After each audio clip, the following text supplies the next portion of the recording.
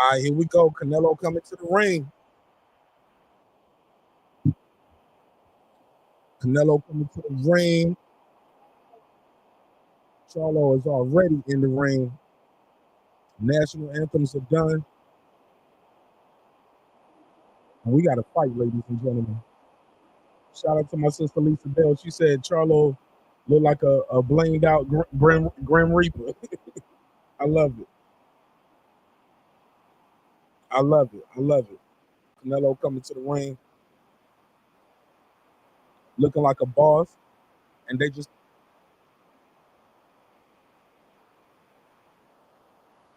is this Mexican rap or is this reggaeton? What do we classify this? It's kind of got like a Jamaican type island vibe to it, but it's definitely Mexican. And the crowd is eating it up.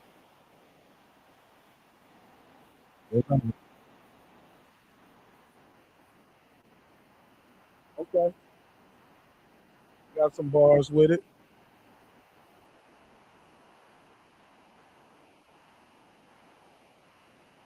It's going down though. I like the little beat though.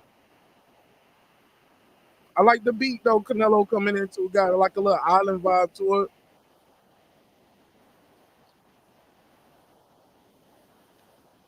Like the swag on these guys too.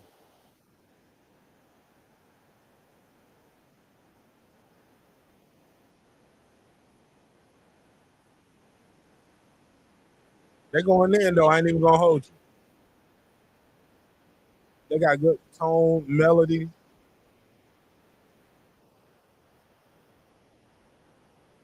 They're going in though.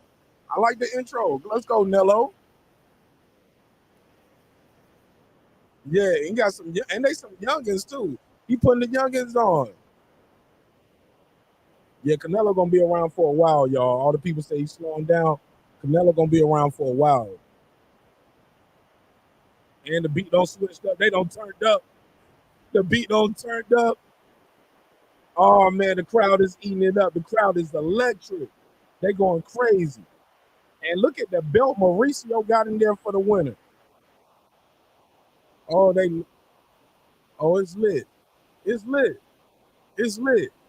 It's lit. Look at him walk all around the ring like this is my house. This is my house. Let's go, Nello. You've been here before. You know what it takes. You be 18 world champions. Let's go, man. You ain't scared of nothing, man. This is what you do. This is what we do. Charlo's in the ring. Looking mean. Canelo is in the ring. Looking mean. We got to fight, ladies and gentlemen. We got to fight. We got to fight. It's going down in a major way. Both guys in the ring. Let me blast this link out. Let everybody know we live. We live. Jimmy Lennon's about to get the microphone. He's going to introduce these guys, and I'm going to give you the play-by-play, round for round, pound for pound, let you know what's going on in this fight. Oh, my God. It's happening, man. It's happening, man. It's happening, man. It's happening, man. Wow. As soon as the fight ends, I'm going to open the phone lines up. We're going to take some calls. We're going to find out who is who, what is what. It's going down. We got to fight. Charlo, Canelo in the ring. We got the tail of the tape. Let's put it on the screen. Ooh, 33. That's the same age. Canelo's 5'7.5". Charlo coming in at 5'11". They both weighed in. Man, you can't make this up. Can't make this up, man.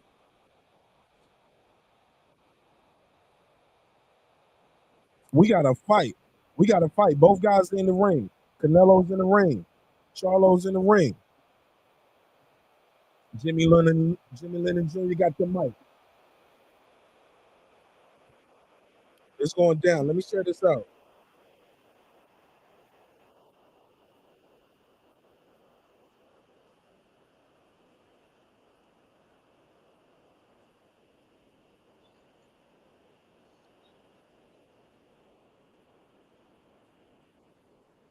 Y'all let me know in the chat who y'all think gonna win. Let me know in the chat who y'all think gonna win. And let me know how they gonna win. Knockout, KO. Real quick, bear with me. I'm sharing this out. Let everybody know we live.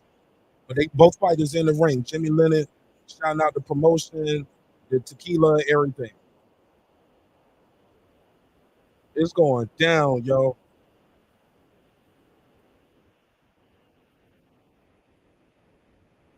Bear with me, y'all. I'm gonna be quiet for a second while Jimmy's doing that so I can live fight call.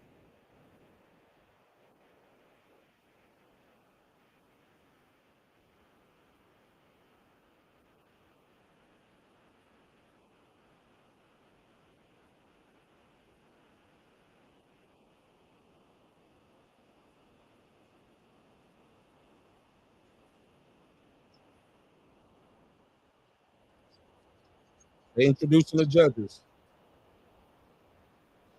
Let me get a screenshot of these judges, just in case it comes into play later. All right. Harvey Dock is the ref. They introducing Harvey Dock. Here we go. The main event of the evening.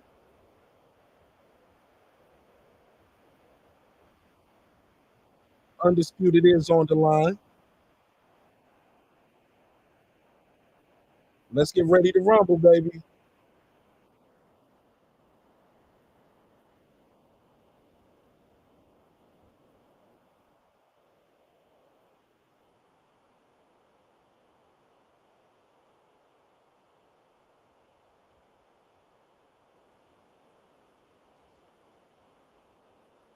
Here we go.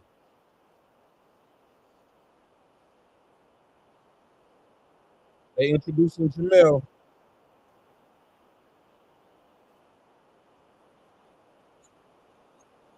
All right, here we go. It's going down, man.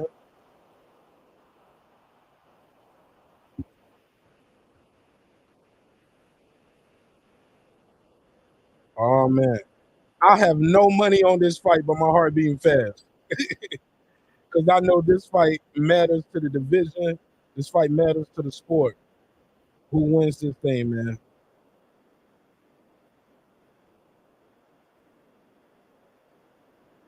Y'all let me know in the chat who you think gonna win. Let me know how you think they're gonna win. Let me know who you think gonna win, how they think gonna win. Also, as the fight goes along, please score the fight with me in the chat. Score the fight with me in the chat. I'm gonna pick some people named random. I'm gonna read your comments at random. Let me know who you guys have winning. They announcing uh the redhead kid from Guadalajara, future Hall of Famer, 50-0, 2 wins, 2 draws, 39 wins by knockout. You know his name. They introducing him right now. So, again, score the fight with me in the comments. Let me know who you got winning. And also let me know, let me know what you think the guys need to work on, what they doing good, what they doing bad. If you're watching it at the crib, let me know, do you agree with the commentary that I'm saying? Do you agree with the commentary on the TV? But we calling this fight live, baby. They calling out all his titles. It's Canelo, Charlo. It's going down in a major way. They about to step into the ring. Well, they already in the ring. They facing each other off. Nope, they're not facing each other off yet. Boom. All right, I got to share it out. Y'all know I had to share it out. I got to share it out. I got to share it out because y'all don't love me like that. Y'all won't share it, so I got to share it. All right, boom. Share.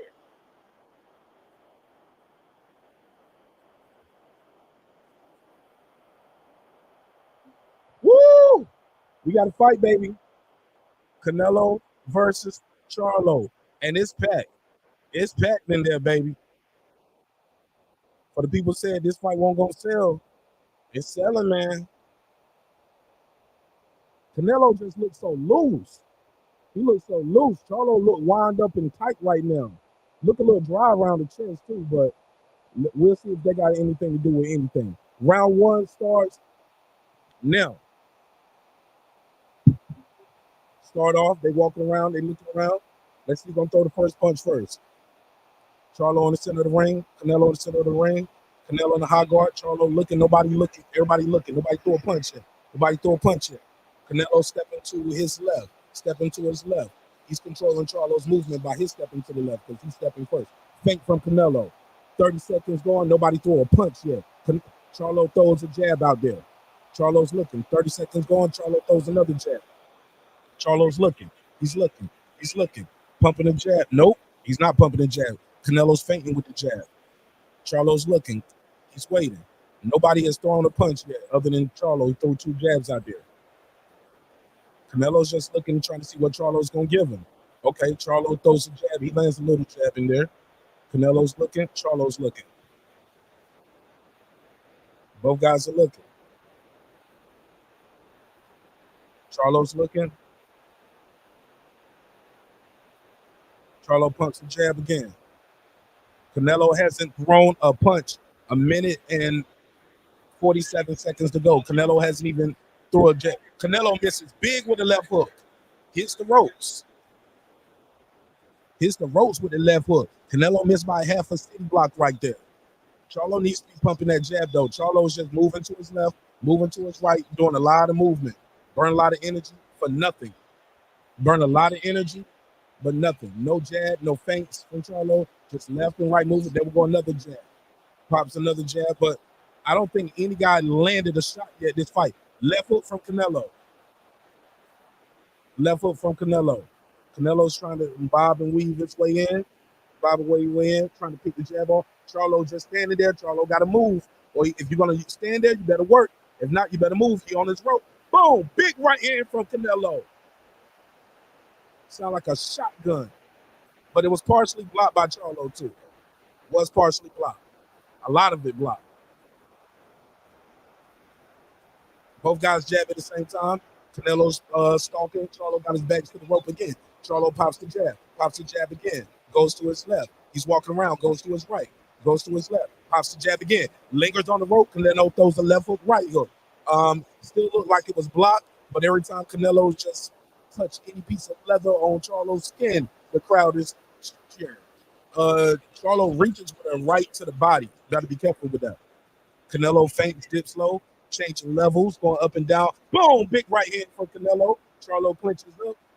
Canelo's face palming, getting him off. Harvey Dot warns him, just like I said. Hey, stop that face palming. Charlo pops the jab again. 3 seconds to go in round 1. Ding, ding, ding. All right. Who y'all get that round to? Let me see it in the comments. Let me read the comments. See who y'all gave that round to. Who y'all get that round to? Golden said, what the hell they doing? Cooking with the champ said, salute. Kenneth Harvin, what up? Mo Gucci, what up? He said, salute, Martin Nash. No, salute you, my G. Shout out to iTalk. Who y'all get that round to? Let me know in the comments who you get that round to. I will say this, the odds are high on Canelo. 3-1 or negative 500. So you got to put $500 on Canelo to win $100. What I will say is that was a very lackluster round. I got to get that round to Charlo, though. Because he actually landed a little jabs more, threw more punches, landed jabs. Canelo, those big lefts and rights were partially blocked. But I ain't going to be mad if somebody want to give that round to Canelo because Canelo threw those big lefts and rights.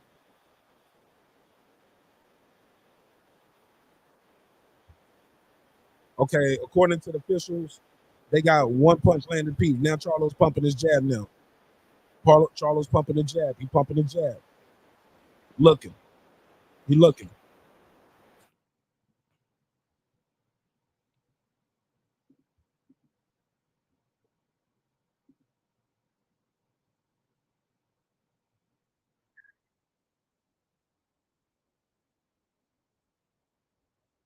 Charlo pumping the jab. Boom, big right hand from Canelo. Canelo double and triple jab for a big right hand.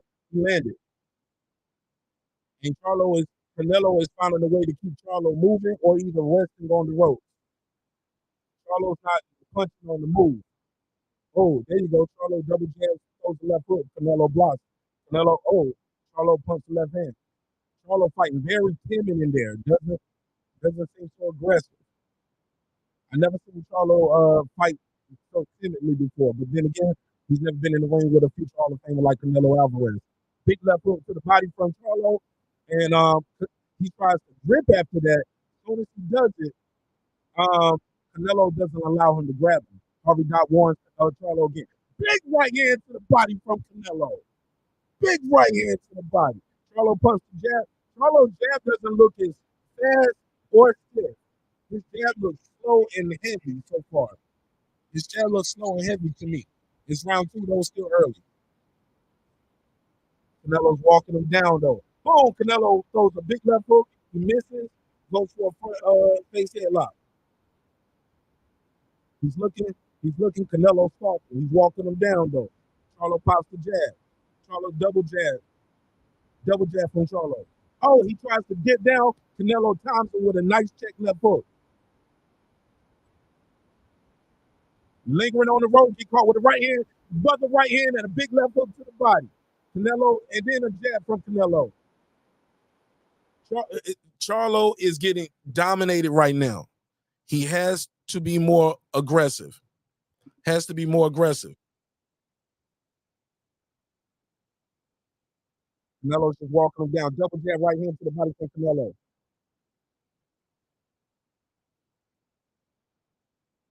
Charlo on the back foot. He's waiting. Canelo jab. Canelo fakes right hand. Charlo gets out the way. Canelo now is trying to get the data. It's like, let me see what you're going to do.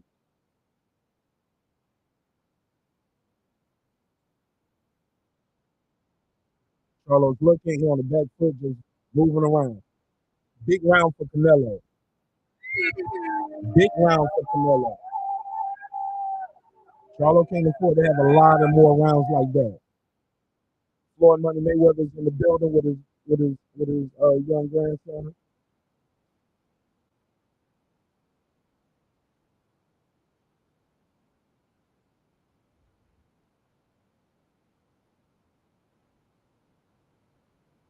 Wow. Charlo losing, man. Let me see what they're saying in the chat. That extra weight is definitely an issue for Charlo, and his layoff is another issue. Come on, bro. He looks slow, and his timing is wrong. He said, if round 1 goes to anyone, it's Canelo. I ain't mad at that at all. They said they only, because he did throw bigger shots, but he definitely won round 2. Filling out round, nobody did anything. You got to give it to somebody. Somebody said, man, Charlo fighting like he's scared. He might be, but Charlo losing this round right here. We're going into round 3 right here. Let's go.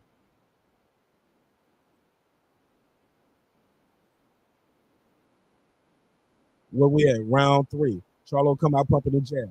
He's looking with the jab. He's looking with the jab. Not doing nothing though. Not really landing though. Just like Nick Canelo walking him down, pops him with a heavy jab. Crowd going crazy. Canelo, Canelo. Charlo misses.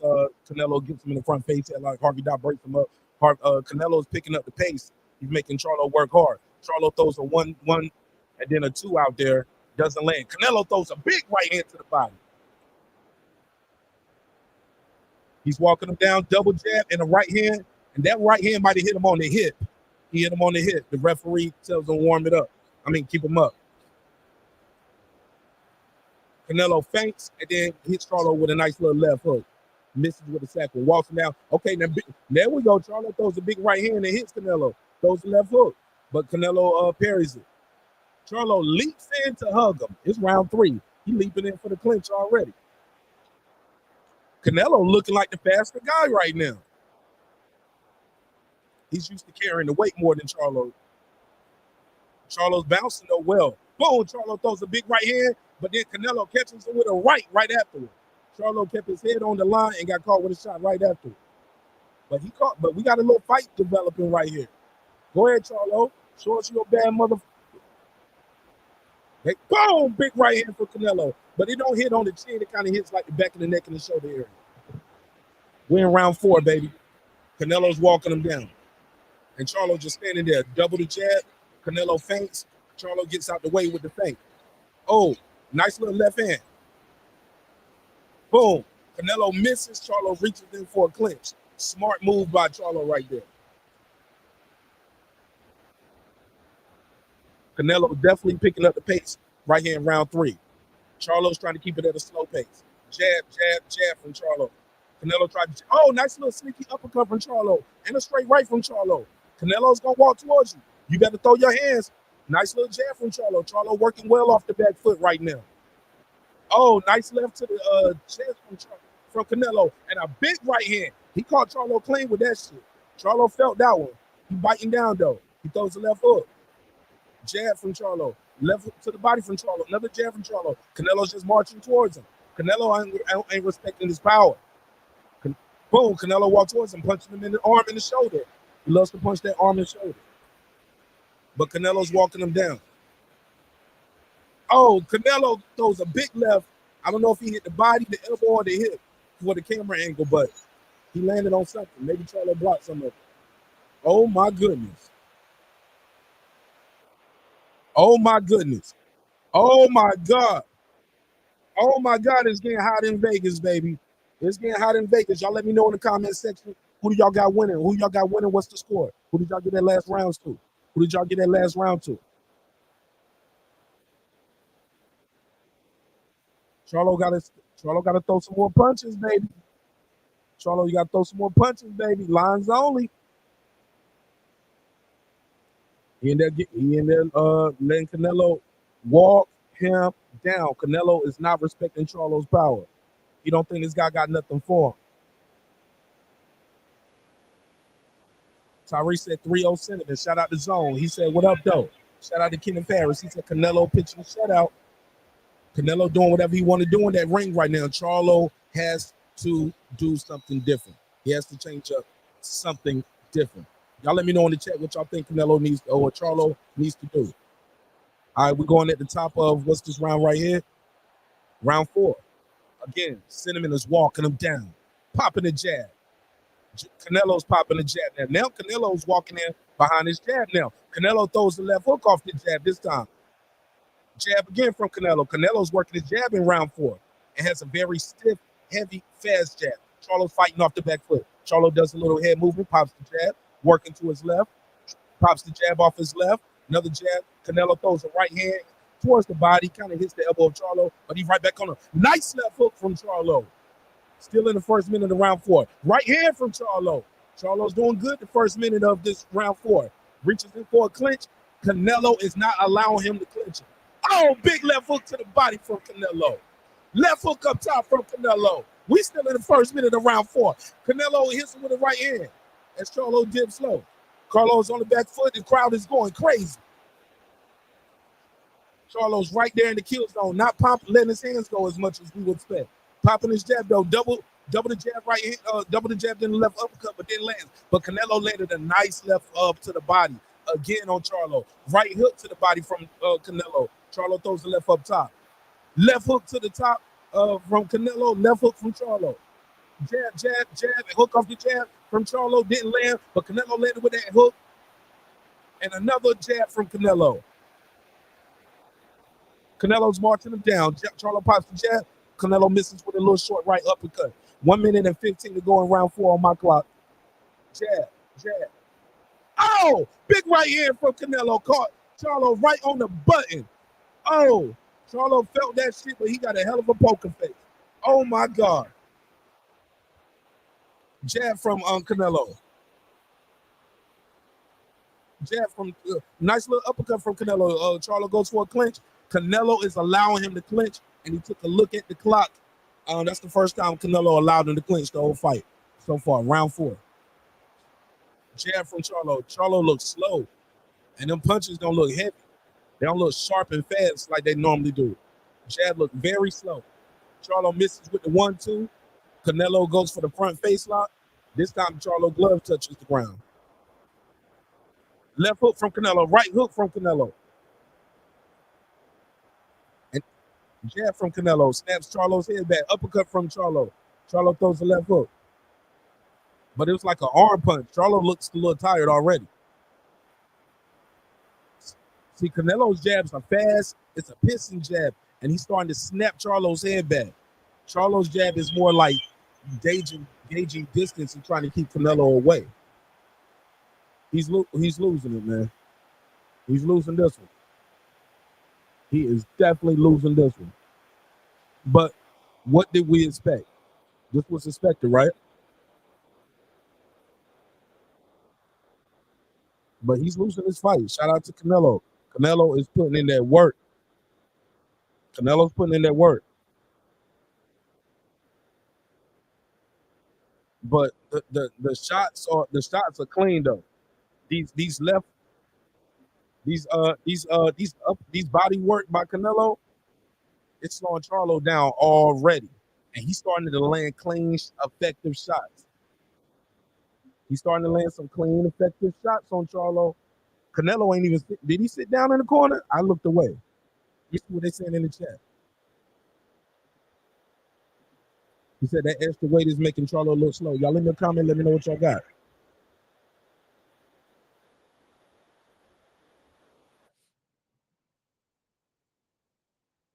Charlo jabs to the body, jabs to the solar plate. Jab up top from Charlo. Canelo pops his jab. Canelo misses with the left hook. That was good defense from Charlo. Ducking under that shot instead of trying to catch it. Because he's been trying to catch Canelo's shot. Oh, he got caught with a right hand from Canelo right there. Oh, big left hand from Canelo. Caught Charlo flush. Charlo got popped with a jab. Charlo, like I said in the last break, Charlo started to get hit clean. Very clean. A lot. And right now, Charlo just reaching out with the jab. He ain't even bumping the jab. He's not stiff with the jab. Oh, big left hook from Charlo in the right hand. There you go. I like that. Charlo had changed the pace up. Left hook to the body from Charlo. Canelo pushing off on the face again. Harvey Dot don't warn him this time. You gave him 2 warnings already. Nice fake from Charlo. Big left hook to the body from Canelo. Charlo ate that shit though. Nice jab from Charlo.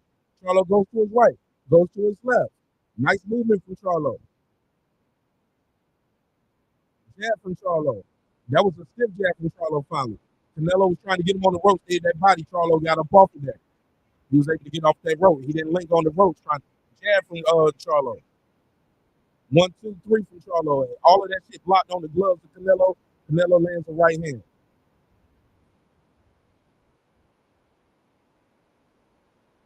Canelo still stalking. Charlo on his back foot goes to his left, goes to his right. Big right hand from Canelo. Charlo returns a little uppercut, partially blocked from Canelo's glove.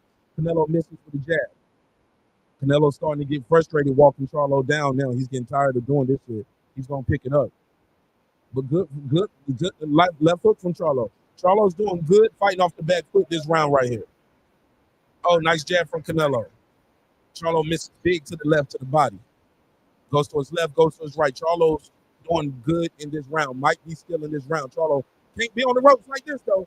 He clinches Canelo. Harvey Dot breaking him up. Harvey Dot warns Canelo about hitting him in the kidneys. Canelo, that is.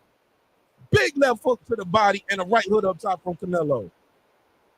Canelo started off good working his jab, but after that, he's just been trying to walk Charlo down. And Charlo's doing like this right here, putting his combinations together. And he snapped Canelo's head back. Canelo's working that body, though. Oh, he's working that left and right to the body. Big left hook from Charlo. Charlo might have won round 5, yo. Jab from Canelo. Oh, big left hook. Spoke too soon. Big right hand from Canelo. I don't know if Charlo was off balance. Oh, but Canelo misses big right there. Good defense from Charlo. Man, that might have been Charlo's best round, but I don't know if it was enough to win. That might have been Charlo's best round. Cooker with Search said you got a 5-0. Clip said I got Canelo stopping him at 8 or 9. Let me see what they're saying over here. Daily Menace, what up? He said Charlo out for the bag, not busy enough. He said Nello barely landed. Shout out to Tank Jr. Yeah, he's definitely I think Charlo could have won that round. What was that, round 5? Charlo might have won round 5. Let me put that in my notes. Charlo might have won round 5.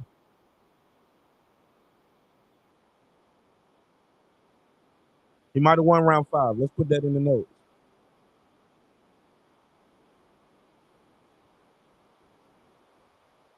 What you mean he ain't got nothing? Shoot, he landed, man. But Charlo doing some work.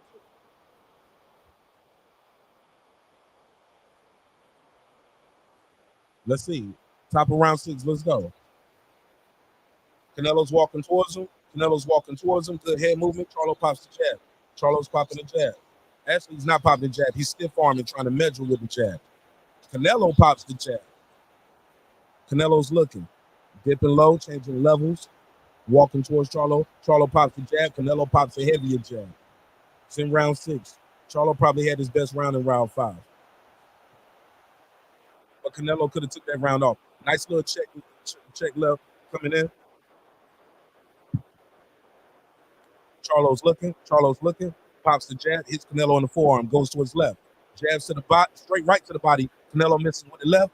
Canelo punches heavy, and it's heavy on the damn elbows. Okay, got a little tussle match right here. Harvey Doc comes in and breaks them up. Canelo walking him down. Charlo pops a jab on top, jab on bottom, left hook off the jab and goes to his left, circling out to his left. Charlo goes to his right. Canelo stalking. Charlo goes to his left. Canelo still stalking. Charlo back to his right, back to his left. Good movement from Charlo. Makes Canelo miss big with the right hand. Might have hit a little bit on the shoulder with the left. Nice jab from Canelo. Pops Charlo head back. Charlo, nice. Charlo dips, lands a good left counter left on Canelo. Canelo pops a straight jab. Minute and 20 to go. Canelo's looking. Charlo misses. Boom, got Charlo on the ropes again. Charlo goes for head position. Referee breaks him up.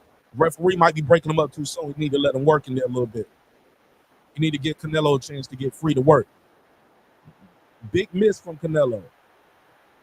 Good work from Charlo, like ducking under these shots instead of trying to catch him like he was in the first 3 rounds. But Canelo's feeling it from the crowd. He's walking Charlo down. Charlo misses big, but I like the energy though. You got to swing. Both guys jab at the same time. Canelo goes for the they both clinch. Canelo is allowing Charlo to clinch in there with him now to take a quick little breather. But he's walking him down, double jab from Charlo. Good jab. And Canelo speeding up right here the last 30 seconds of his round. He's trying to pressure Charlo. But he got to throw. Canelo needs to work behind his jab though. Boom, like that. And he's trying to measure him with that left hand. But Charlo's like, okay, I'm going to hit you back. You in distance too. Nice. Charlo tried to counter with the left hook. Charlo is definitely trying to counter with him and trying to swing with him. And I think that's going to be the answer to Charlo. You can't just hit him with a shot you're going to see. You're going to have to catch Canelo with a shot you don't see. You have to put yourself in that danger zone. But, man, what a round. What a round, though. I think Canelo got that one, too, though. Another round for Canelo. Who'd y'all get that round to? Let me know in the chat. He said, I want a refund from Spectrum. 4-0-1. He said Charlo can take the punches. He fighting scared. Kenny said Canelo is going to TK Charlo anywhere between 6 and 9. Daily Menace, what up? He said Charlo out for the bag, not busy. I read all of those.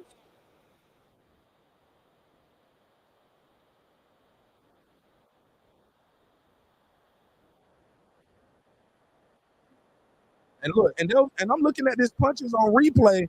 This punch is like hitting Charlo like on the shoulder or the bicep, elbow. But these punches ain't even landing like that. Charlo blocking these shots. According to when you look at the replay, Canelo ain't even landing all of these shots like that. It looked good because the crowd going crazy too. But he ain't even landing all of them shots. According to the replay. Good jab from Canelo at the top of round 7. Caught Charlo with a little right hand right there, but it looked like that was partially blocked or kind of around the guard. Charlo throws a 1-2 and an uppercut, but misses. Charlo misses big with a right hand. And the crowd says, Ole. Okay. Charlo tried to catch and shoot, but he caught too much. Nice left uppercut, left to the body, double jab and the left from Charlo. Charlo tries to dip, but as he dips, Canelo catches him with the left. 1-2 from Charlo. Canelo still walking him down. Canelo's taking those deep breaths in round 7. Charlo got hurt with that shot. Down goes Charlo. He got caught on the tip of his head. It wasn't even that flush, but you can tell it shook him. Took a knee. Down goes Charlo in round 7. Charlo's looking. Referee says, let's go. It's a minute and 47 to go. Canelo's walking towards him with the left jab and a hook. It's a lot of time left in round 7. It's a lot of Charlo in the corner, get hit with the right. He's trying to clinch. Canelo lets him clinch. Referee breaks him up. Charlo still look like he got his legs, but he still look hurt. Oh, no, I might be wrong. He don't have the legs all the way. He don't have his legs all the way. Charlo does not have his legs all the way. He's holding on, though. He's being smart right there. It's a minute and 20 go to round 7. Harvey Doc take a good look at Charlo. Charlo throws a big left hook to Canelo. Oh, and another left hook. Charlo lands. There you go. Charlo showing you a bad one, baby. And pops the jab. Canelo slowed down. He made Canelo slow down his attack a little bit. Had something on that shot. Double the jab. Canelo thinking about the attack more now instead of being reckless. Charlo stabs the right hand to the body. Jab up top and another jab. Left hook from Charlo and another jab from Charlo. There you go. Charlo fighting well. Big right hand 1-2 from the Canelo. And Charlo holds on. He's holding on. 43 seconds to go in round 7. Will Charlo make it out of round 7? Canelo walking towards him. Jab from Canelo. Charlo's back on his feet. He got his legs back, look like. He tried to go in for a hug, and Canelo gave him a quick little uppercut. 27 seconds to go. Canelo's looking. Body shot. Canelo hit him on the hip, and as he hit him on the hip, Charlo caught him with a left hook. Big left hook from Canelo. Caught him clean and a jab from Canelo.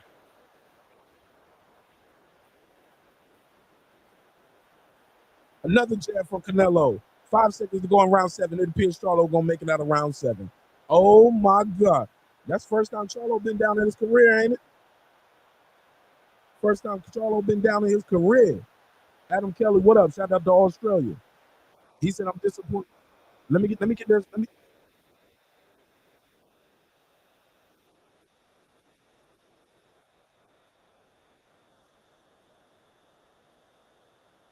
He caught him with a clip. Oh, no, he caught him with that uppercut.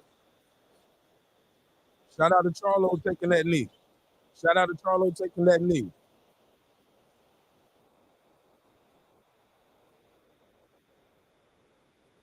Caught him right on the temple. He was expecting it to be right.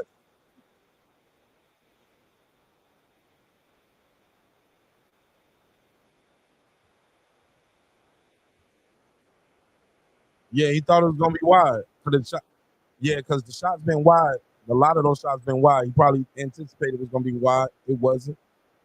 And he got caught. Got caught with a good one.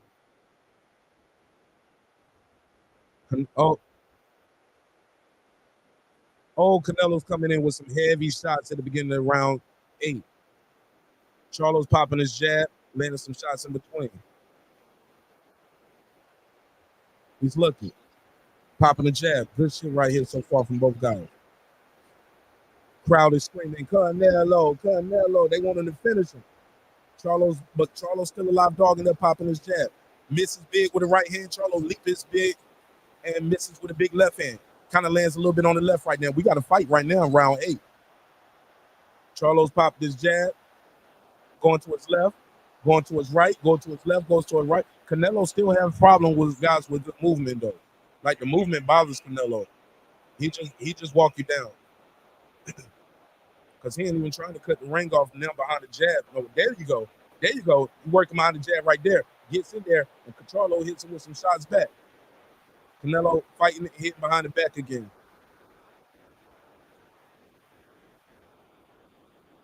Canelo walking him down. Charlo shoots a little uppercut. Splits the guard with the uppercut. Good shot from Charlo. Charlo goes to his right. Left to the body from Charlo.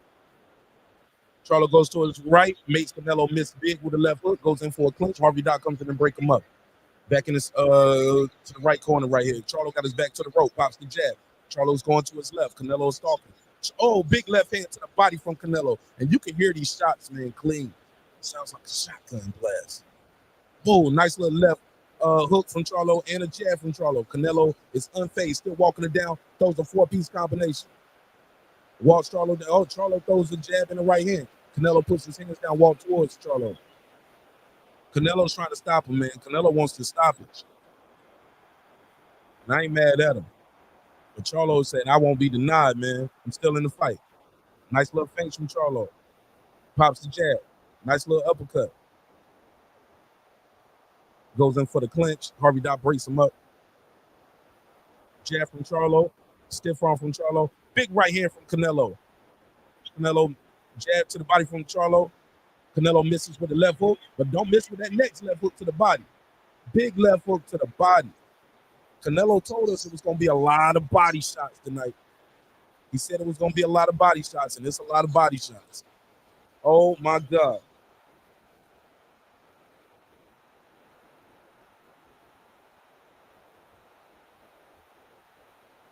Oh, Canelo got him on the ropes in the corner again. Just doing what he's been doing. Heavy body shots. A lot of wrestling on this one. Spins Charlo around. Woo! What a fight, man.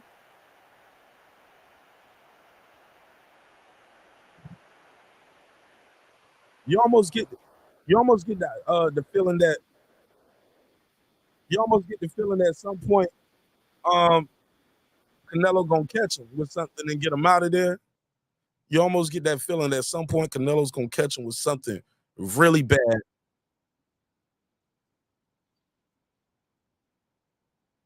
Wow. He is been getting hit with some heavy shots from a very big from a bigger guy, 2 divisions up. Getting called flush, getting called clean. Canelo ain't even sitting down in between the rounds.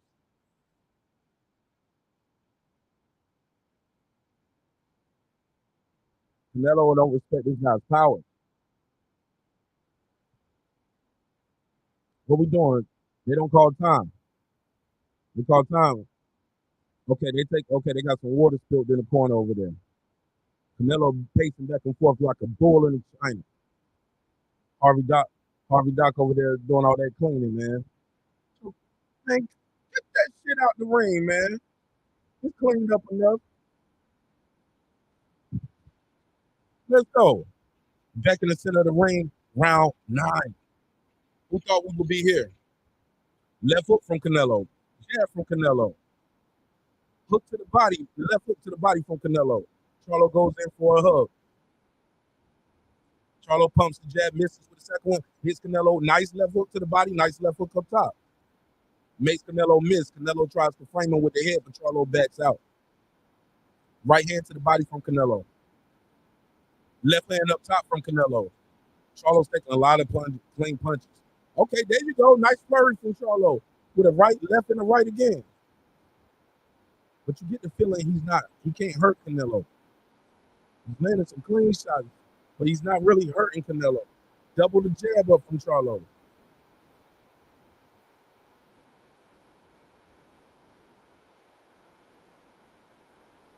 Jab from Charlo. Charlo got his foot on the back rope. Canelo still walking him down. Nice combination.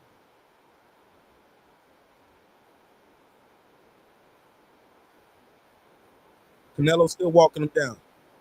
Jab from Canelo. Now, oh, nice right uppercut from Canelo. Charlo was trying to hug Canelo, pushed him off to create some space, and shot the right uppercut. That means he can feel his guy weakening. That means I know I can do this. Hard jab from Canelo. Right hook from up top from Canelo. Goes around the guard again. If Canelo didn't make the shot so wide like he did before, he could probably hit Charlo clean again. Charlo got the shoulder down, looking like Mayweather. Throws a 1, 1, 2, 1 again. They jabbed at the same time. Left hook to the body from Charlo. He need more of that. He need more of that. He need more body work. He needs to commit to Canelo swings, hits kind of the elbows of Charlo. He was a little out of range. Charlo doubles the jab, left hook. Nice jab, left hook, and step around from Charlo. Right low, nice left, and a right to the body from Charlo. Canelo, and that punch right there, the crowd go crazy, but that goes around Charlo's back. That shit didn't land. Crowd cheering, but it didn't land. Left hook from Charlo. Good work. Canelo's getting frustrated having to chase Charlo around. That means Charlo need to keep doing it. Double jab from Canelo, and that body shot hurt Charlo. But Charlo played it off well, like he was just moving out the way. But yeah, that shit hurt. Jab from Canelo, right hand from Canelo. Charlo's trying to clinch on the inside. Canelo allows him to clinch. 3 seconds to go. That's the end of the round. That was another good round for Charlo. I got to be honest. Charlo did do better in that round. But I don't know if anybody gave him that round, though. Let me see what they say in the chat. Let me see what y'all saying in the chat.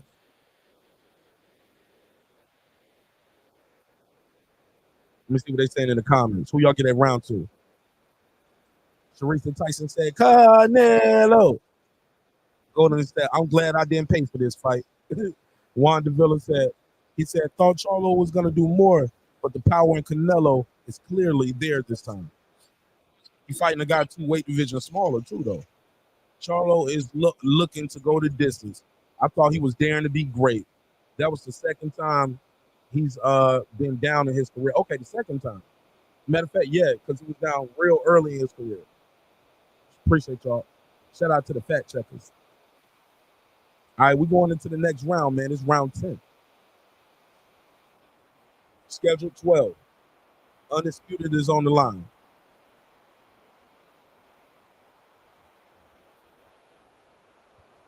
Walking him down. Canelo walking him down. Double jab from Charlo. Backing Charlo up. Walking him down. Walking him down. Little head movement. Ditch from Canelo. Boom. Left hook, but that was partially blocked from Charlo. Charlo punching with Canelo. That left hook landed from Charlo. Very clean.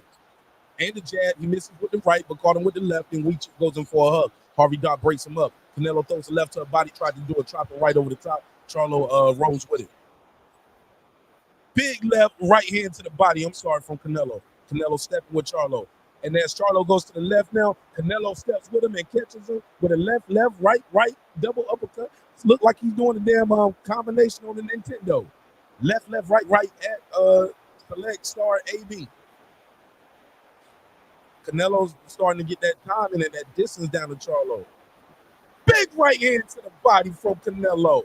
Left hook and the right from Canelo in the jab. Canelo walking towards him with his hands down there. Jab from Charlo. Jab from Charlo. Another jab from Charlo as he moving. Canelo walking to him with his chin down, looking like a bull in there. Doing his little Chavez impersonation. Oh, Canelo getting a little fancy dancing in there. Showed a little flair in the step. Misses with the right hand. Charlo pops him with a jab again. Charlo's actually having a good round in here at certain points. Canelo pops him with a big left hook. Canelo walking him down. Right hand from Canelo. Canelo just walking him down. Not really a lot of fear of what's coming back. Slow ass jab from Charlo, and Canelo punches again to the right shoulder.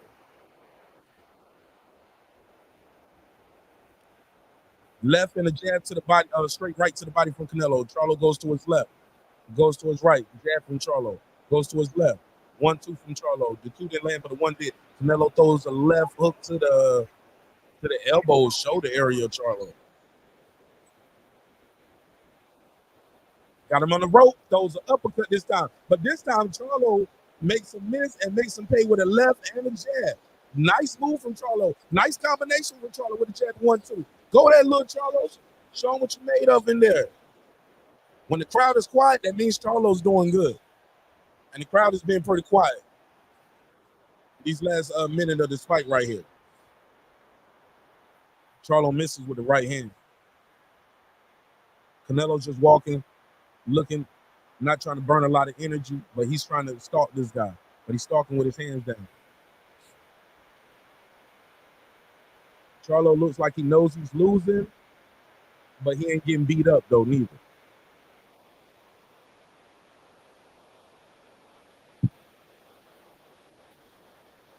Derrick James is telling him, to back him up. You got to go all out.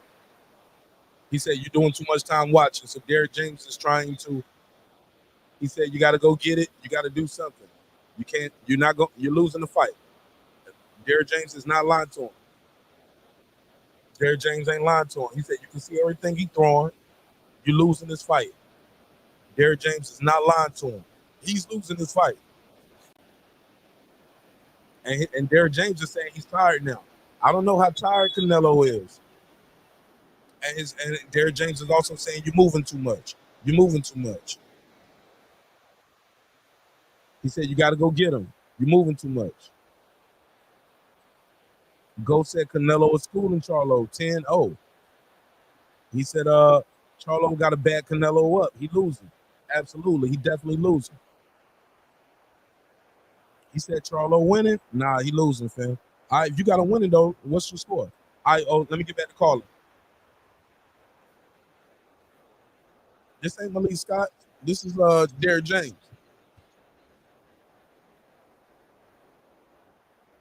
So Charlo back on the back foot. His coach told him, hey, look, you moving too much. And you need to start stepping towards this guy. Boom! Big right hand from Canelo. Catches Charlo clean. He winded that shit up. And he telegraphing that shot. Charlo, okay, see like that. Charlo made him miss right there. Canelo threw a big left powerful, and he threw that shit fast. But Charlo saw that shit and got out of the way. He got to do that more. You got to make him miss, got to make him pay, like Derrick James is saying. Canelo's walking him down. Charlo's pumping the jab, and he's measuring with it. But he don't trust his power, or he don't trust his right hand.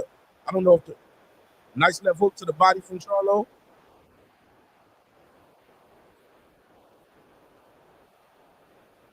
Left hook from Charlo. I wonder if Charlo's right hand is hurt. He ain't even throwing the right hand no more. I wonder why he ain't throwing the right hand so far this round. Even right now, he. Yeah, I don't see. Big left foot to the body, right hand up top from Canelo.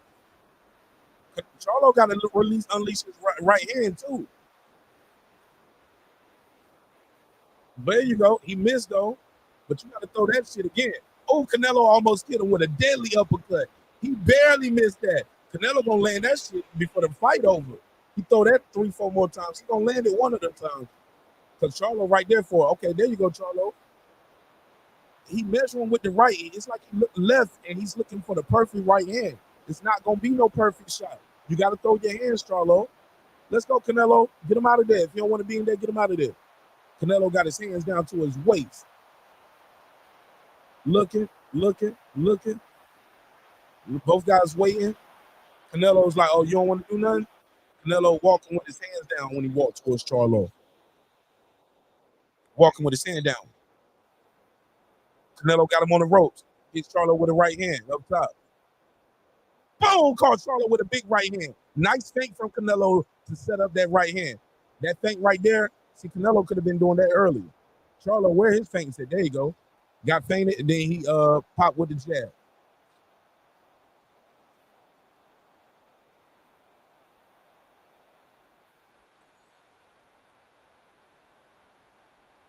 Charlo looks defeated mentally right now.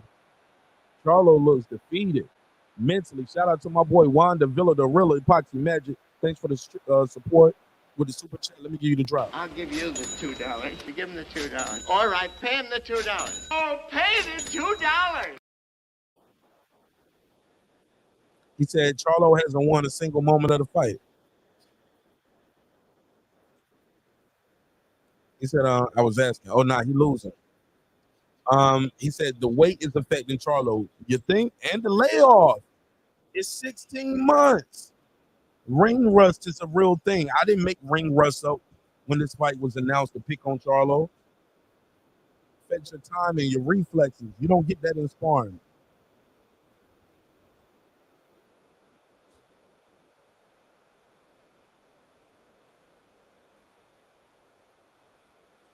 But Charlo ain't got nothing to lose. He already know what it feel like to lose. He know what it feel like to get a draw. At this point, he ain't trying to get knocked out. He like Canelo knocked these other dudes out. He didn't knock me out. It's like he don't want to get knocked out. Big left from Charlo right there. Made Canelo step back with that shit and step forward. It might be a little too late. You need to put that shit together. There you go. Double jab in the right hand.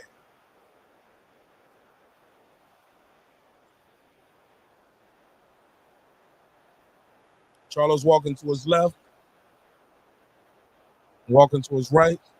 Canelo is tired too. And Canelo is still the same Canelo, man. I'm sorry, y'all.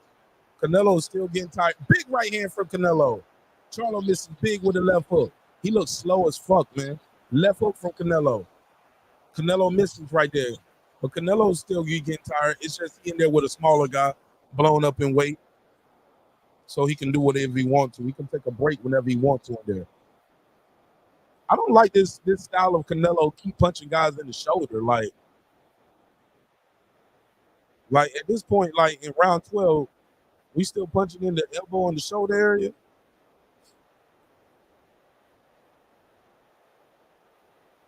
But it's working though. Whatever's working, I guess. Boom, left hook from Canelo. Right hook to the body from Canelo. Now he goes for Charlo, ties him up, does a do-si-do. 1 minute 25 to go. I need these guys to close the show out, man. Close the show out in a major way. You get the feeling like if Canelo would have stepped the film. Oh! Canelo tried to go for a right, and Charlo caught his timing with a nice left hook. It's just Charlo ain't got no power for Canelo, it seems like. It just seems like he can't hurt him. But he's caught him clean this fight.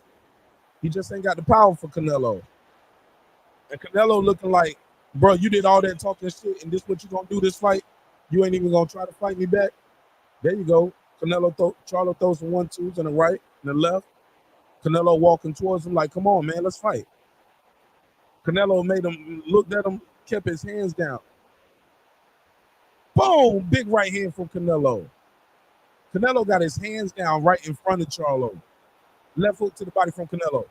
Right hand up behind the ear from Canelo. That hurt Charlo. Charlo's holding on good, though. He ain't know how to clinch before. He learned how to clinch in this fight. Left hook from Charlo.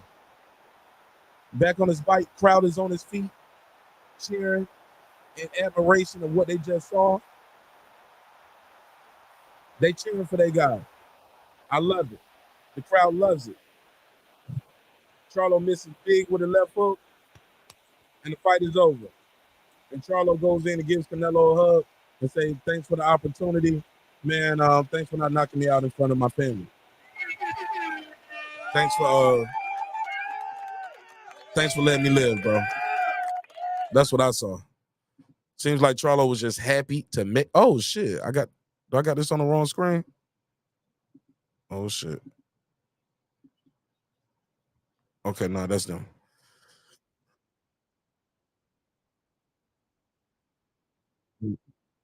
Viva la Mexico. Canelo did what he was supposed to do. Hey, the audience can't hear you, man. I'm live on the main show, bro. Can't nobody hear you but us over here.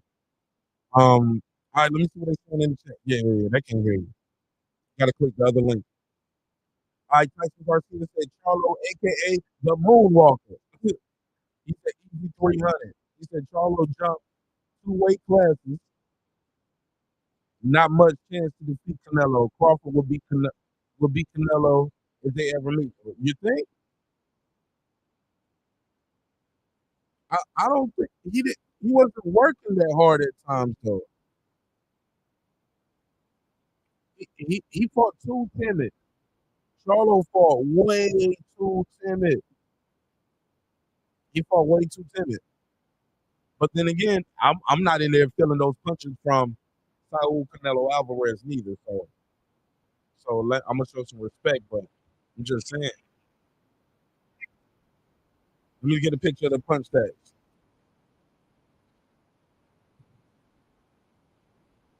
Get these punch stats on the screen. Let's see what the punch stats look like. Who y'all think won? What's y'all scorecards? Did y'all give Charlo any rounds? Let me know what rounds y'all gave Charlo. Did y'all give him any rounds?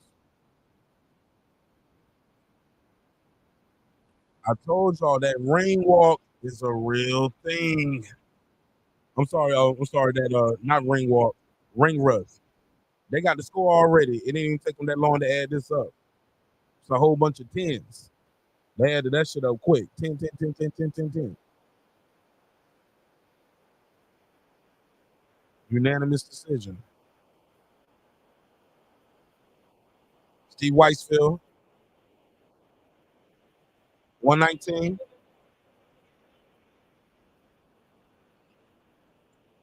118, 109.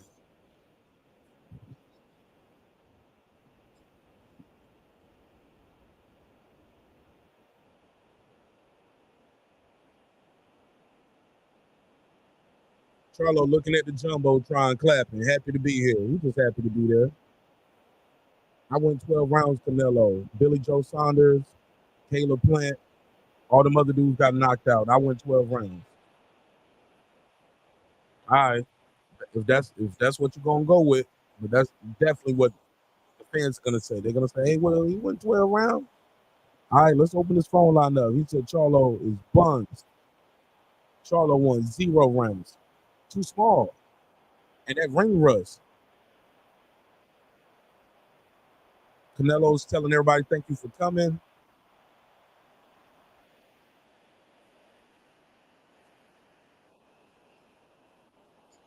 All right, Canelo doing his speech.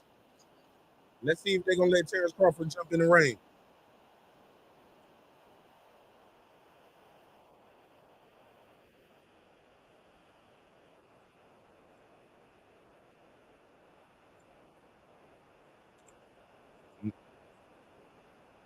They said, Canelo, you were stronger in this fight. When did you recognize? He said, I'm always strong. He said, this Canelo. He said, this don't come easy. This Canelo, man, I'm always strong in front of everybody. They asked him why he worked so much on the body. He said, we worked on that. He said, we know he's a good fighter. He knows how to move in the ring, so we worked on the body. We worked on it for 3 months.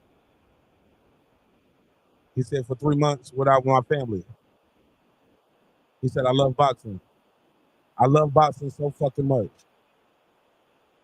KeAndrae said, tell us why. Why do you explain? He said, boxing is my life. Boxing made me the person I am. That's why I love boxing so much. And I love boxing so much because of my fans too. Thank you. KeAndrae said boxing loves you. And he's gonna show they're showing now a highlight.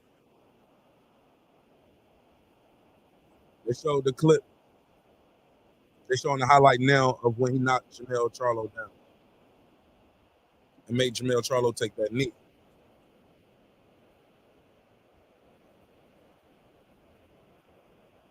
They asked Canelo, is he disappointed? No knockout. He said, no, I'm not disappointed. He said, we fight 12 rounds.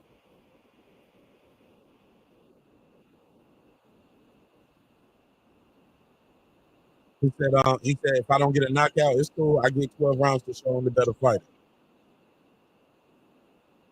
All right.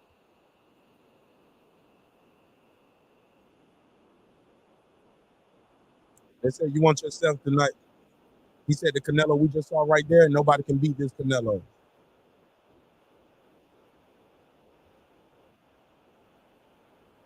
He said, Cinco de Mayo, he don't care. They said, who's next? He said, I don't fucking care. Charlo said,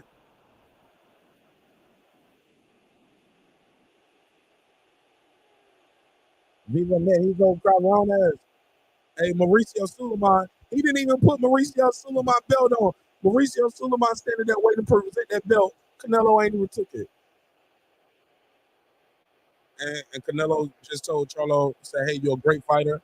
My respect for you.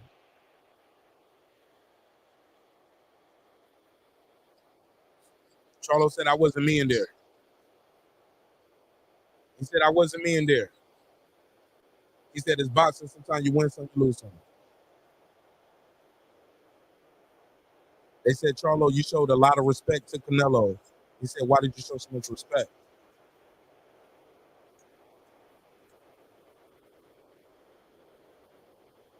Charlo said he felt the difference in the weight.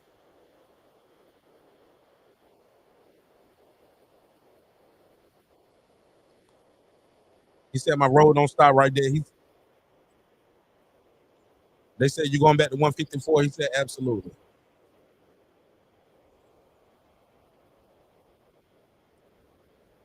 He said, I came in tonight at 172, 173. I told y'all.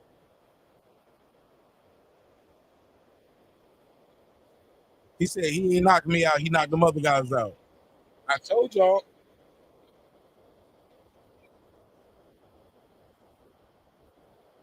Now he calling out Terrence Crawford.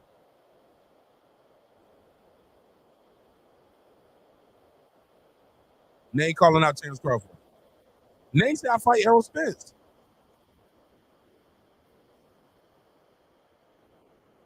Oh shit! He said I'll fight Errol Spence. Oh, he don't call out Spence too. Woo! Phone lines are open. Phone lines are open. Let's talk about it. Let's talk about it. What did y'all think tonight? What did y'all think of the fight? Appreciate everybody who pulled up on backstage and watched the fight with me on members only. I love y'all, man. Hope you love yourself. Now, guess what? God loves you, so does Martin Nash in the neighborhood. Let's start this members only conversation. Wow. Let me get a screenshot of the official.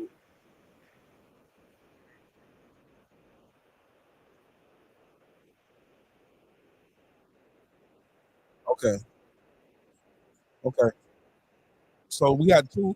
So basically, we got two judges that gave Canelo. Basically, gave Charlo only won the 5th and the 9th on two judges' cards, and only won the 9th on another judge card. Other than that, he lost every round. Every round. Let's talk about it. Let's take some calls. Let's take some calls. Let me play this phone. Hold on, call.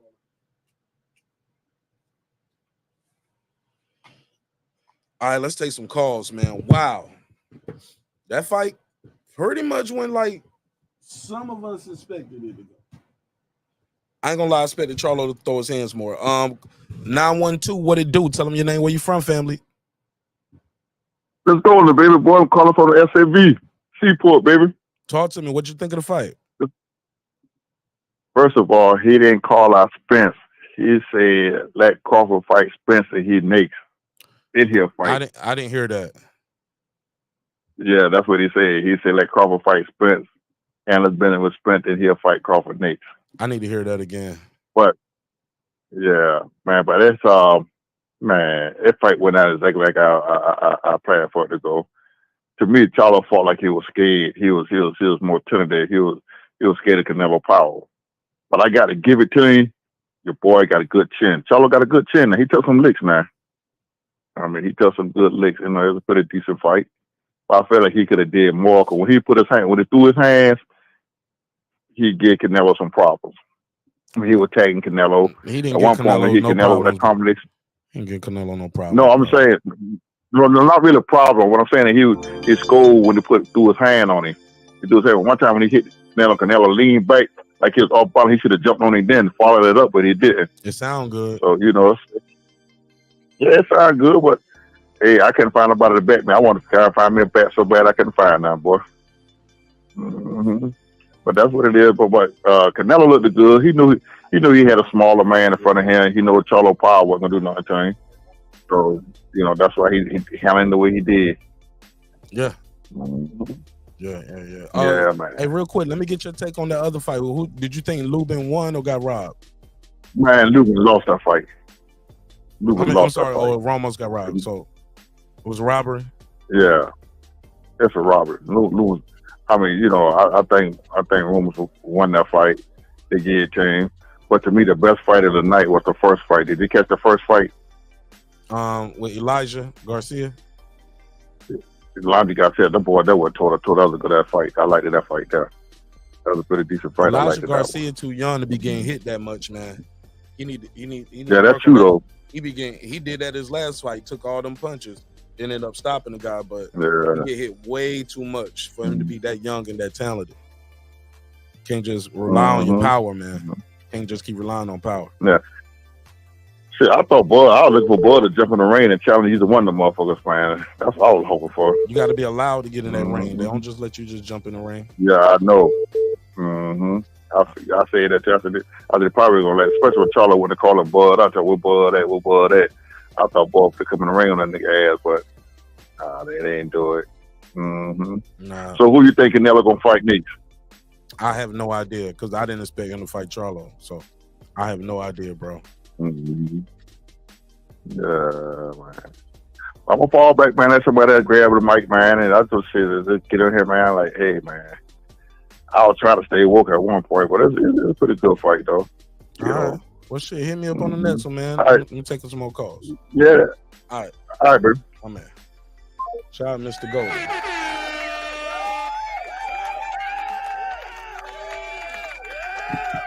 All right, phone lines are open. Phone lines are open. Call in now. Let me know what you thought of the fight. Lines only.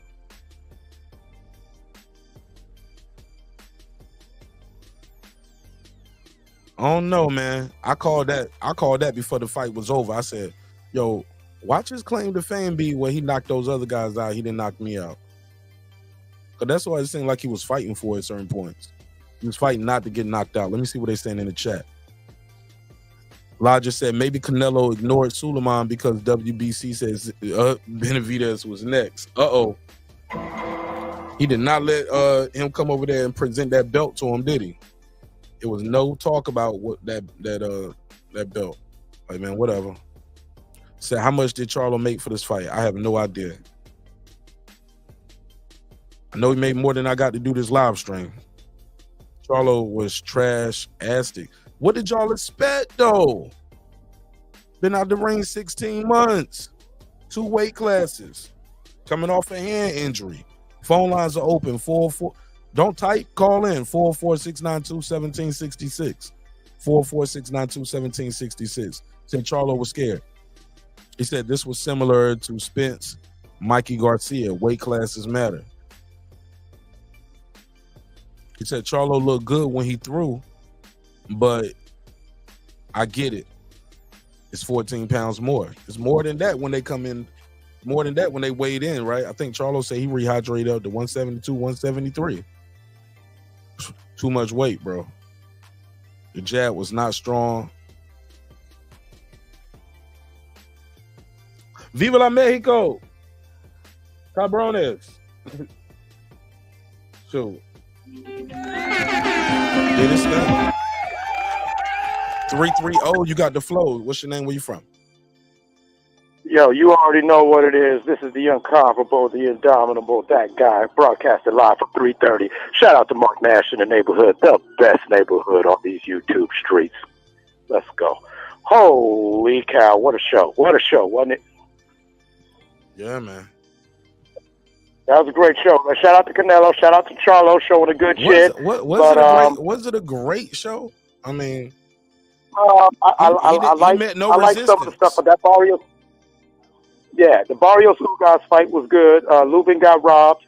I knew Canelo would do that work. Lubin didn't get robbed. Lubin won the fight. But you know what I mean? Ramos got robbed. Excuse me, I misspoke. Thank you for correcting me. Yeah, Ramos got robbed. I didn't think Lubin did enough to get his hand raised in no way whatsoever. But, you know, that's just my opinion. That's why I'm not a judge, but that's how I saw it. This Canelo would have made a better showing for himself against Bivol. Maybe I'm thinking that maybe he took some of them things from the Bivol fight and learned from it. But he definitely went in there and put in that work. Charlo has got a great poker face and a great chin. There was a lot of them body shots and a lot of them clubbing punches that weren't landing clean. But I could tell that they were affecting him because Charlo was definitely gun shy halfway through the first round. It was like he did not want to go in there and mix up with Canelo, and that would have probably been his best chance. The few times he got something off when he was landing them left hooks and everything, he should have followed him up with 1 or 2 punches just to stay aggressive and mess up Canelo's timing. However, he didn't do it. That's why we got what we got. And one of these days, you know, we got to sit down in the neighborhood and we got to call Diddy James to the front of the court, and we got to talk about his camp looking real crazy right now. That camp looking real crazy. I'm just saying. Yeah, man. Yeah, man. What's your take? What's your biggest takeaway from the fight? I'm looking at these punch stats right here. I didn't see the stats. What are the stats saying? What was the total output? Charlo landed 71 punches in 12 rounds. Only 71 punches? They say he threw 398. So they say he threw more than Canelo, but I think they counting some of those measuring jabs too. But he threw 398, landed 71. He landed 11 body shots to Canelo's 42. Canelo landed 134 punches to Charlo 71. Oh, wait. Yeah, I mean, we've seen it a lot with these Diddy James fighters. They're trying to go for precision punching, and sometimes that's not going to get it done when you're in a fight. When you're fighting somebody who's not only precision punching, but they're actually letting their hands go. We saw it in the Great Fish Fry. We saw it with the Frank Martin fight. We saw it with a lot of these Diddy James fighters. They seem to be too satisfied with their work, and somebody's got to tell them. I mean, maybe these recent fights will show them that good enough isn't good enough when you're trying to be great. You know what I mean? You know what I'm saying? Like, fuck it. If I'm going to take this L, fuck it. I'm gonna let these cats know I gave it all. You know what I'm saying? Like, put a black eye on that boy's face or something, And, and shout out to Jermell for taking that knee when he did take that knee, because that could have got worse. And I agree with what you said during the call. I believe after that, he was just more determined, this boy ain't going to knock me out. And once again, good enough is not good enough when you're trying to be great. I got to get back into work, man. I love you. I love everybody in the neighborhood. Let's go. But, yes, please let me know when we're going to talk about this Diddy James camp, because them boys need to get off social media, and they need to go ahead and get back on the drawing board, because there's a lot of things I'm seeing from that camp that just makes me say, you know what? Y'all got to stop being celebrities and personalities and get back to being fighters. I mean... Yeah, I said it. Tell them that guy said it, too. Okay. All right, peace, brother. All right, peace.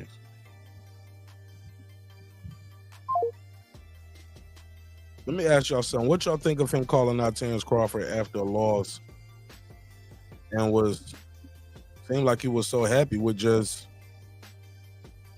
not getting knocked out? Like, what's up with that, man? Charlo was just happy to be there. Can we give it to him? It never heard of it. Just saying, homie looked like he was just happy to be there. How that AZ song go? I just wanna be there, bro. He just wanna be there. Wow. Disappointing. I mean, I thought he was going to make a better account for himself. I ain't even going to hold you. I at least thought he was going to make a better account for himself. Is not getting knocked out, is that enough? Shout out to Clips for calling in.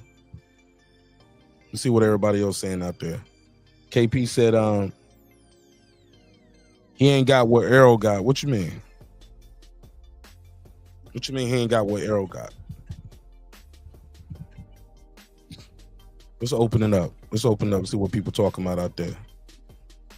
KP said, Charlo stole some money like I told you. Philip H, the all-time great. He said, that's what he said? He said, that's what I think, and I'm mad all over again because Canelo fans sounded like Spence fans, but they can get it. The homie Budrick, but they can get it. But they can get it. The homie Budrick with the shits. Let's get active. But I'm maybe I'm reading that wrong. Probably need my glasses. What's up, Miss T? How you feel? I'm good. What you think of the fight?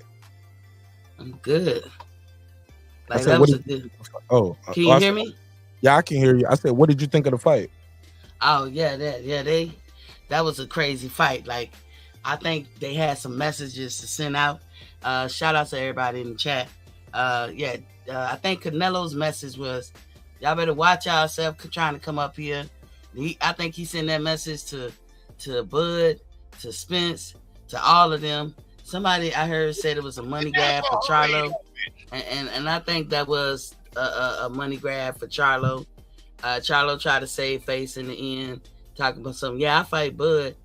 he either gave him too much respect or he was scared. That's the only conclusion I could make.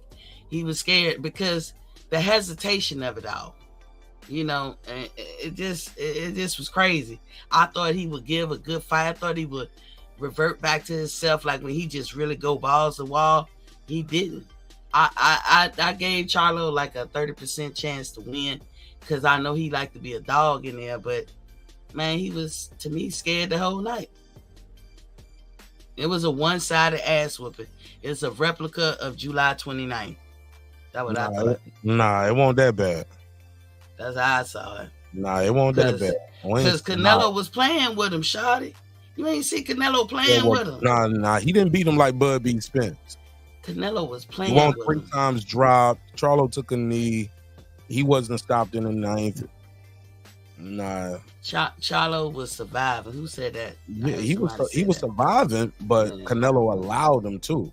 Canelo still have problems with those bigger guys, those natural, like a guy like Benavidez. He wouldn't have been able to do that with Benavidez tonight.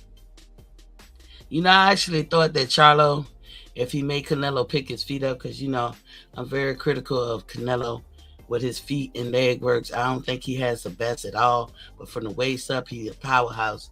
But I really thought that by him moving and all that, once he saw that wasn't working, because I really saw Canelo just playing with this dude. That's why I said it was one-sided. Yeah. One-sided exactly like looking like how Terrence beat the hell up out of Spence. But it was one-sided like he was playing with him. It was a joke to him. Like, it was easy work. Just straight easy work. And Charlo was no competition. And Canelo knew that from the beginning. Matter of fact, leading up to it, the press conference, Canelo kind of said as much. He kind of said as much. And Charlo, I don't know what he was thinking. It makes me wonder, were you always scared of this dude? Like, what was the extra respect? But, you know, shout out to Charlo. You got you got your money. And, you know, your career can only go up from here. I don't blame Charlo for taking the fight. You know, shit, who wouldn't take that fight? You know he got 8 figures or more. But if he go back down and fight people, he got to come back to his regular self. He was throwing punches and they wasn't landing hard. Kind of like what Earl was doing when Earl was hitting when Earl was hitting Terrence. Some of them punches just I don't know if he lost power or speed or agility. He lost something going up. Something was missed. And but it's more than that, Miss T. What is it then? It's a combination of things. It's the weight. It's the ring rust. It's 16 and a half months without fighting versus somebody who just fought in May. You know what I'm saying? But then Charlo said it don't matter. No, I don't fuck what Charlo said. He's supposed to say that. You know what he's supposed to say? Hey, look, I'm gonna go in there and lose and get my ass whooped. But no, you're supposed to not say shit. No, but don't even bring that up. No, he didn't. He was replying to a question when somebody said the ring rust. He got to answer the question, right? But he can be more clever at answering his question. Miss T, I didn't say he was a scholar. I didn't say he was a public speaker. Right. I'm just telling you, it's a real thing. It's not just what you said. It's more to it than he just man, it's that weight. It's 16 and a half months and it's coming off an injury and it's the magnitude of the moment. All of that shit matters. Under the lights, I get that. I agree with you. But what I'm saying is they got to get better. They just got to get better at answering the question. They've been in boxing for over a decade now. All of them. They just got to get better at answering questions and maneuvering around stuff. And that's any boxing. No, they're going to say what they need to say. They're going to lie to you and tell you, hey, the ring rust don't matter. I'm preserved. Like ring rust just came, like we just invented ring rust with them. That's what they're going to say. That's what they're supposed to do. You got to tell you, the ring rust don't matter. I'm going to be all right. I'm going to say the click is over. The click is over. The click is over. The click is over. No, they still got AJ over there. The click is over. Hey, it's not over yet because he's still a champion.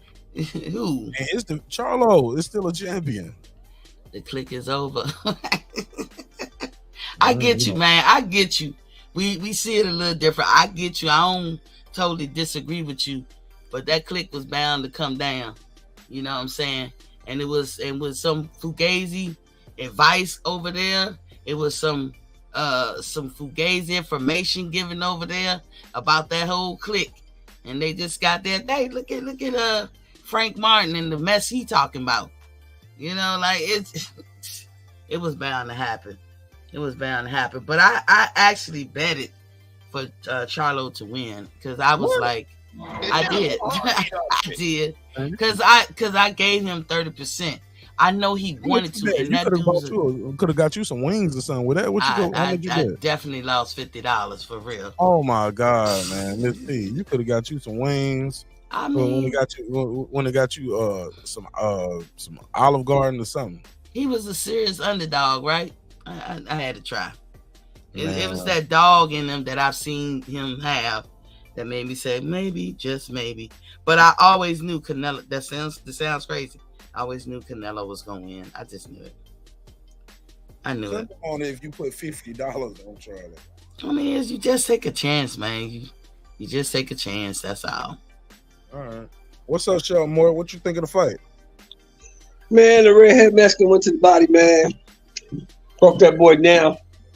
That boy felt that heat and stopped fighting, man. So it was quit. So you said it was some quit in there. Yeah, it was. He broke him down, man. I can't body punches was nothing nice. He's quit in the Canelo, corner. and if you notice, if you watch the fight, Canelo wasn't just hitting him in the body, hitting him on the hips. He hit him right above the fucking Charlo sign. He just hit him all in places that hurt and slowed his ass down. Caught him in the 7th. That was it. Once he knocked him down, the fight was over. Canelo's the money guy. Canelo getting 50, he's getting 10. If the fight is close, who you gonna give it to? Come on, man, stop. But this wasn't even a close thing where it was about to be like a robbery, though, show. Now, this is what I'm gonna say. I'm gonna say this to you, Mark. 119, 109, that wasn't right. The boy won more than one round. He won more than one round. Maybe two. He won the 9th. Okay, but you gave him one, so you didn't give him a chance to do it. You know what I'm saying? But he got an ass whooping. Two of the judges gave him 2 rounds. He got an ass whooping for sure. He got an ass whooping for sure.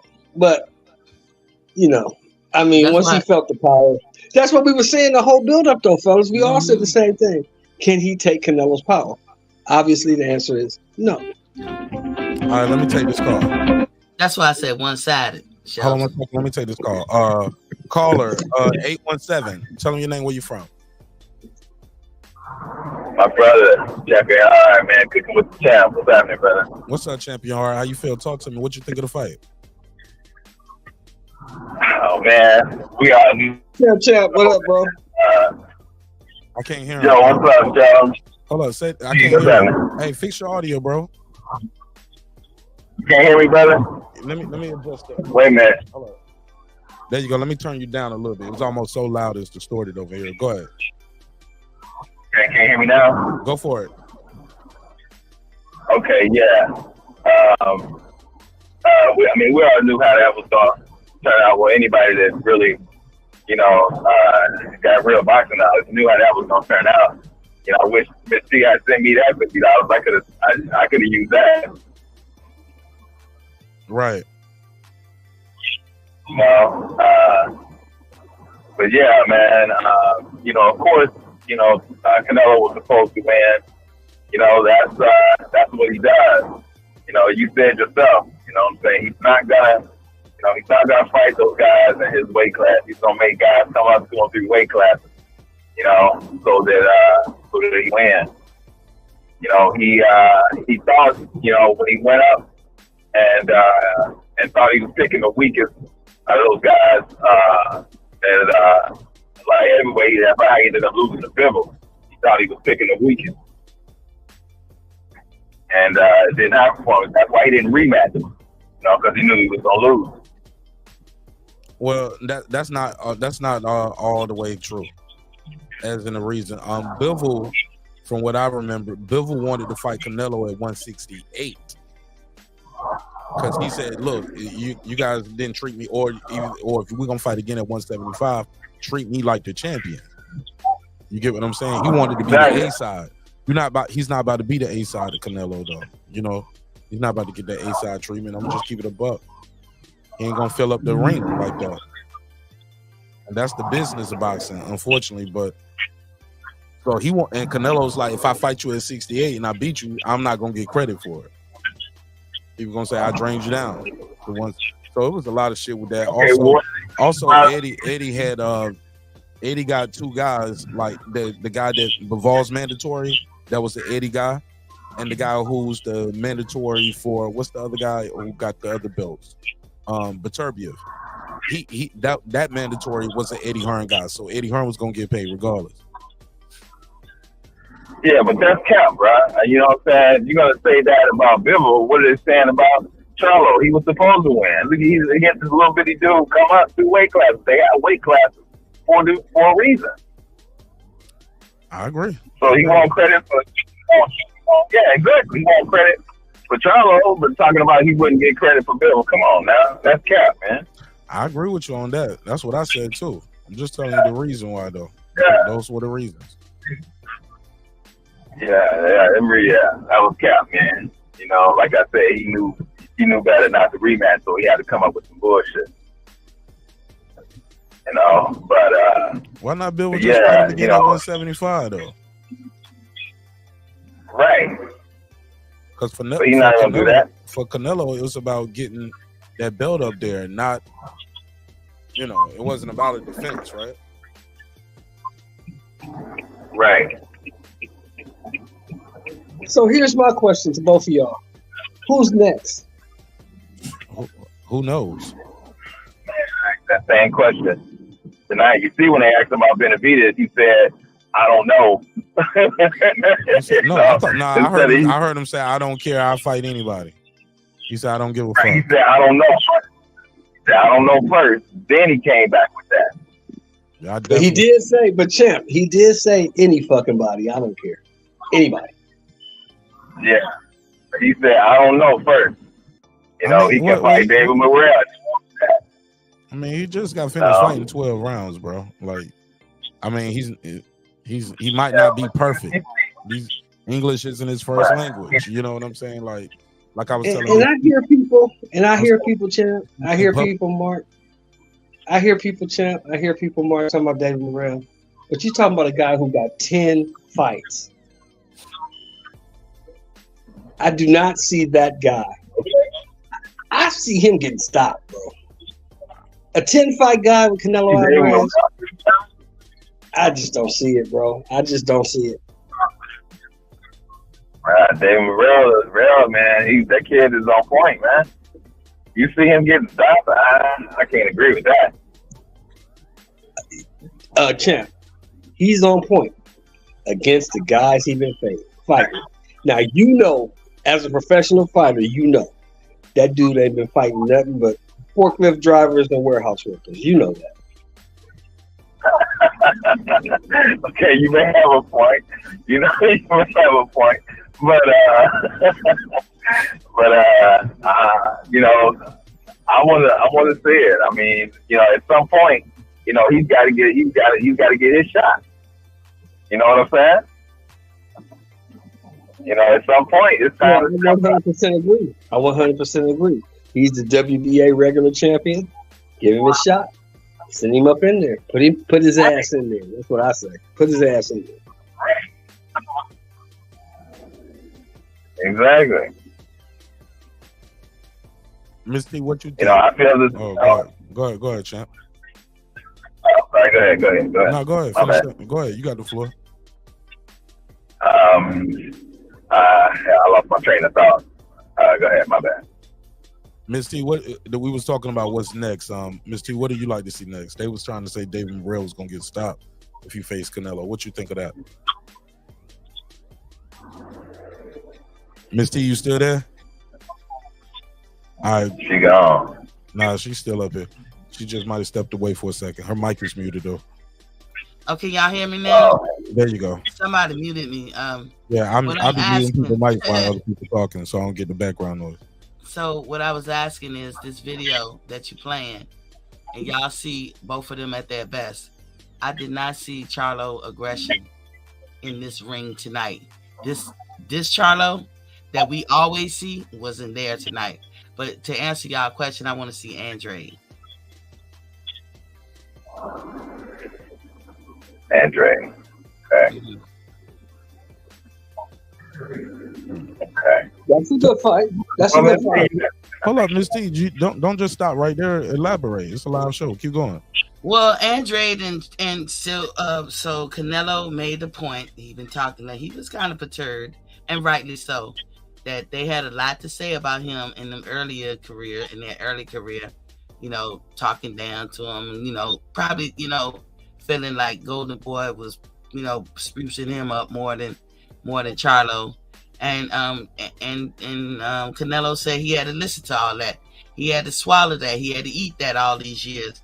So he said, I don't have much to prove to anybody. I've done everything, but I got something to prove to him. I'm gonna show him why I'm the best, why they was sprucing me up and not you. And that's basically what I took from leading up to the fight. I was like, oh, Canelo gonna hurt this dude. But I expected some small amount of aggression, that I expected Charlo to morph into his old ways and just come out with all that hardcore aggression. Now y'all can say he easily was giving Canelo much too much respect, or was he scared, or was he hesitant, or did he feel that power? That aggressive Charlo was not there tonight. And Canelo, to me, the way he talking, he's basically saying his weight class is for a reason. But I think he's speaking to everybody, because they want Spence to fight him, they want Crawford to fight him. And y'all know I'm Team Bud all the way. But hey, weight matters. All of that matters. You know what I'm saying? And Canelo was good tonight. I gotta give, and I'm not a Canelo fan. I look at his leg work and feet work. I'm always critical of him on that. He was so much better. He won't the best, but he was so much better with his leg work and feet. When he was hopping in the ring, I said, oh, this dude gonna clown him. And he did. That's why I said it was a one-sided. Because but it's supposed to be against this guy who's already, let's be honest, not always fundamentally sound. He's been out the ring 16 months. That's his fault. Yeah, no, it ain't. No, I think you're missing the point. Canelo was supposed to look like that. Canelo was supposed to stop this guy. You get what I'm saying?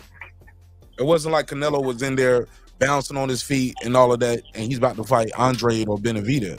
You know what I'm saying? So you telling me there's never been a fighter out there that was laid off for a long time and never came back and did some spectacular stuff in the ring? Not coming up 2 divisions, fighting pound for pound, one of the best fighters in the world. No. Okay. If so, I'll wait. You tell me. No, I don't know. That's why I'm asking. That's why I say he hurt his hand, but he could have came back earlier than when he came back. 16 months, 16 days. Yeah, I just don't get him no pass. And you going up 2 divisions. Mm-hmm. And you fighting a guy that you probably gonna be down 3 rounds as soon as they announce your name. But didn't he know this? I knew that. That's why I told y'all he wasn't gonna win. He know this. That's why I said I don't get no passes. On him, Miss T. I don't put no pass. I gave him because he a dog. Look at this thing that you playing in the this video. We know Charlo to bring the dog out. That's why I gave him a little chance. 154. That's in his life, period. But that's that's 2 divisions different, and it's not coming off a 16 months layoff. Yeah, I don't give him a pass, though. I still don't. Nah, it ain't no pass. Those are facts. That's a reason. Like, it's like me asking you, like, Mark, why you can't beat, why Spud Webb can't beat you. I don't know. I was about to say a weird ass analogy. I remember. I get what you're saying, but I get what you're saying, Mark. But when you in your 30s, I give guys 24 and under some passes because they ain't got the wisdom. Once you get in your 30s, you're supposed to know everything about your career. I just can't give him no pass. but he's there to get a check. We're not giving him a pass. I'm just trying to tell you, Canelo is not the stuff. Canelo still made mistakes in there that a guy who's not coming off a long layoff, who's a natural 168 guy, would be able to benefit. They would be able to exploit. Yeah, my bad. I gotta somehow turn that down. Yeah, but I just, I just hold them accountable more. They was all up in that clique. You hear what Derek James was saying and all that, man. That whole clique, sit the fuck down, take a break. Just take a break. That whole clique over there. This was their year to get dealt with. Shit, that's how I see it. I don't agree with Bud going to fight Canelo. Let me be the first to say that. Y'all know I'm Team Bud. Because I do think weight matters for a reason.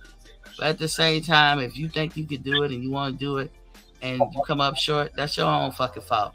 Don't get no pass. Facts. Go ahead, Champion Heart, and we're going to clear this line. I think you got some background noise, bro. That's me. Hold on, I'm going to turn it down, child. Sorry. I apologize, y'all. Go ahead, Champion Heart. They like you said, man. At the end of the day, he's got to get paid. I would have taken the fight as well, knowing I was gonna lose. Especially if I've got to fight for myself and my twin brother. Of course I would, and this is gonna be the biggest payday. Yeah, I would have taken the fight. Like you said, he was supposed to win. The same thing with Khan. You know what I'm saying? He was supposed to look like this big, powerful puncher, and everybody knew when he hit Khan, that's what it was gonna look like. I didn't know. Anybody that knows anything about boxing didn't give Khan a chance to win. No more than I gave Canelo a chance to win. I'm not Canelo, Charlo. A chance to win. Same thing. But go ahead, man. Yeah, you gotta have something to keep a guy like Canelo off you. Can't just be touch and go. You gotta have some respectful power. All those people say Floyd ain't got no pop, Floyd got pillow fist. Floyd had respectful power. He was fast. He was making Canelo miss, making him pay, and was gone out the way. Exactly. You see how Canelo was walking him down with his hands down. Yeah, he had no fear of what was coming back. No fear of what was coming back. No respect. He knew it. No respect. All right, Champion Heart, let me try to take some more calls too. All right, brother. Peace and love to you, man. Yeah, and Mark, guys, that's the only reason I was saying with the weight thing, because Canelo was so much bigger than Floyd, and it didn't matter. So to some people, it just don't matter.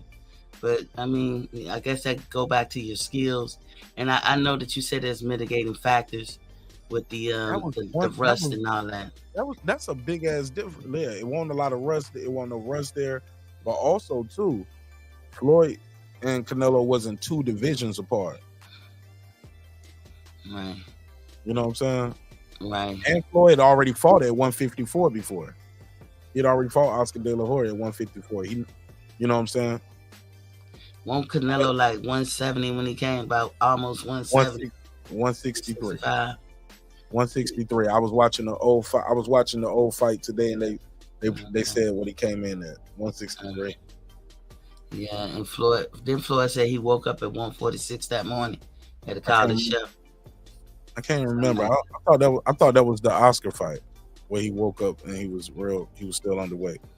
But it could have been that fight neither. Like he had a high metabolism. It was hard for him to keep weight on. Yeah. Floyd was just one of them special guys that it really boiled down to his skill level, and so to some people it don't matter, but like I said, they grown men in there, they know what they could do, what they can't do, and I gotta give Canelo his props tonight. Not that I didn't think that he couldn't do it, but what I would say is that he was in best condition some of the criticism that people give him, namely me with them legs and feet, he showed me different tonight. He was ready. He was hitting on all cylinders, and he was playing with him. And I've never seen Canelo do that before. That to me, this is one of his best fights. I seen him do it before when he did it to what's the dude? Amir Khan. Let Amir Khan do whatever he wanted to do. Just walked him down, bang, it was over. He did that. He turned up on Billy Joe Saunders' ass too. He did turn up on Billy. He was hyping the crowd up. He was waving the crowd like, y'all make some noise. I'm about to knock him out. Y'all hype? Y'all, are you entertained? Yeah, I think that might have been one of his best performances to me. Because yeah, that's up there. But I'm not that impressed with this one, Miss T, because of the opponent. Because I don't know why you're not impressed, Mark. You picked him. I mean, I picked him because he's supposed to win, and he's supposed to. Because you knew Charlo wasn't shit. No, I didn't. It's not about Charlo, the fighter. It's Charlo at 50 from 50. Charlo's never been up in weight. He don't even know the process of moving up. Well, what was my breakdown? When we talked on the phone, what was my breakdown? I don't know if Charlo can fight at 68. I know he can fight like a motherfucker at 54. Right. But you go to 2 weight classes, 14 more pounds, and you've never ever in your life fought it this way. Can you deal with this guy's power? And the obvious answer is no. Well, he dealt with the power. He didn't get knocked out. That's what Nick Rich was talking about. He didn't get knocked out, but the power made him quit. You gonna sit here and tell me that man didn't quit? I know what it looked like. I lived Miss T, did that man quit? Yes, he did. So did Lubin. That man quit. This is a problem with Lubin. Get off the gas. Y'all know quit means. Y'all know what quit means? Did y'all see Andrew Galata say quit? No, quit. Let me tell you what quit means. Let me explain to you. Quit means I'm trying to survive. I'm not trying to win this fight. I'm just trying not to get knocked out. That's quit. Quit also means hesitation. The old boy was still throwing punches. It also means hesitation. He was hesitant. No, that's quitting is not. Hesitating is not quitting, Mr. Yes, it is. When you do it consistently, hesitate one. I get a 1 or 2 hesitation. I get 1 or 2. Chronic hesitation. Bro, the fuck. Lubin had some of that in him earlier tonight too. Lubin does that all the time. And Lubin kind of exposed motherfucking Ramos. Ramos ain't that great of a fighter. Cunningham was telling him some good shit. Lubin get to a point where he hesitate too much. He chronically do it. That's why I say that's a nicer way to say quit. No, Ramos' corner gave him bad advice, Miss T. Oh nah. Did you hear what his corner told him? Ramos corner. Did you hear what his corner told him? I wasn't paying attention. I'll be honest. That's what they told him. You're up by 6 rounds. You don't need to knock him out. Just keep doing what you know. Oh yeah, that's bad advice. Yeah, you don't have to knock him out. But he can't. But you know what he is? A flat foot fighter that got to be planted. Every time Lubin hit him and the angles, everything that Cunningham told him to do, motherfucking Ramos had to reset and he couldn't do it. He just way big for that weight. We saw a different fight. Like a light heavyweight to me. We saw a different fight because I was watching that fight with like 7 members of the channel, and I think Sir Singh was one of those people that was like, he's not listening to his corner. His corner is telling him to step around. Why is he not stepping around? And KP was like, because he don't train that way. You know what I be thinking, Mark Lash, and I could be wrong.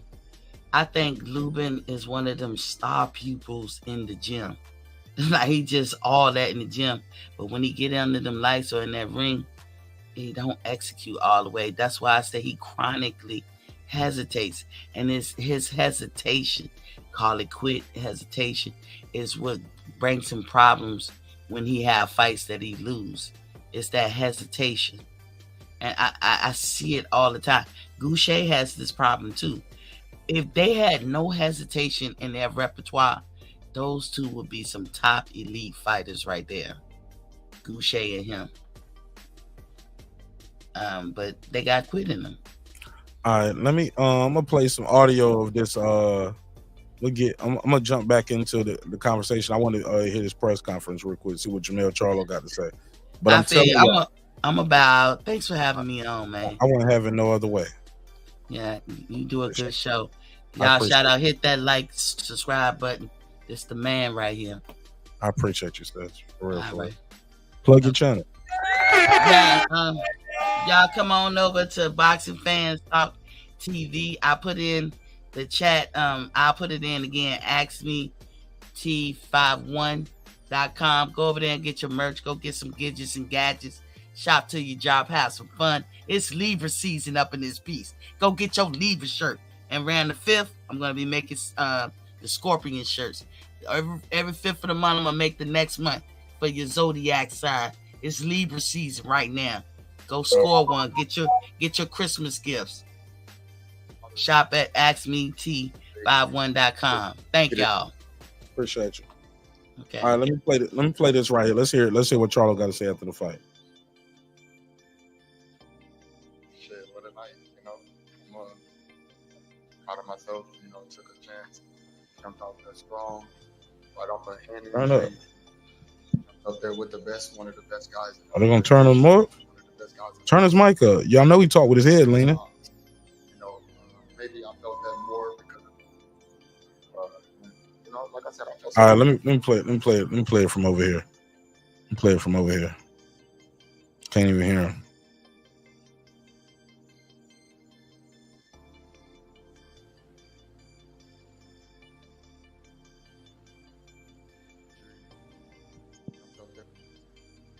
Damn, his mic just low. Awesome job for Lions Only and my crew and my team.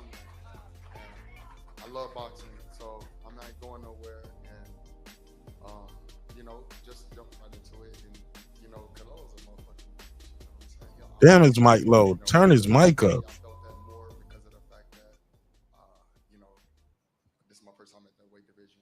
I wish I could have gained a little bit more weight in between from the weigh in to. Damn, they got his mic low. My body and I can't, but like God has this already written, and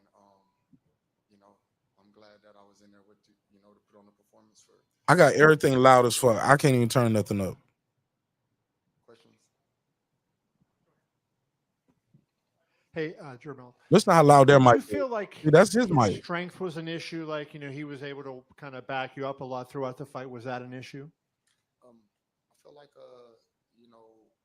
you can't just. The mic is pointed like at his throat, and he's looking straight ahead. Somebody need to walk up there and point that mic at where his mouth is. His power did play an effect, but it wasn't like too dominant to a point where I couldn't come forward, and I should have came forward a little bit more in this fight. But I'm a human, and you get tired, your lateral movement, and like I said, I felt some of his punches, so it was cool. And I think you said you weighed about 172 or 173. In your opinion, what would have been optimal if you could have, gotten a little heavier? How much more would have made a difference? Maybe 5 pounds, possibly more. You know what I mean? I just felt his, He wanted to come in at 178. Like what we usually see. Like I said, I was testing myself in there, so that is. Thank you. Question in the back. I can't see. Stand by. Yeah, they trying to. Okay, now people are telling him, yeah, we can't hear him back here. Finally. Yo. Mel, what's up, brother? Congratulations on just, being a part of this big event. In the 7th round, you got hit with a big shot, and you didn't initially go down. It looked like you took a knee. I kind of wanted to know what in that moment, like, was it, you got stung and you were trying to clear your head? What happened in that moment for you? Yeah, like that was like my first time, like, feeling, like a woozy shot, you know what I mean? Like I'm the one always giving it. And so, yeah, I knew best. I watched boxing and been a part of it so long that, if if I would have just jumped out there, I'd have kind of embarrassed myself. So, or shit could have been different.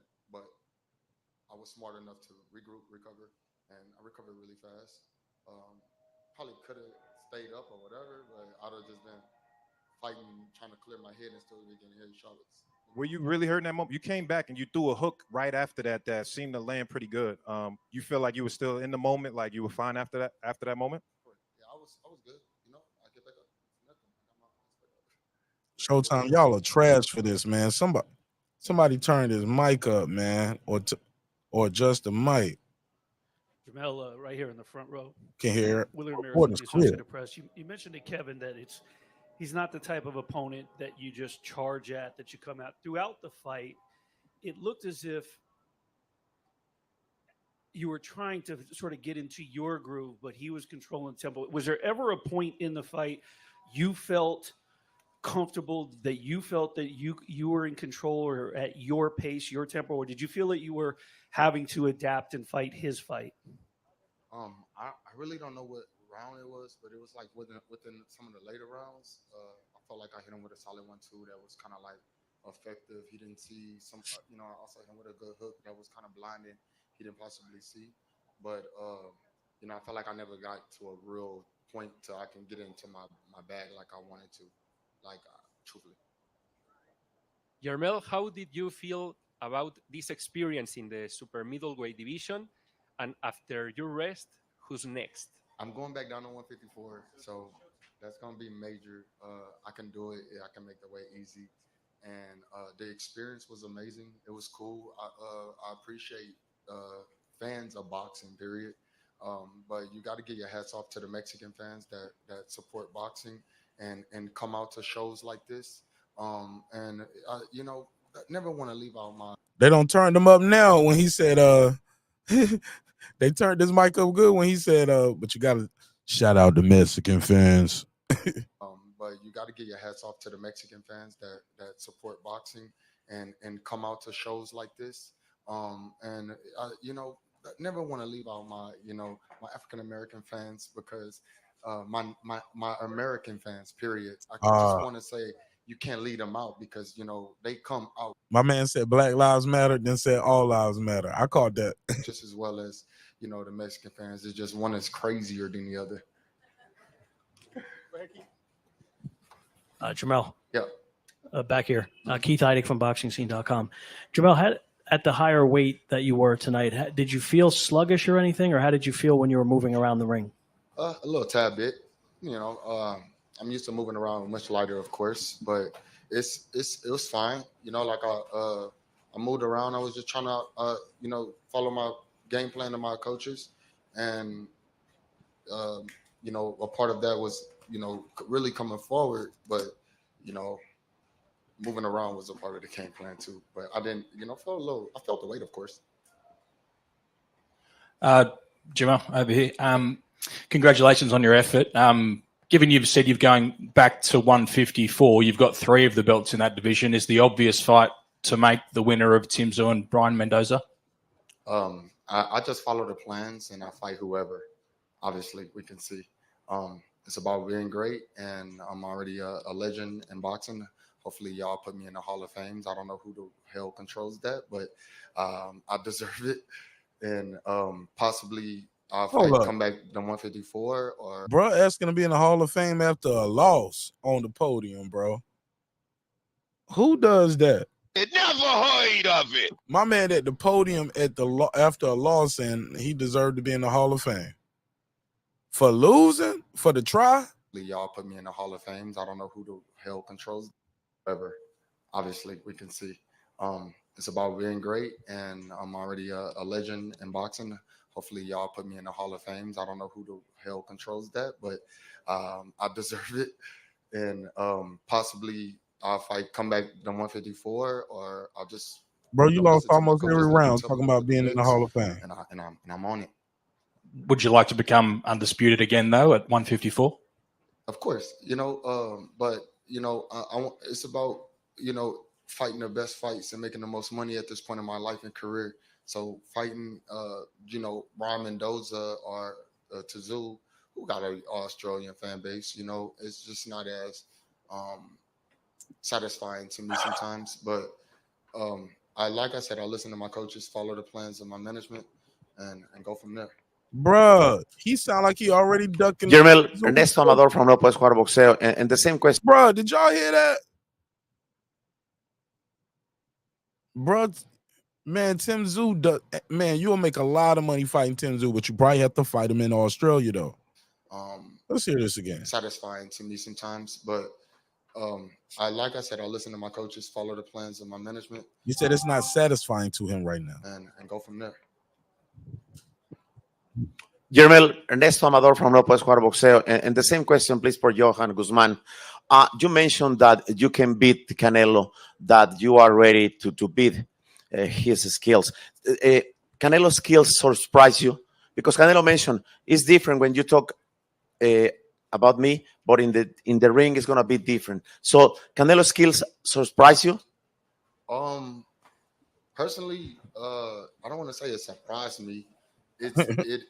He showed his attention span was a lot thicker in the ring than it seems. I don't speak Spanish, so I don't know that game plan. But just watching his skills in the ring with me, I felt like I could have did a lot more than I did. So I've seen it before. I've been in the ring with a lot of different fighters, and I've seen people with, I've seen skills, and he has some great skills in the ring. You got to give it to him.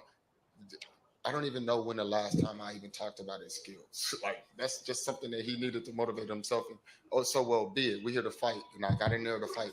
Simple as that. So skills, everybody. If you at the top and you're in a pound for pound, and you're one of the best fighters in the world, you got to have some type of skills.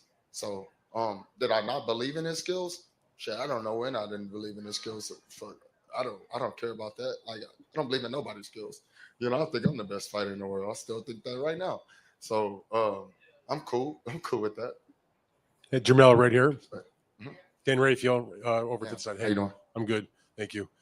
I wondered, it seemed like, you obviously got behind in a hole early. No doubt about that. So I wonder at what point in the fight did you realize this is not going how I wanted it to go? And at some point, I'm going to have to radically change the plan and maybe try to sell out a little bit or whatever, because it just never really seemed to happen. Yeah, it didn't. It sucks. Yeah, the second round, Coach Derek let me know, like I slipped up on that round, and I lost the second round, and I was like, damn. So I just never got to a point where I can make the fight more to a point where they could put a little bit of pressure on his team, a little bit more pressure on him as well. So I that's part of it. So the other question I had then was, and maybe I missed this before he came in, when he dropped you, I think it was the 7th round. Yeah. What kind of power did he have, and did that make you reticent to try to sell out the rest of the fight because you might get caught with something huge coming back? Nah, I don't know what you mean by sell out. Just like go for it, not wildly and recklessly, but just go and do what you can do and try to really just pick up the pace. No sellout period whatsoever. It was just about continuing to just fight the way you fight, and try to optimize everything that the coaches say and hurry up and get it done.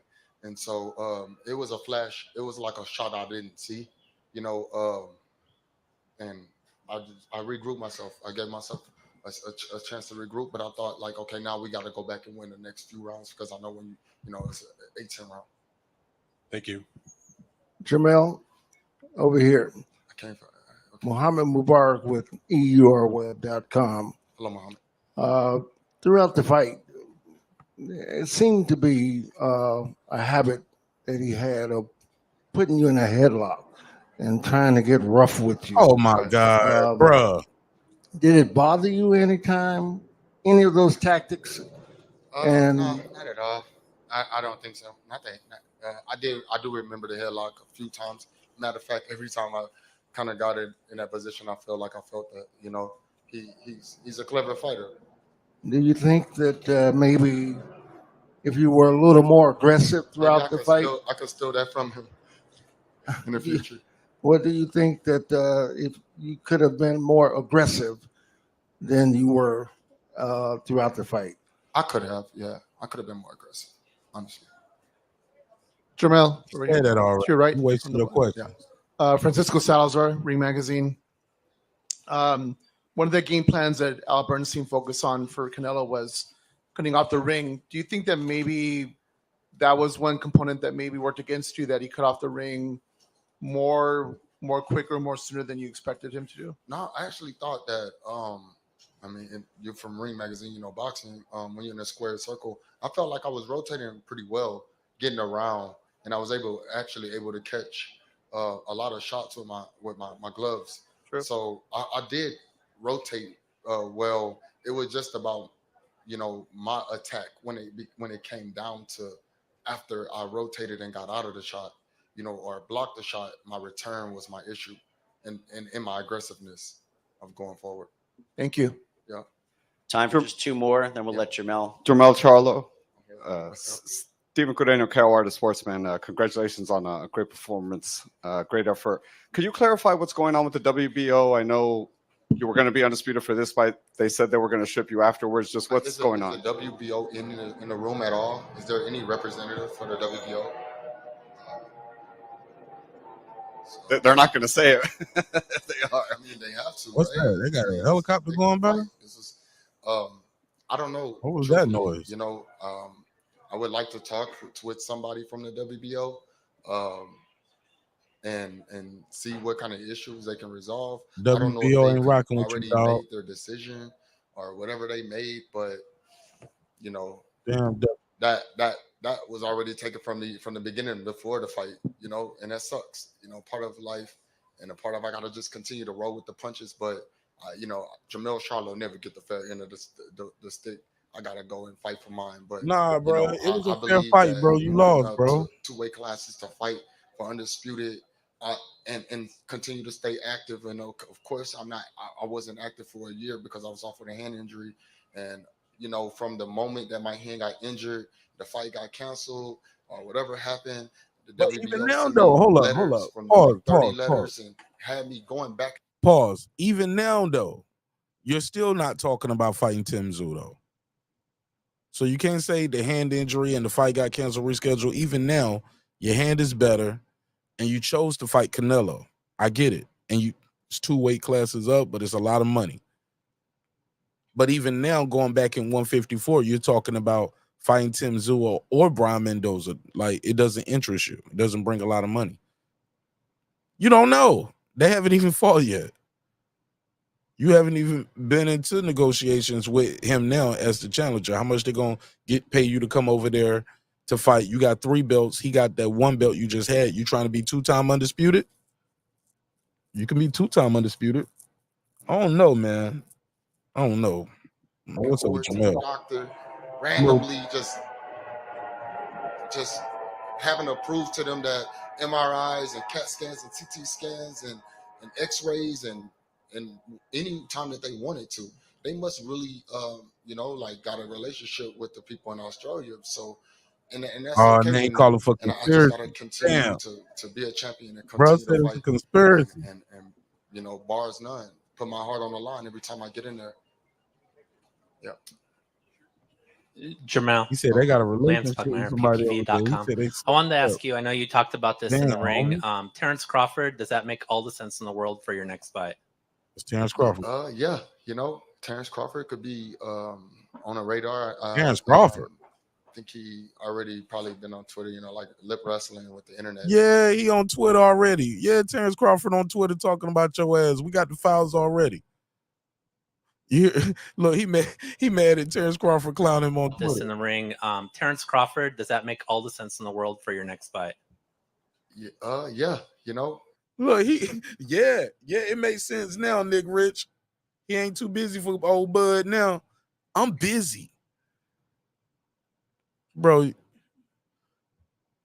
calling out Terrence Crawford right after his loss. He on the podium talking about he should be in the Hall of Fame after the loss. Terrence Crawford could be on a radar. I think he already probably been on Twitter, you know, like lip wrestling with the internet, just to get some clout, some fans, and it's fine, you know. But you know, he's a champion. He's great at it, what he do, and you know, my brother Earl got to get it on with him, and Earl want his lick back. So, and that's what boxing is about. So for the next few years or in due time, you guys will be completely entertained. And maybe I'll talk a little bit more shit because that's what y'all want from me. Because Terrence Crawford been talking shit, so they're gonna bring out a different animal in me. But I don't know which animal.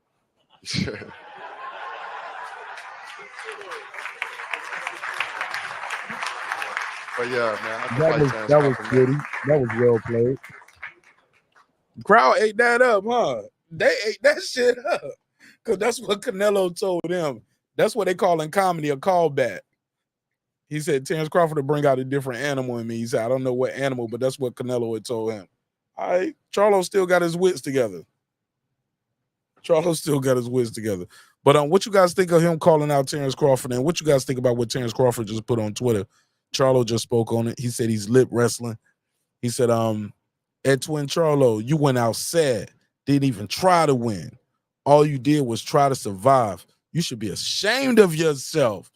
Woo! Shots fired. Oh, man. Terrence Crawford talking that talk. Terrence Crawford is talking that talk on Twitter. Let's play some more of this post conference. I'm ready to hear. Jermell, thank you. Where you at? Back here. Thank you very much. Terrific promotion. Appreciate all your hard work. Hey, shout out to Floyd. throughout. He came in and showed me some love. Come on up, Floyd. You know, I gotta let y'all see the great. You don't come around too often. Floyd Mayweather.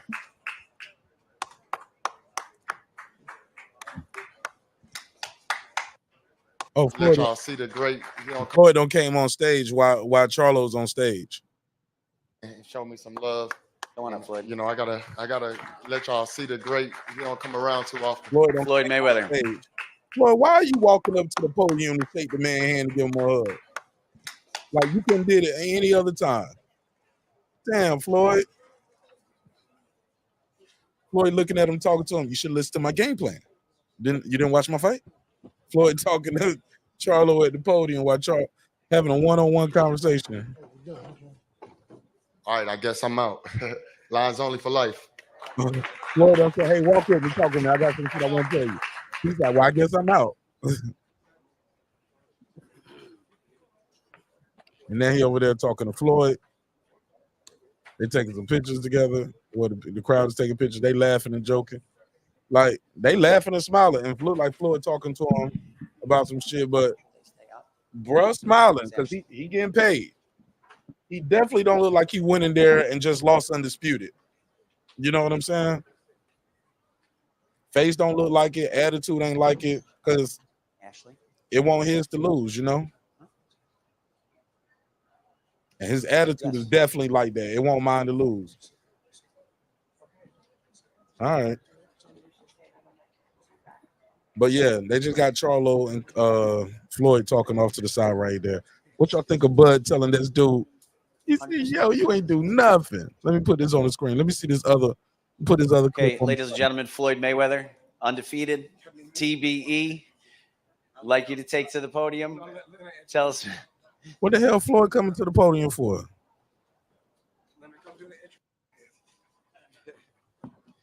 He about to introduce a young. He said. He said. Hello, everyone. Tonight, Floyd don't took over the damn press conference. He don't brought up. What's the kid? Young. I gotta let Leonard do the introduction. This nigga and the Floyd. reason why is because y'all know how it is. If I get in the ring with one of my fighters. And the funny thing is, Charlo was just talking about he still want to fight Floyd when he did that I Am Athlete interview. But listen to Floyd. Floyd don't came and took. Let me give shout out to Floyd and TD Jakes, Leonard over here, respectfully. Yo, they don't came and hijacked the press conference, son. Yo, you can't make this shit up, yo. Let me play. Let's play some more. Let's play some more. They don't. Let me put them on the screen. There you go. Let's play. They don't took the screen. They don't took over the press conference. I'm still in the shine. And if I don't Hold on. Here we go. Here we go. Let's play this. And the reason why is He said, I'm going to let Leonard do the intro. He said, because if I step in the ring with the fighter, I'm still in the shine. because y'all know how it is. If I get in the ring with one of my fighters, I'm still in the shine. And if I don't show up, I'm hating on him. So I let Leonard do it. Y'all think that was shots fired at Tank Davis? Shots fired? Shots fired. I just wanted to introduce Mayweather Promotions' most recent signee. He's a future world champion. He had He's like, let me get some of this press time. Charlo, get your ass up out of here. an outstanding performance tonight. He's 1-0, and he's on his way to greatness. Jermell Moulton. Yeah, y'all gotta show my fighter a little bit more love than that now. You gotta realize we put our lives on the line. It's blood, sweat, and tears. See, a lot of y'all sit behind a computer and write about us fighters, but you guys never take the time out to really go in the gym and see what these guys go through. Now on media day, you guys do show up, and we appreciative because without the media and the support from the people from all walks of life around the world, we wouldn't be where we at. So I want to say thank you to all the media, the different media outlets. Kevin, you guys have been with me, 27 years? So, I know what it takes when it's a fight of this magnitude. And I was the same young fighter before, and I had a dream. So I'm proud of you. And it's no different from other young fighters that I believed in, that I said was going to be good and great someday. Just like Gervonta Tank Davis, he was in the same shoes you were in, and they didn't believe. But then when it happened, they believed, and all the jealousy came. So I'm proud of you, and I'm pretty sure they got a few questions for you. Come on up. Yeah, he don't took over the press conference. Okay. All right, go ahead, show more. Hold on. Nah, it's a live show, bro. I gotta keep it moving. Let me keep it moving. Day and push each other to be great. And at 8 years old, 9 years old, I always told him in due time. Everything takes time, and I feel like the timing is right. Even if he still want to go to the Olympic Games, we still want to put him in the Olympic Games. But why not get him started right now? And hold on, can he go to the Olympics now as a pro? They do that. Yeah, he can because Leonard, what's the boy name? Showtime. Steven, I want to say, thank you just for believing in me. When no one else believed in me, you guys believed in me. When I came to you guys and I said, this is the deal that I want. And the deal that I wanted was, the deal that I had couldn't have no limit on it. Just me being with you, he's still talking about his deal like mad years ago. What is Floyd doing? And when I talk about this is why they say Floyd is a hater. to everyone. Like, bro, Floyd don't hijack the Canelo Charlo press conference to highlight a new Mayweather signee tonight. When you look Michael, even though it's Nike. What the hell? Let me rewind. When you look at Michael Jordan's career, Michael Jordan got with a company which was Nike. In America, we like to call it Nike, even though it's Nike. It was a $300 million company. Stop right there, Mark. Stop right there. Does that nigga say even though it's Nike? Yeah, that's I think. I guess. Did that nigga say that? It is Nike though. It's not Nike. It's Nike. That's what's trademarked and patented. Nike, not Nike. No, the spelling is trademark and patent. Nike is Nike. It's not Nike. Nick is Nick. Nik is Nick. He didn't say Nick. This nigga said. He didn't say Just Nick. because you're rich doesn't mean you have a brain, bro. Maybe he. Hey, look, I'm sure he sat down and met with Phil, the people who own Nike. He's stupid. I ain't gonna call that man stupid. I'm calling him stupid. Okay, well, it's not Nike. Everybody knows it's Nike. This nigga want to change the name. He's stupid. Talk about this to everyone. When you look at certain athletes' careers, when you look at Michael Jordan's career, Michael Jordan got with a company which was Nike. In America, we like to call it Nike, even though it's Nike. It was a $300 million company. He turned that company became a $168 billion company. And Michael Jordan don't own nothing from that company. Whereas with me, I gambled on myself. And with that 750 million came from you guys. So I just want to say thank you. And today, the things that I'm able to do for these young fighters is, even with today, with him going out there fighting, I was able to get him sponsorship where he was able to make more money with the sponsorship than when he fought. So, and then what we're going to do is teach these kids about being financially responsible so that when he's my age, he's living okay. So I'm very proud of you. We're going to make sure that you invest in real estate like myself and make some smart investments so you don't end up like a lot of other athletes. And we don't want the sport of boxing to retire you. You want to be able to retire from the sport when you're ready. So you could be like me, articulate well, and you still got all your faculties. So I'm proud of you. You're only 17, so you have a lot. And a lot of stories they're going to write. You're going to have good stories. You're going to have bad stories. But it's up to you to know what you want out here in this world. You stay positive, you keep believing, and you surround yourself with positive people, and anything can happen. Yeah, I want to say. Nobody want to hear that back to Africa shit, Sharif. Like, come on, like Floyd. That's the boy. Appreciate it. Yeah, That's your boy. Yeah, that's my boy. What are we doing here, man? What are we doing? Okay, they don't give Floyd better mic. Let's hear it. To be better than me outside the ring. Young guys to be better than me. I really want these young fighters to be better than me outside the ring. Remember, I didn't have, you got to realize I come from a real rough background. Very, very rough background. Oh my God, And Floyd. even though I had a great father, when I say great, because without my father, all of this wouldn't be possible. So What are we doing? I want him to be better than I was.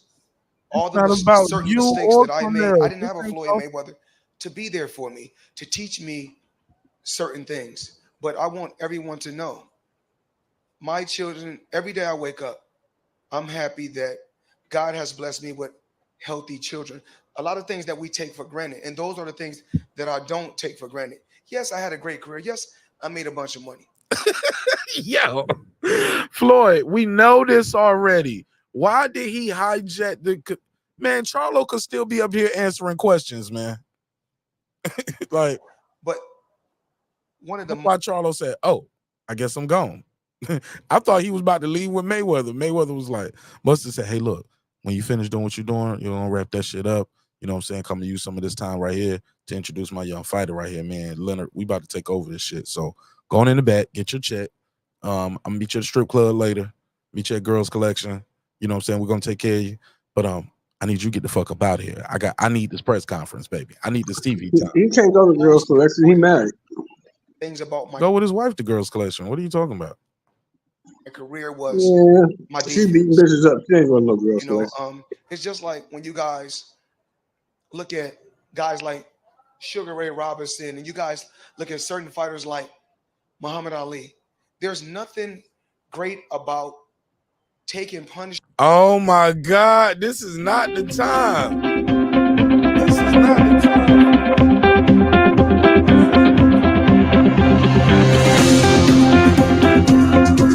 707. What's your name? Where you from? Okay, lost him. Guys like Sugar Ray I Robinson, lost and you the guys caller. look at certain 707. fighters like Muhammad Ali. There's nothing great about taking punishment, being able to talk, voicing your opinion, and then you're 707. What's your name? Where you from? Marcus Cam, what's happening? What's popping with you, my G? Man, nah, you had me rolling talking about this, talking about Floyd hopping on stage, bro. Son, he don't He really was hijack. rambling. Bro, he don't took over the press He really was conference. rambling for so long. They had to tell him like, "Hey, man, get off the stage." I know I ain't Canelo got in the to that back part hot yet. right now. I ain't got to that part yet because I'm Oh. actually behind. Like Canelo probably already on the stage. I've been stopping and pausing. So No. It's still paused right now. I don't know what happened. They told him to get off stage and then it came back on. He probably in the back hot right now. Floyd don't took over this shit. Floyd don't No, took that shit over the had me press troubled. conference, bro. He told you him and PBC, we are one. We are together. We are one. Nigga, I was like, that's what I say about my wife. What you mean you are one? They couldn't even ask little brother questions because every time he'd take the mic, like, hold on, let me interject on that real quick. It was a question. He was talking for like 3 minutes. I said, hey man, just say you think he gonna be a champ and hand the mic over. Yeah, man. He was like, you young, you handsome, you was kind. You ever seen that? You ever seen that movie The Help? Remember how Viola? No, I ain't seen that. Okay, Viola Davis. Yeah, I know which one you're talking about. When she's talking to the little white girl and she's trying to help her get her confidence up, and that's how Floyd sound. Like, you was kind, you was special, you know. Yeah, like you are smart. He was like, you articulate, you still can speak well, like. And he took some shots at Tank already. He was like, look, if I jump in the ring with the fighter and try to support him, I'm trying to take a shine. If I don't show up, I'm hating. I did hear that, but I think he's just talking about the internet, dude. Has Tank ever said that? The internet said that, but I don't think he's talking about Tank was tweeting and deleting shit about Floyd all the time.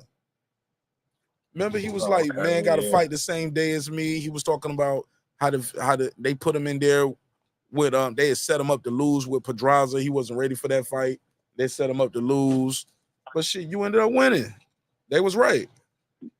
Yeah, Tank. But didn't he just have to go back? Didn't he just have to go back to Floyd for the Ryan fight? Shit, that might have been that paperwork. Like you think you gone. Right. You think you gone. Look, if you do business with, that's what Floyd said. If you do business with Steven Espinoza, and Al Haymon, you doing business with Mayweather.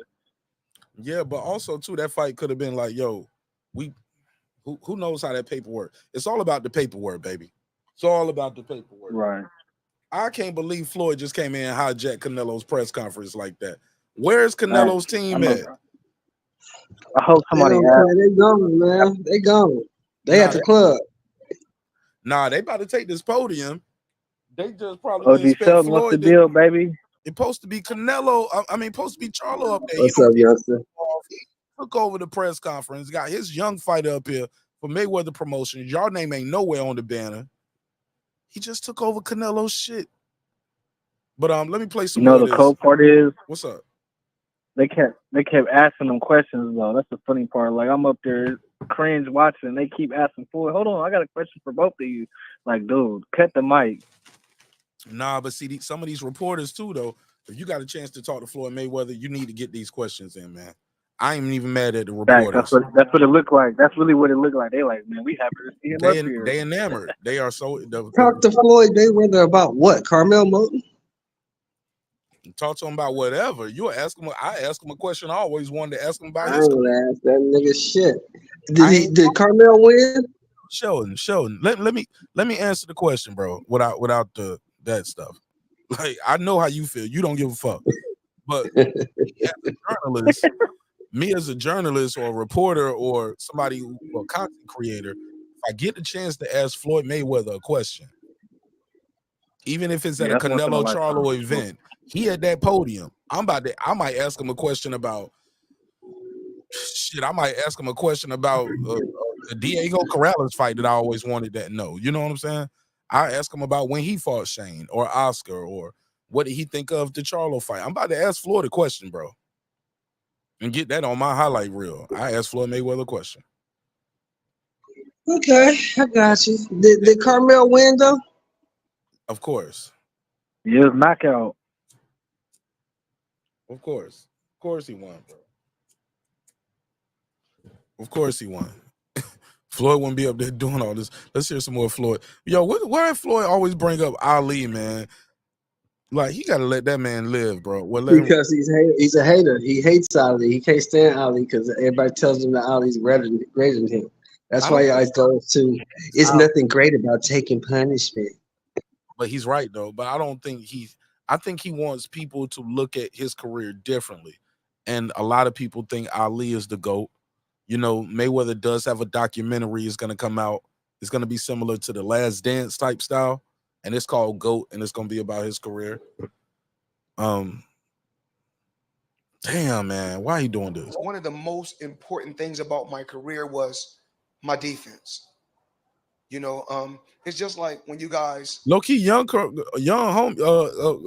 kind of looks like young Tank Davis too, don't he? It's like he kind of favors him a little bit, right? Small, short, light skinned dude. You know what I'm saying? The nose. Hey, I seen him on Instagram like 2 months ago. And I said, "Who's this little tank looking mug?" Yo, he And look I like was baby man, Tank. That's when I first seen him. Yeah, they can be related on some of these pictures. All right, let's play some more of this. guys like Sugar Ray Robinson, and you guys look at certain fighters like Muhammad Ali.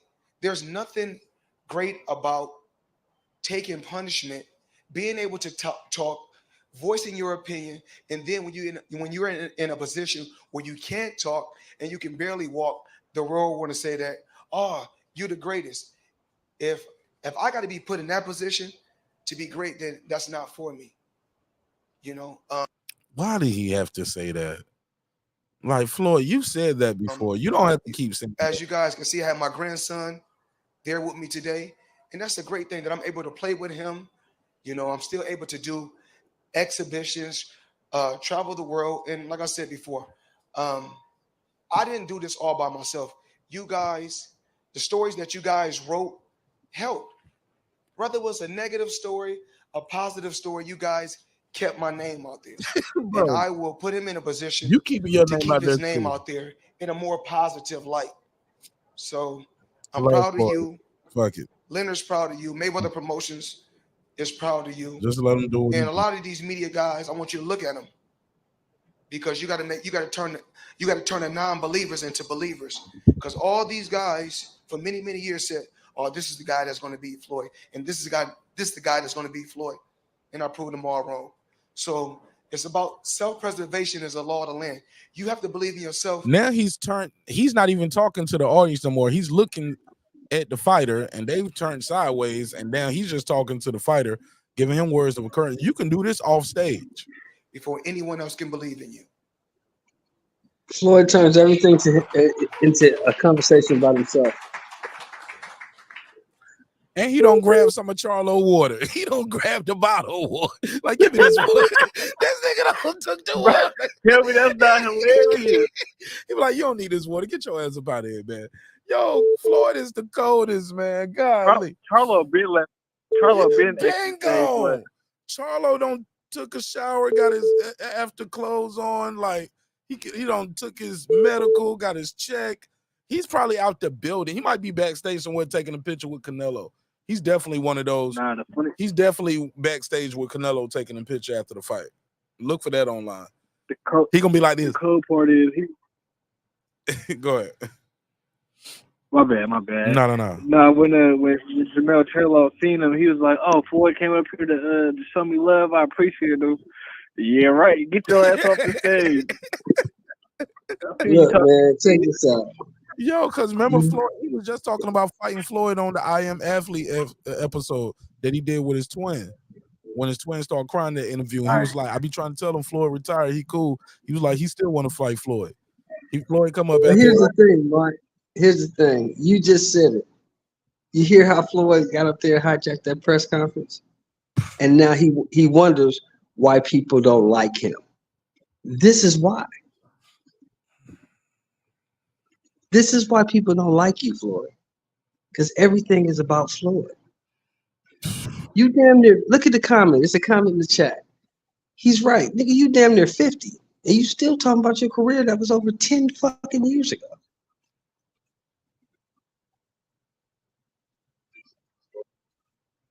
Let the next generation of boxers have it, man. Why is you still interjecting yourself into every conversation about great fighters?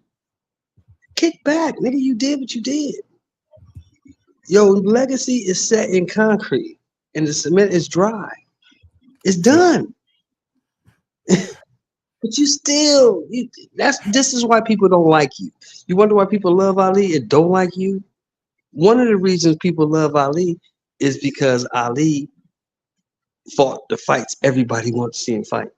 Nah, And he got fought the fights people Nah, didn't want to see him fight. I'm about to say he got a bunch of fights people didn't. He got some never Hoyd of his in there too. Everybody got some. Everybody got that. But the fights you wanted to see him fight, he fought. The people that people said could beat Ali, he beat them. He fought them and he beat them. Even if he beat them twice or 3 times, he beat them.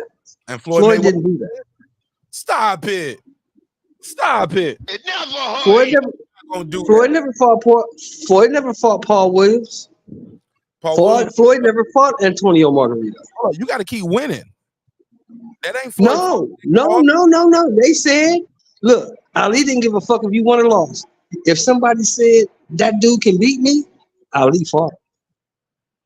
Yeah, you got to keep winning, and you can't get caught for cheating either, though. No.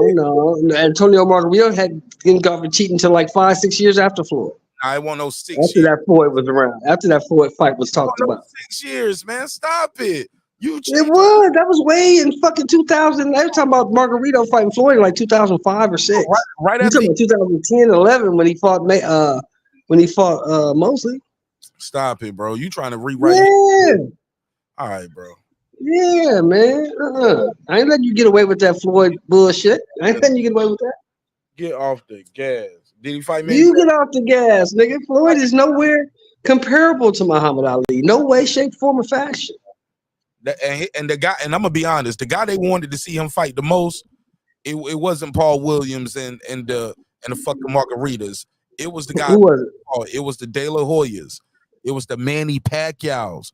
It was Canelo Alvarez, Miguel Cotto. Now I wanted to see him fight Alvarez.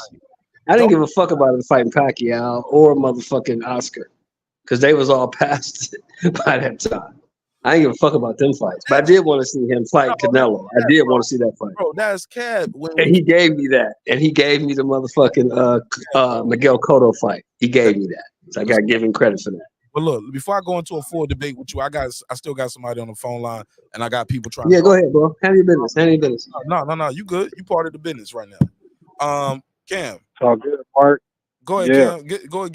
Give me some more of your tape before I clear the line. I see Jerry keep calling in. I'm gonna take his call. I'll hop off. No, I'll hop off. I just want to Pause. You never hopped on. So. Jokes. Hopped on live. Where you come up with that shit from, nigga? It's all good, dog. I'm gonna holler at you, man. Cam, I miss you, bro, man. Boy, you been, man? You been good? How's the family? Everybody good? Yeah, I'm doing good. I had a baby, so I ain't been on YouTube as much, hopping on with you. But yeah, I'm doing good. You man. had a baby? Same. How long were the contractions? Yeah. You know what I mean. Your lady had a baby. You became a father. You had a girl or a boy. Yeah. I'm an asshole. You know I'm an asshole late at night. Well, what'd you have, a girl or a boy? Son. Congratulations, man. Yeah, thank you. I appreciate it. Is he a junior, or you gave him his own name, or did y'all come up with his own name? Yeah, he's a junior. Oh, awesome, man. Baby Cam, man. I'm happy for you, brother. Yeah, man, appreciate it. How old is he now? It'll be 7 months on the 9th. Oh, nigga, he gonna be smoking cigarettes in 3 months, nigga. You can get back on the live. Nah, for real. He got teeth coming in and everything. It's crazy. Yeah, that nigga gonna be eating your chicken off your plate. But man, congratulations to you, man. I wish you nothing but the best. Don't be a stranger, bro. If it's anything we can do to help you, Yeah, man, I'll be in here for sure. All right, anything we can do to help sure, you, I man, appreciate reach it. out, all right? Facts. Appreciate you, dog. Man, we could have threw a virtual baby shower over here, man, and put the damn link up, so people can go to the little gift shop. Yeah, that would have been tight. Yeah, man. Y'all got to reach out to the neighborhood. Let us know what we can do to help you guys out. All right. All right. Let me take this next I call. appreciate that. God bless, brother. All right. It's never too late. Let me know. Same to you. All right. Let me take this next call. Jerry, Sheldon, I'm gonna mute you because you got some background noise. Jerry the Terror Tasker 410. You got the flow.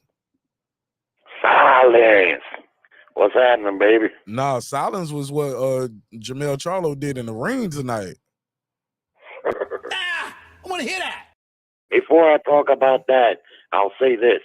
Mayweather didn't fight Paul Williams or Margarito because, let's be honest, once Floyd left Top Rank, he didn't do business with Top Rank.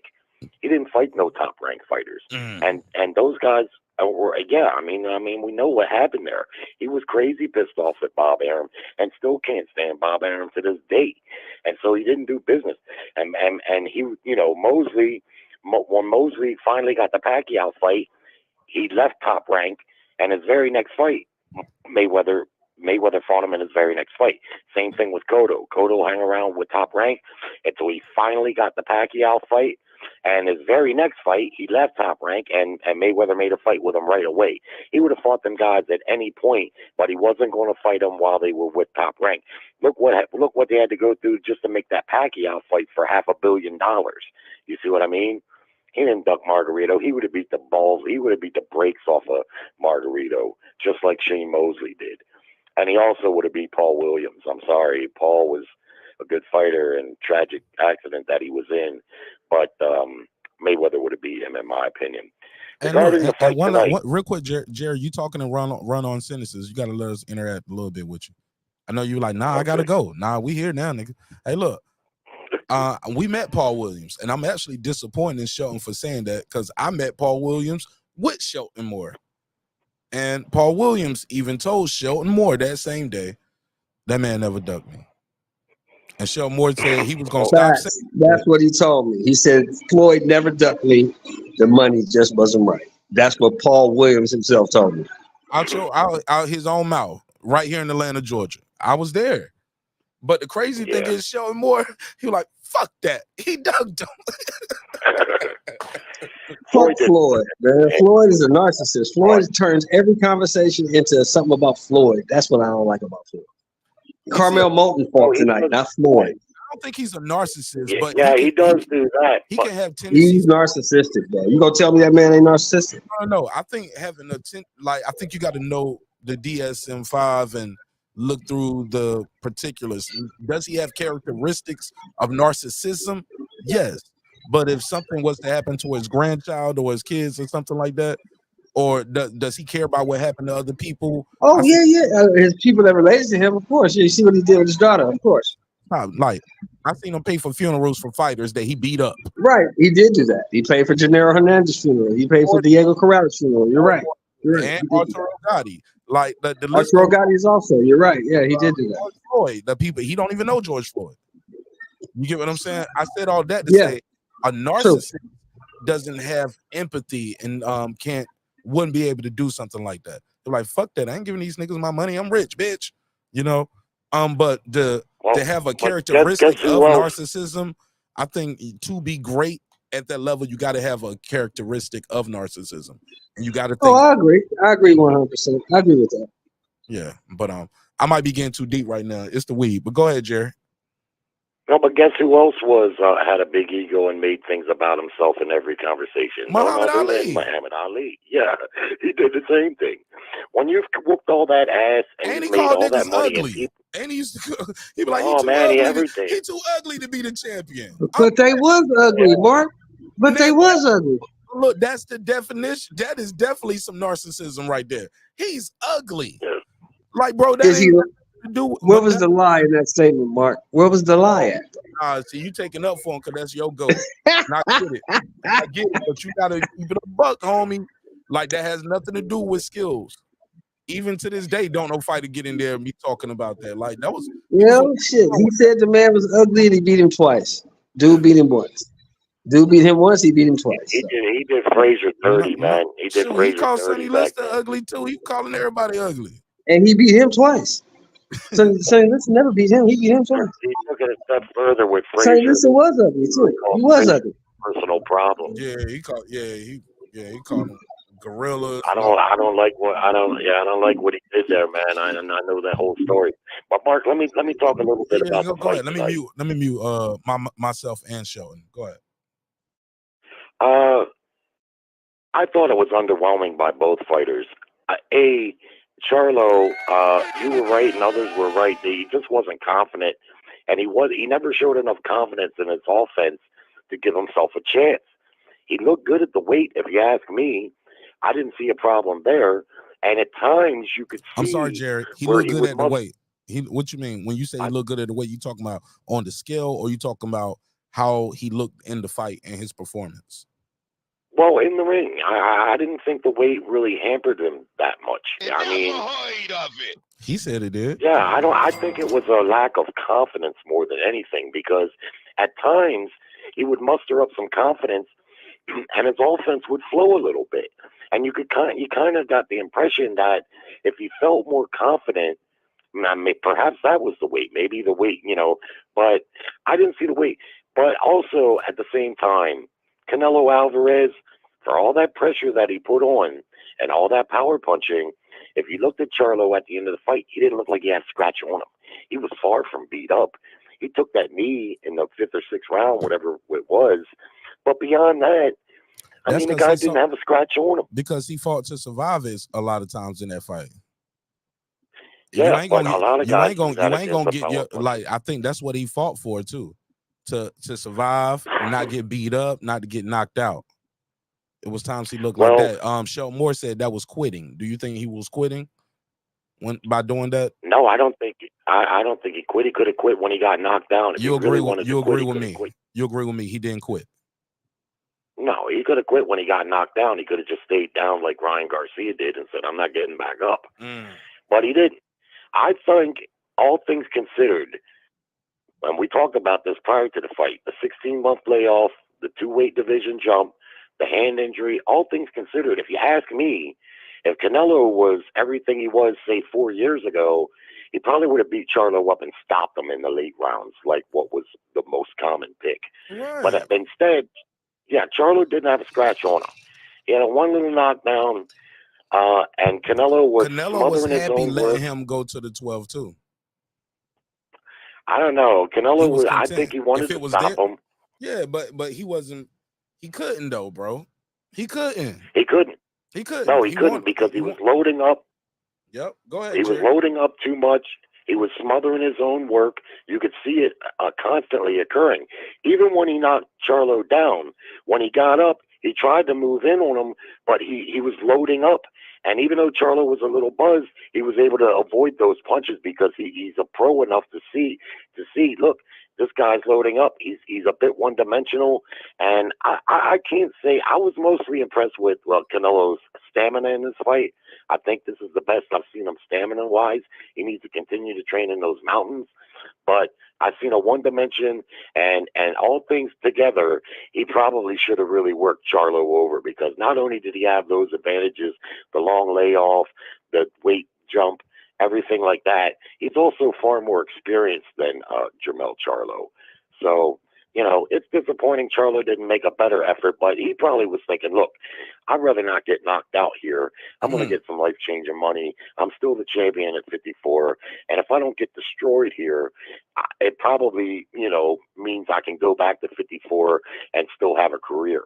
Not something we like as a mindset from a fan's perspective, but I kind of get it. And lastly, let me tell you this. I seen an interview with Arturo Gotti years ago, right after he signed to fight Floyd Mayweather. Larry Merchant said to Gotti, he said, Arturo, you've been on HBO more than anybody. You're making really good money. Why would you fight this young, destroyer? And Gotti said very candidly, I really don't want to fight him. But HBO keeps offering the money. They keep making bigger money. Bigger offers. They keep offering me, bigger offers. And he said, look, I'm a fighter, so I'm going to do what I got to do. So for that reason, I don't really blame Charlo for taking the fight.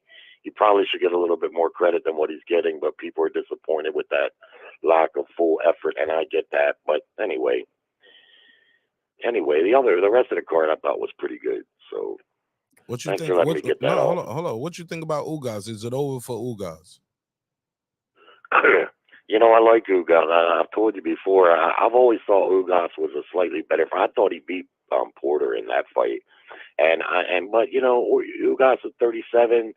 I thought he's Cuban, so he probably started real early, and I don't know. He his eye got messed up, and he looked pretty bad at the end there. And I must say, what's his name? His opponent, he looked a lot better in this fight. He looks like he's growing into that welterweight. He was pretty sharp in there tonight. I don't know, he ain't going to be Bud Crawford, but he might be able to make for some exciting fights at welterweight if that division opens up, depending on what Bud Crawford does.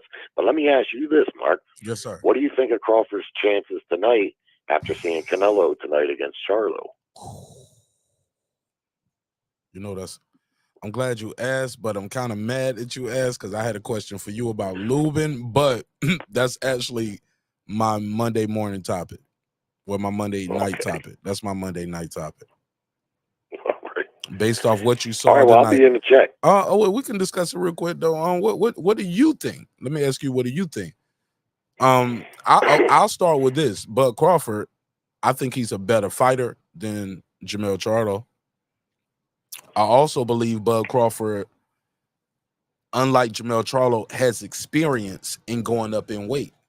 He knows how to go up in weight because he's done it 3 times already. So he understands the process. You know what I mean?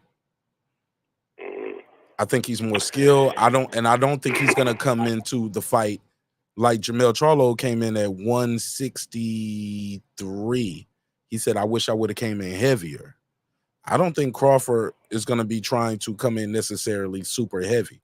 I think he's going to focus on keeping his speed, like a lot of people thought Charlo was going to do. That's my take. But I think Bud Crawford versus Canelo, believe it or not, I'm going to say this, man. Charlo's performance might have hurt people buying that fight. Some people are going to say, based off what they saw tonight, they really want to see that now. But some people are going to say, man, nah, man, if he did that to Charlo, what we do to Bud, Yeah. So I think that Charlo did so bad. Charlo did so bad. People wouldn't want to see him fight Bud. But I don't think they in the same class, though. I don't think they at the same class at 54 as boxing as a total skill set, speed, ability, switch hitting. Jermell Charlo he's not a good feiner. He's not a good clincher. The only time he got the clinches off is when Canelo allowed him. Like far as grappling, he's not good at that. He doesn't set a lot of traps. Yeah, and he doesn't fight good going backwards. I think the key difference between the I'm two. gonna say this. This is the last thing too. I'm gonna say this. Before I pass the mic back to you. Crawford fighting backwards is deadly, and he can stop you and hurt you going backwards. Charlo, he can do offense very well going backwards. Charlo going backwards seems to be more of a defensive move. All his movement is not to hurt you or set up traps. Is his movement and fighting off the back foot is defense. Crawford's is offense as well. But go ahead. Yeah, I agree with that. That's a good point. But to me, the key difference is the mind game, the mental game. Crawford has a better mental game. He'll be more confident against Canelo, which will allow his offense to flow better.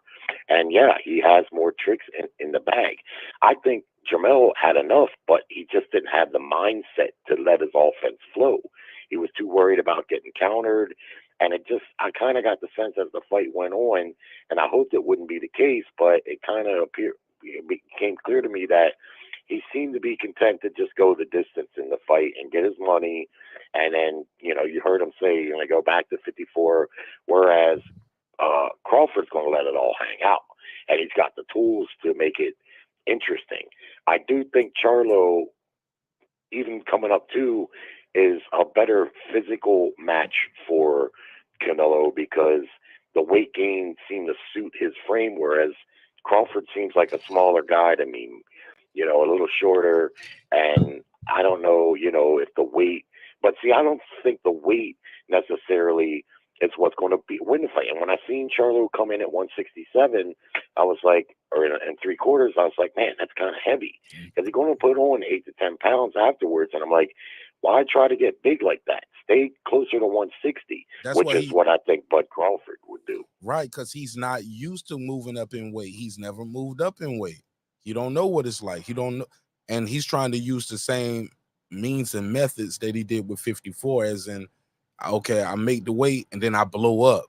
Because he said, I wish I would have gained 5 to 10 more pounds. I was like, damn, so you wanted to come in 178 to 183? That's not, that's what he thought he was going to do, but you ain't used to throwing punches like that. So now you super slow. His jab was not crisp, sharp like it used to be. No. But at the same time, Bud Crawford, much like Canelo, has moved up incrementally. Nobody's used to moving up 2 and 3 weight classes, especially 3. There's no getting used to that. That's either going to work for Bud Crawford based on his skills and his confidence, or it's not. It's not going to be like, well, because I moved up from 35 to 40 and then to 47, now I know what it's like to move up weight. I can just jump 3 weights. Right. I don't think that's something that would, but it's the mind game. But I don't see him going in that. I think he'll be just a little bit over 60. I don't think he's going to be close to 68 like that. And that'd be perfect. That would be perfect. Look, Canelo was 15, 20 pounds bigger. Yeah, Canelo was 15, 20 pounds bigger than Mayweather when he fought him, and he didn't win a round. At the end of the day, skills are going to pay the bills, but you can have the skills, but if you don't have the confidence and the self-belief, and that's what I've seen in Jermell the whole fight. People have seen it in the lead up to the fight, or Jermell, yeah. And I've seen it a little bit too, but I kind of hoped maybe he's just taking a different approach so he can stay more focused. And I thought he fought the best he could without taking too many chances. He wasn't willing to take any chances in the fight. But like I say, I really wasn't all that impressed with Canelo either. The fucking guy loads up on every shot. Yeah, he loads up on every fucking shot. He doesn't work to get the KO anymore. That's why he's not getting them. That's why he's not getting them. He used to put in work and set the KO up. Now he just comes in winging power shots. And the power, despite what he done to Saunders and a couple other guys, the power's a little bit overrated at this point. And there was times and there was times Jermell was making him miss big, but he would go in for the clinch instead of throwing a punch, or he would move out the way. There was a lot of times he wasn't making Canelo miss and pay. Yeah. Especially in the close range. Close range, he was just trying to catch shots. It got to a point, he was like, I can't just keep catching these shots. I got to duck, And he started ducking under shots. You know what I'm saying? And he wasn't good at separating himself, like using his forearm or his elbow. He would just duck down and grab. He fought nice too. Like when I say nice, I mean he wasn't mean in there. He wasn't aggressive. I think Terrence Crawford got it on the screen right now. He said, "Okay, y'all, I'm over Jermell Charlo, Edwin Charlo. He's no longer on my hit list." He went out there and laid down and let Canelo spank him like he was his daddy with no type of resistance. What's your take on what Terrence Crawford said? Well, that really drops a bomb on what Charlo was saying after the fight, because you heard him trying to set it up. I want to fight Bud Crawford, and here's Bud telling him, fuck you, that performance ain't going to get you a fight with me. Well, Bud, who the fuck is Bud going to fight? I'm sorry. Well, Bud's turned into a little bit of a diva. He has, with his recent success, because I agree. He's already saying, I don't want to fight this guy. I'm not going to fight that guy. I ain't heard him mention Tenzu. He only wants Canelo. It sounds like this word's great for his plan. Canelo's the next guy.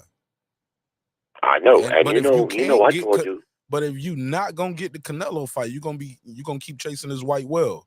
No disrespect, Jerry. Okay.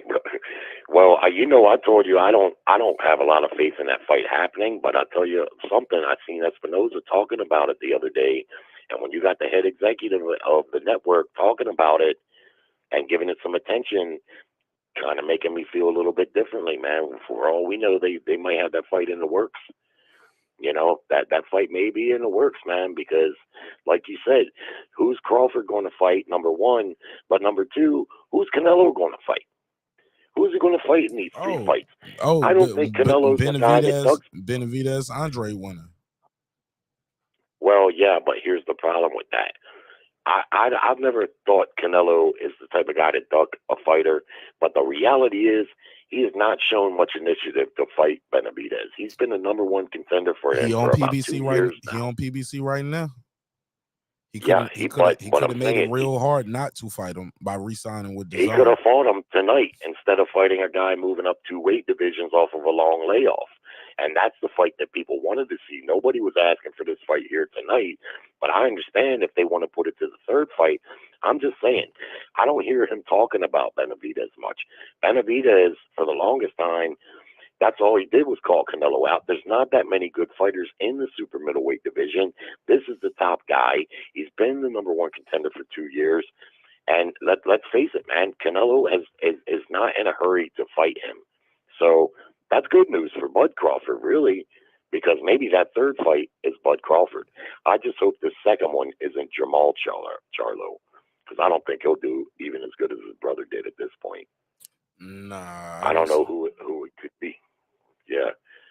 So that's what I'm saying. You know, who is he going to fight? Who's Canelo going to fight in this next fight even? But regarding Andre and Benavidez, I'm going to tell you what's going to happen in that fight. Andre's going to come out and box good the first round, and then he's going to run like a fat kid from a plate of vegetables. He's going to run. You worked all night long. on that one, Jerry. Well, I've had that line for a long time, but the reality is he doesn't have the power to hurt Benavidez, and he's not going to want to fight him toe-to-toe. That would be a mistake. And so what he's going to do, and I've seen him do it against far lesser opponents, he's going to move. He's going to run to the point that the crowd's going to boo. It's a shit fight, really, if you ask me. I'm not big on Andrade. I like him personally. I see him interviewed. He's kind of like he's a different kind of brother. He's kind of like a hippie. I like him. And I know other fighters that are impressed with him. I've heard Porter talk real good about him and a couple other guys and say that he's real good. I haven't seen it. I've seen him in against a bunch of guys he should have looked real good against, and he just didn't. And I fail to. I don't think that's going to be a good fight at all. I think he survives by running. You know, after the third, fourth round, he's going to be on his bike like crazy. Versus Benavidez. But I guess they got to fight to narrow it down. Yeah, they got to fight. Yeah, they got to fight to narrow it down to see, you know, and he can finally get his shot at a big fight or what might be a big fight. But if it's pay-per-view, I don't know, man. I don't know how many people are going to buy that. I don't know how many people know about Andre. Who cares? That ain't even my business. I don't care. I don't care how many pay-per-view buys it's going to do. Fuck it. I don't think. Yeah, well, I pay attention to things like that because if you follow the money in boxing, then you can see where oftentimes what fights are going to likely happen. Because if the money isn't there, a lot of times them fights ain't going to happen. If Benavidez was a bigger star, probably Canelo would have fought him by. He may have fought him when he was with PBC the last time after he got done with Plant. Who knows? But Benavidez is not very well known, so you got this dangerous ass fighter, and it won't make for a big fight necessarily. So I think that's partly why they're making this Andrade fight to try to up the profile of Benavidez, or possibly Andrade if he could win. But you know, I don't know. But like I say, in closing, I really wasn't all that impressed with Canelo. His stamina looked good, a lot better than I've seen it in the past. He wasn't pressed though. He was never pressed to use it. He fought at whatever pace he wanted to fight at. Yeah, but he kept a pretty good pace, I think, relatively speaking. And doing all that loading up, that drains a lot of energy from my experience, you know. But yeah, the guy fell in love with his power after Kovalev. He thinks he can just whack everybody out. He doesn't do anything to set up these punches, and that's why these guys are going the distance. Win, lose, or draw. And at the end of the fight, I have to say again, Charlo in the interview, I'm looking at him, he didn't have a scratch on him. A lot of those punches weren't landing quite as clean as what, you know, like if you really looked at them, like especially when they were showing the replays, you could see where they were just missing the mark. You know what I mean? Because if nothing else, Charlo's defense was good enough to not really take too many of them shots right on the kisser, you know? He was moving just enough his head and shoulders to kind of like avoid the brunt of most of them. And a couple of times he loaded up on his hook and landed a couple of really nice hooks, man. I mean, it just, did you notice that? Oh, Charlo? Yeah. Yeah, Charlo landed some shots, landed some decent shots. But it didn't seem like it fazed Canelo, though. It's not about just did you land clean, did you hurt the guy? Yeah. And he wasn't able to hurt Canelo. He was never able to discourage Canelo from pursuing him. Nah. Canelo never Well, fought that's in the thing. Canelo never had to fight backing up. He, Charlo never really backed him up. Charlo never kept the fight in the center of the ring. He was constantly having to move. He even said that himself. He was like, I should have sat down more. But Yeah. Well, I think he should have watched the Bivol fight, and he would have learned. You're not going to hurt Canelo. You might as well just throw that out the window. What you got to do is you got to basically annoy him with straight punches thrown in combination, and then move out. And that's just what Bivol did. Now, Bivol had some good height and reach on him to get that done, and you're going to need that. But Charlo had that too. But he didn't have the confidence to say, okay, I'm going to go in, pop, pop, pop, pop, pop. 4 or 5 punches in combination, straight punches without a lot of, you don't put a whole lot on them, and then you back away before Canelo counters, or you move to the left, or you change angles, you do something, just like Bivol did. Bivol would get in there, he'd get some work done, and he would back up a little bit just to keep Canelo from getting at him, because you're not going to hurt Canelo. Right? We've seen at this point, his chin is just too good. You're not going to knock him out, so you got to outbox him like Mayweather did. I And think you Bivol can hurt did him. the same You thing. just got to punch with him, though. They like people trade with him. They let him punch, then they punch, or they catch him slipping. But he don't really get caught too many times punching. But shit, Triple G did too. But Triple G wasn't able to hurt him. Nah, the chin. He got a chin, man. Yeah. I don't think he get Yeah, the enough chin credit is for his off the beard. chin. Oh yeah, I mean his chin. That's probably his best attribute. Yeah. That's why I say no matter who I put him in there with, I would tell him don't try to knock him out, man. Just try to touch him. Just try And to his punch on him and attitude. keep him at distance. And his attitude. Canelo's mean, man. People think because he talks like this, you be shit. Bruce Lee talks soft too. Talk soft, carry a big stick. You know what I'm saying? Like, it's a lot of dudes that don't talk loud and all aggressive, but they mean. And Canelo's mean. Yeah, in that's that ring, Bud bro. Crawford. Bud's that way. Bud don't, if you get in his face, he'll quickly let you know. But it's not like he's out there barking like say Charlo typically would, But he's mean as fuck. Yeah. Terry Norris was the same way. I don't know if you was watching back then when Terry Norris, he was a mean motherfucker. But Bud Crawford reminds me of Terry Norris a little bit, except Norris was a little bit faster and I think a little bit more aggressive. His career, accomplishments didn't turn out to what Bud's were, but he was a hell of a fighter, man. He was my favorite fighter back then, even though he beat my all-time favorite fighter, Leonard, and basically finished Leonard. But Somebody got a question for you in the chat, man. Somebody said, ask Jerry who is more defensively sound, Charlo or Bud Crawford.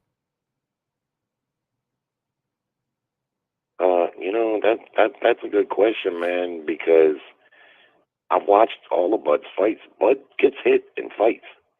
He didn't get hit much in that Spence fight, but if you watch his other fights, he's not Floyd Mayweather in there. Now, I think he could be more defensive than what he is, but he's the type of fighter that doesn't mind a little bit of back and forth in order to get his shots off. If he wanted to be more defensive, I think he could, but I think he's more concerned about offense. That's a very good question because I think Charlo's defense is what's seen him through the distance in this fight. I think if his defense wasn't as good as what it was, or is that his legs and his movement? Because some would say he well, ran. his legs, Some would say he that's ran. part of your. Well, I didn't think he ran, but defense is part. Legs, your legs are part of your defense. Moving laterally and stuff like that. That's part of it, right? Yeah. Jade and Bernie, you said you ain't seen nobody say that.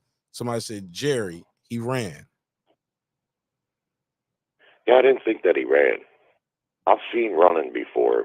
To me, running is what Lara did when he fought Canelo. That was running. He moved laterally. I mean, what's he supposed to do? Stand there and let a power puncher whack on him? 2 weight divisions moving up, and that would have been stupid. So I kind of like the way he was fighting in the first couple of rounds, minus the fact that he wasn't being offensive enough. He needed to stand his ground a little bit more and throw some fast combinations, but he was, he was definitely fighting defensively. But me personally, I wouldn't label it running. I just know this: when he went out there, and I think I was counting on the clock on the live stream. Somebody will let me know on the replay. It was about a minute and a half. Nobody had threw a punch. or me. Yeah, that first round wasn't about shit, but yeah, but it's up to Charlo to go in there and take the fight. Bring the fight to the champion. Yeah, it was but advertised from as watching undisputed versus undisputed. I know from watching fights, you go out there and you at least start throwing your jab, you gauging your distance. Like he went out there and showed this guy way too much respect. Pretty much the entire fight. But Canelo didn't throw any punches in the first round either. I think they said they both landed 1 punch in the first round. Yeah. The old dudes used to say a real pro fight doesn't start until the 3rd round. And if you watch these high-level competitors, they don't go out there and take any really reckless chances. Not that what your suggestion would have been reckless. I know what you're saying. But, I forgave both of them for that because I know they're out there trying to gauge a little speed, get warmed up, shake off the pre-fight jitters a little bit, But it's what happened after that. As he started to get warm up, he still wasn't being offensive enough. He just didn't seem to have the confidence. When he would muster up a little bit of confidence, he was able to get some shots off. But he wouldn't sustain it because he was too worried about getting mollywopped with a counter, which I understand too, But we'll have to see where it goes from here because reading what you just did about Bud's basically telling him you could fucking forget it. You're not getting it either. I don't know. I still wouldn't mind seeing it, Really? I wouldn't mind seeing. I wouldn't mind seeing it, especially after hearing Charlo call him out because up until this point I haven't really heard him be too aggressive about calling out Bud Crawford, but he said it right away. Fuck Benzu.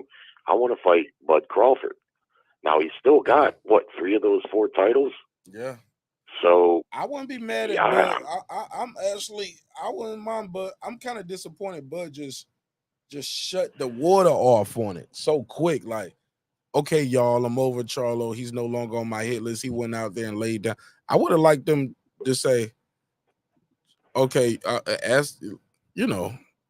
man, Charlo, I would have liked them more to play into it. Like, Charlo, based on what I beat your ass. Like I told you before, you a bitch. You know what I'm saying? I would have liked them to play into it more, not shut the idea down. Because that's all. So it keeps seeming like all roads lead to Canelo for Crawford. And I'm like, damn, man. Yeah, maybe he knows something that we don't, He hope have so. been met I hope with so. Yeah. I hope so. It don't He's seem maybe like met it though. with the Showtime guy. Hold on, go ahead. Say that. He, for all we know, he could have met with the executives at Showtime at some point in the last month or two, or since the Spence fight, and they might have told him, "Look, man, there's a real chance that this Canelo fight could happen because he's going to need an opponent. You're going to need an opponent. You're pound for pound. He's pound for pound, and so otherwise, I don't get it. And I never get it when fighters just dismiss fighting guys out of hand. Why not just say, yeah, I'll fight him if the conditions are right and leave it at that and see how things play out? Because if, like you said, if the Canelo fight doesn't materialize and PBC comes to him and says, look, we want you to fight Charlo and we'll pay you, good money. He done said, I don't want to fight him and threw water on it. Now they could resurrect it, but why even do that? Why put yourself in that position? It's just as easy to say, yeah, I'll fight him if the conditions are right. Fine. Right. And it's still a great accomplishment, man. To be a 4-division champion. A 4-weight. Yeah. Right. 2-time undisputed, 3-time unified, And if you beat him, you can fight Mendoza, Tim Tszyu winner. That's great too. Exactly. And you get got 2 that third fights. undisputed. Yeah, it might not be against Canelo, but it'll still be 2 big fights, and you might have to go to Australia to get it. But Shit, that'll be major. Hey, man, that means That's money, a hell of a and that that's a makes hell you of a a four-weight. buyout. Come on, bro. Go ahead. Yeah, that makes you a three-weight undisputed champion and a four-weight champion also, because he'd be going to 54.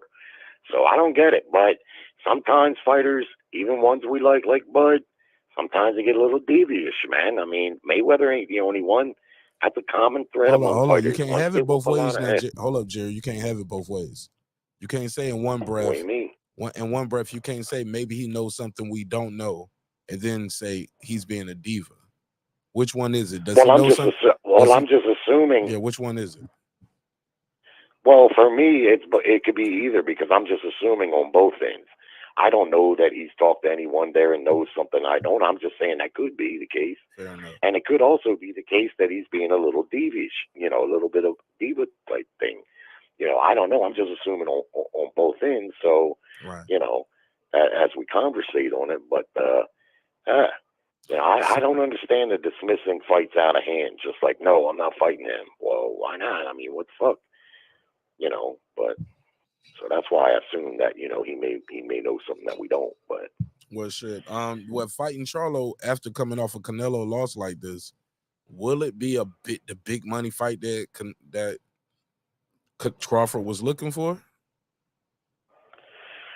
Well, it's not going to be will a he big get money credit fight like because Canelo. Will he get credit? Because Jaden Anthony said if Crawford beats Charlo at 154, people are going to say Charlo is weight drained like they did for Spence.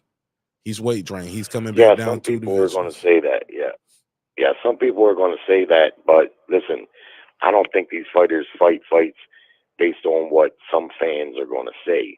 At the end of the day, it'll still make him a 4-weight division champion because Charlo still has those belts.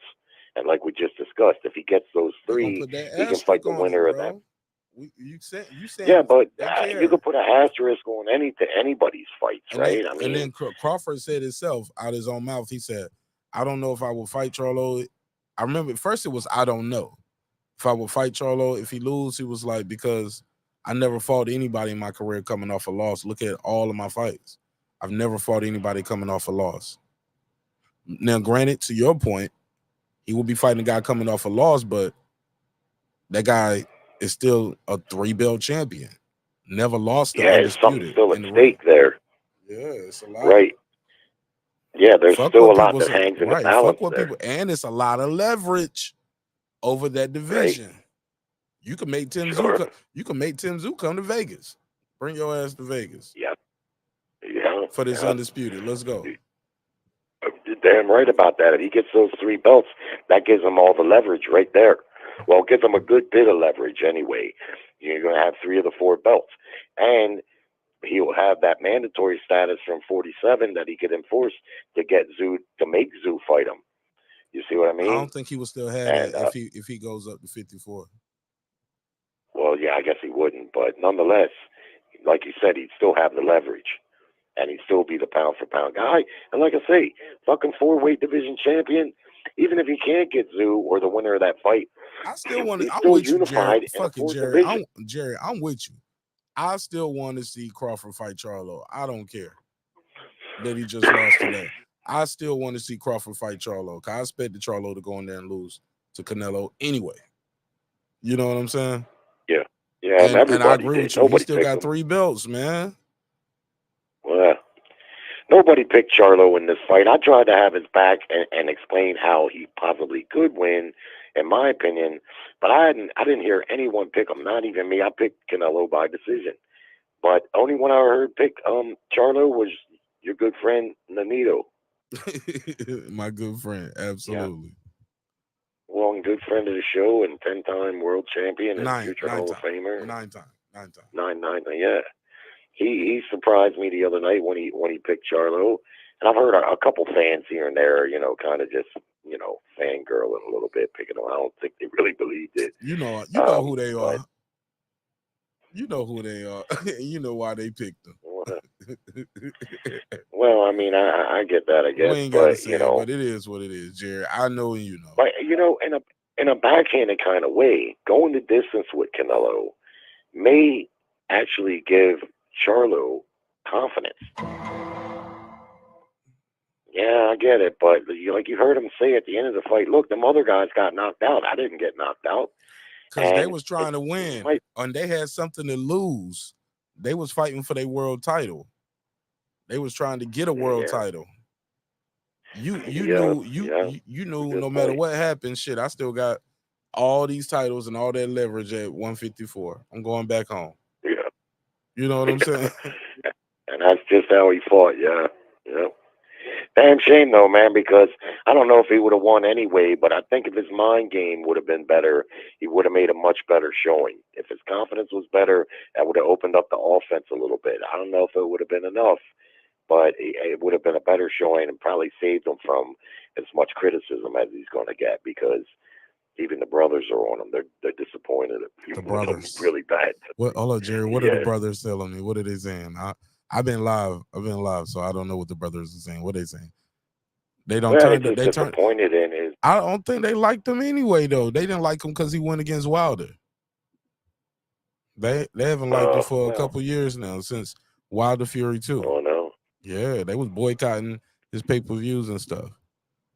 They've been not fucking with Charlo. Yeah, well, they're even further disappointed with him after tonight because of that. Man, they happy he lost. They happy he lost. I'm keeping it a buck, bro. Not really what I'm getting. Man, a lot of them. But I'll be honest with you. They happy he lost because they didn't like him anyway. Okay, well, I'll be honest with you though. I don't blame Charlo for taking this fight. When you get a chance to make life-changing money and garner some generational wealth, and that's what you do, you're a fighter, you probably should do it. Win, lose, or draw. And while he's going to get a lot of criticism,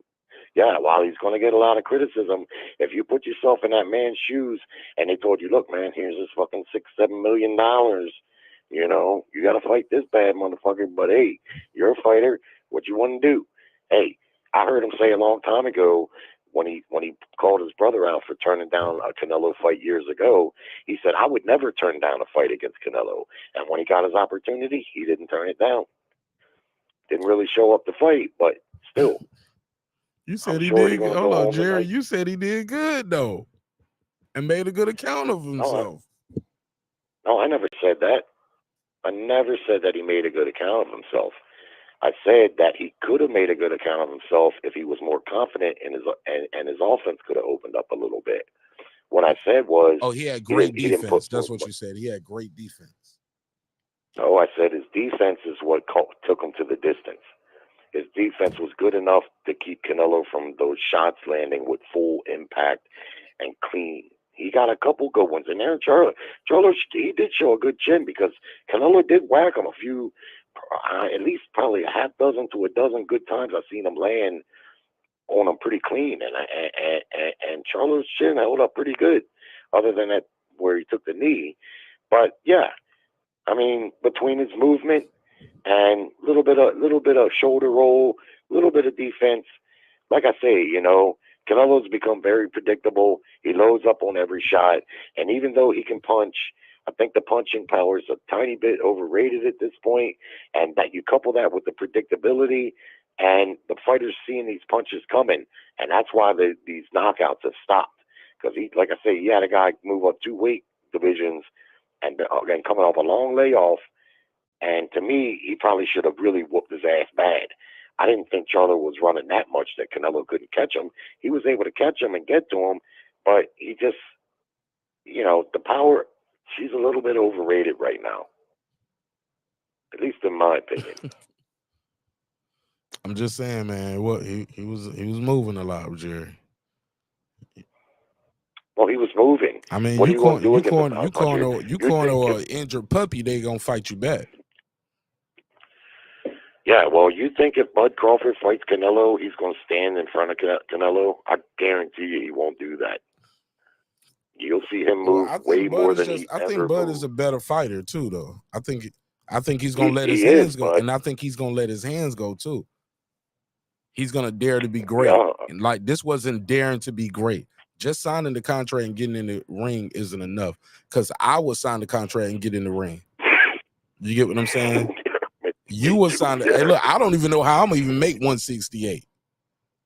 But I would find a way to make one. I had to go get lipo or some shit, nigga. I'll be y'all. Hey, look, you know how they do all access for some people? Man, my all access would be on, on Dr. Miami.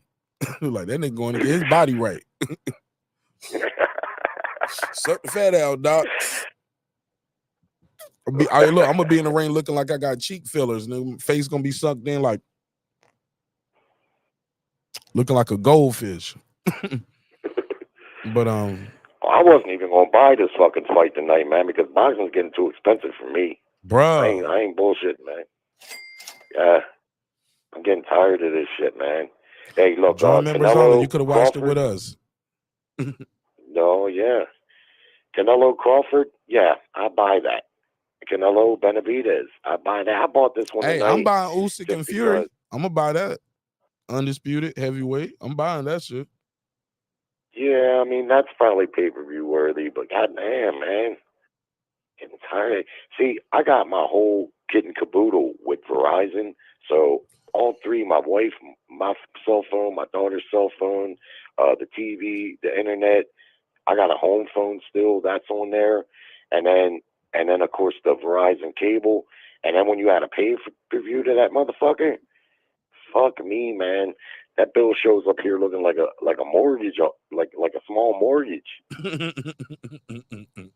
It's hurtful, Mark. It's a hurtful thing, bro. I got lots of shit I gotta pay for, cars and fucking mortgages and all kinds of shit. We set aside an entertainment budget monthly, and but I've been mostly letting my daughter have that, But you said a couple weeks ago, and it's true. We say, like I was telling myself, I ain't buying this fucking fight, man. Me and my neighbor got a bushel of crabs today. We were sitting around drinking. I was going to just do that. And I'm like, fuck it. I'll just watch it tomorrow on YouTube or something. And I didn't think Charlo would win, but I did want to see it. But like you said, once the fight and the night actually gets there, you're like, man, fuck it, I'm buying What this happened? shit, You want to know what happened? Yeah. You want to know right then. Like, look, you'll know who's gonna win as soon as they announce the names. Then as time go on, and they keep talking about the fight, and more people talking about the fight, they'll start having you thinking somebody might win that don't supposed to win.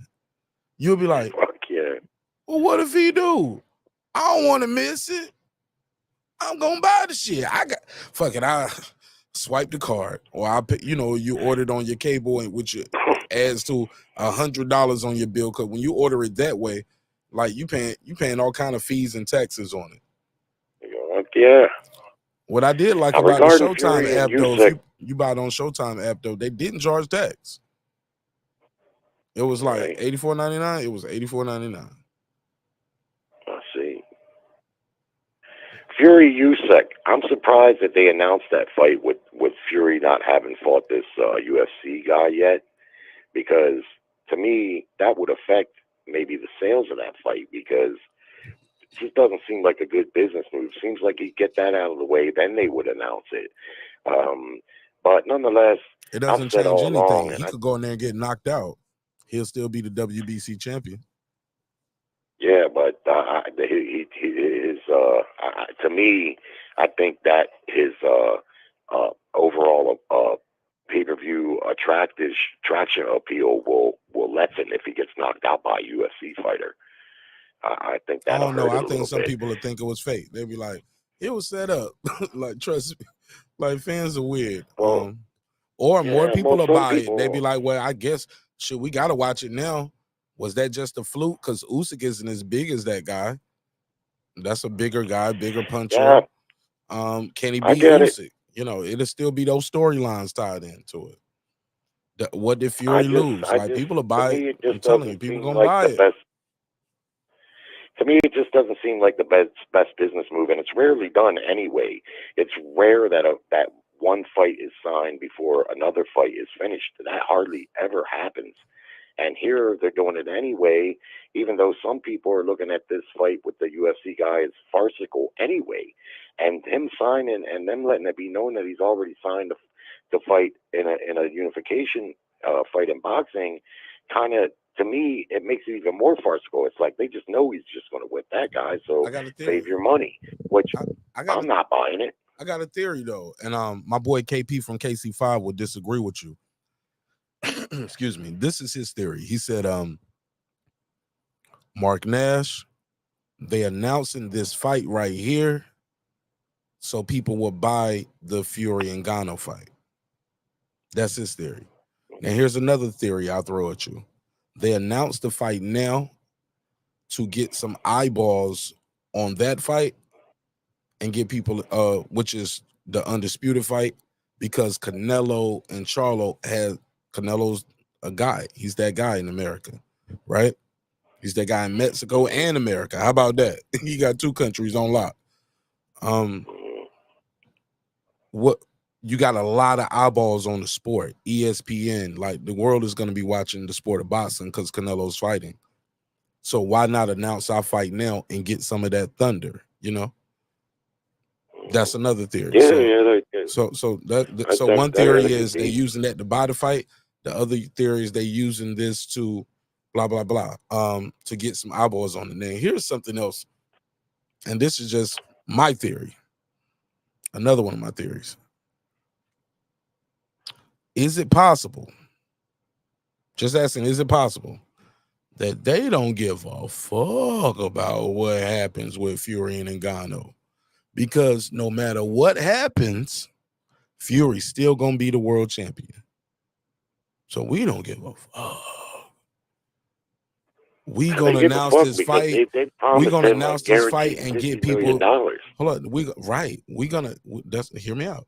We don't give a fuck. We gonna announce this fight as soon as possible, so we can start getting people to buy this fight, or people to start planning to come to wherever it's at, or make your arrangements. However you gonna make your arrangements, because this shit gonna be expensive. That shit is gonna be an expensive fight. Well, it's Saudi. It's going to be in Saudi Arabia, no? Super expensive. And somebody going to be there. Well, those Saudis, and it's going to be some they're stars going to finance that fight. And there's going to be some rich motherfuckers at that fight. Fury's supposed to get $50 million for that fight. They certainly give a fuck how that sells, because they've made him a tremendous offer to take that fight. That fight's going to have to sell real good. Maybe that's part of the deal. Just pay him. Is it possible that this part of the deal, like, we'll give you this fight, but you're going to fight Usyk over here for this Undisputed in Saudi Arabia as well? See, I personally think that Tyson Fury's never had a problem fighting Usyk as long as the Saudis finance it, because otherwise the fight ain't got that much money on it, because Usyk's not that well known. The best they could do is have the fight in England, where Tyson Fury is very popular, but he's got a lot of detractors too. I don't know. The fight's just not as big, but the Saudis are going to pay a shit ton of money for it. And I don't think he's ever had a problem fighting. I mean, he didn't have a problem fighting Wilder 3 times in the United States. There ain't no fucking way he's got a problem fighting this former cruiserweight. And I've said all along, and I maintain, Tyson Fury is going to beat him easy. It's not even. It's going to be a boring fight, but it's going to be easy for him. He's going to lay on Usyk. He's going to keep him on the outside. Usyk doesn't have much power, and for all we know, he might plan an uppercut in his stomach and stop Usyk. Because as far as I'm concerned, Usyk's lucky he took those titles back to the Ukraine, because that ref missed that call. That was a clean body shot that he said he would have popped right back up. Fuck, well, then why didn't you pop right back up? And if you notice, when Usyk went down from that body shot, he never once grabbed his groin or his junk or anything like that. He just laid there wreathing in pain. The shot was on the top of the belt. Anyone could see that, but it wasn't low. It wasn't nowhere near his junk. It was right in the pit of his stomach. And we've seen Usyk is soft to the body for some reason. He's lucky to have those titles right now, in my estimation. And if Tyson Fury is still the fighter he was when he fought Wilder in that third fight, which we don't really know because he gets out of shape in between and he takes layoffs, so you never know. But if he's still anything close to that fighter, to me, he beats Usyk 9-10 rounds to 2, something like that. I just can't see how Usyk's going to get any offense off on him. As soon as he gets close to him, he's going to grab him and lean on him. I mean, if he was able to lean on Wilder, who's just as tall as he is, imagine how he's going to lean on this guy. whole fucking upper body's going to be laying on top of that fucking guy. And even though Usyk is very athletic, to me that's his best quality. I don't give a fuck how athletic he is. That big motherfucker laying on you for 4 or 5 rounds, your legs are going to feel that. Hold And on, he Jerry. just doesn't have the power. But historically, Tyson Fury has trouble with the smaller guys. The smaller guys give him trouble, like Otto Wallin. Like that shit, Otto Wallin just was tired and he didn't have the skill set as Usyk. But he was able to give Yeah, Fury but some Otto, fits in he's there. a pretty big guy himself. Now, if you would have said Cunningham, who knocked Fury down in that fight, I could go along with what you're saying there, but I just don't see Usyk getting it done there. I just don't. I just don't know what he's going to do to get his offense off, and even if he does, I haven't seen any real power from him. Even in that Joyce fight, or in his last fight, that guy he quit at the end. You didn't see him hurt AJ at all? No, I seen AJ hurt him in the second fight to the body, but no, AJ is a vulnerable dude, man. He's been hurt in several fights. We know he's been knocked out. He's been knocked down several times. He fought 24 rounds with Usyk. He fought Usyk's fight and boxed him in the center of the ring, and Usyk was hitting him, but he never buzzed him that I seen, and he certainly didn't knock him down or come close to like stopping him. No. He's underpowered there at heavyweight, if you ask me. His best attribute is his athleticism. His legs, he can move pretty good, and he's got good athleticism, and I'll give him that. But I just wonder how that'll hold up if Fury leans on him. Otherwise, Fury's got that long reach, and he's got plenty of boxing skills. He knows how to keep a fighter on the outside. And like you often say, these guys get better as they go along. When he fought Cunningham, he was still probably developing to a degree, but, he got better and his confidence got better. And, I don't know. I'm not that big on Usyk as others are. Others are a lot bigger on him than me. I'm not. I've seen his fight against Chisora. It was dreadful.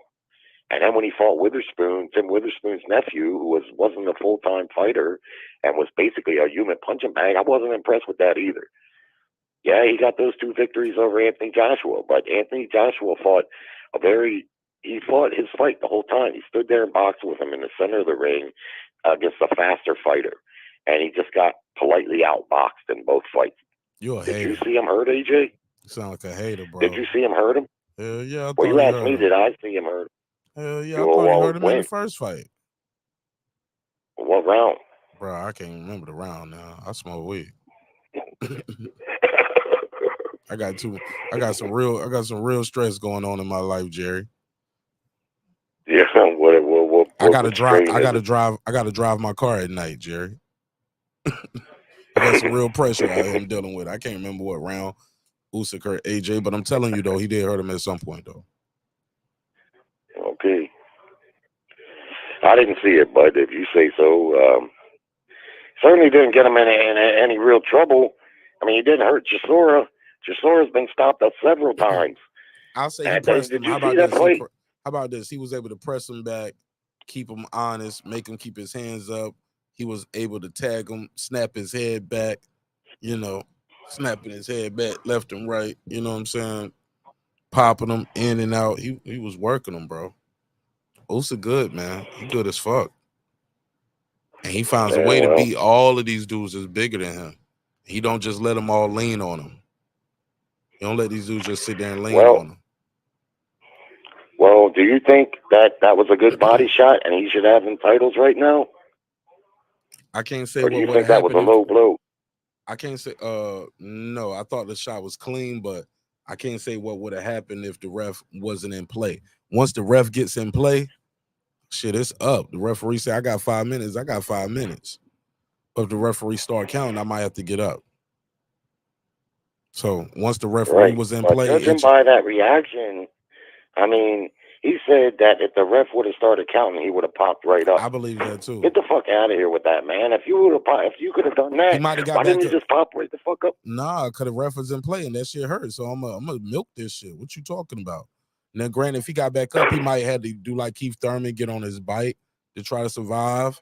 He could have got up. Like, we seen guys get up and might get dropped again or get hurt or get stopped, but we seen guys get up. But once the ref is in place, shit. So he was acting. Very Because possible. that's essentially what you're saying, that because the ref missed the call, Put a he case on decided to do some acting. Put a case on me, bro. I ain't above it. Well, I don't think he would have got up. He was wreathing in pain. You could see it in his face. His fucking hand was trembling. That shot hurt him. That was a hard fucking shot right to the gut. And this boxing fan, he's lucky to have them titles. The only reason he got them is because the ref missed the call. Now, I don't think it was a case of corruption necessarily, because these things happen in a split instant, and he just missed it. He thought maybe it was low. But like when you looked at the video, it was clear, and it was clear to me right when it happened. I didn't think it was low then. But Usyk was complaining about low blows from the very beginning of the fight. Every time the guy would punch him in the body, he would start tapping his waistband like, that's low, that's low. And then, of course, after that punch, he complained 2 times one way he would try to go to his body. Right. He's soft to the body, man. Joshua hurt him there in that second fight and had him on his bike big time. You know? But anyway, what the fuck? I smoke weed too. I just smoked some sativa strain. I like the sativas. I can tell, Jerry, you up. Yeah. Jerry said, I got Yeah, some more. sativas, Hey, look, what shit? What look, let me get you on this one real quick. Lubin versus Ramos, was it a robbery or a good fight? You know what's fucked up about that?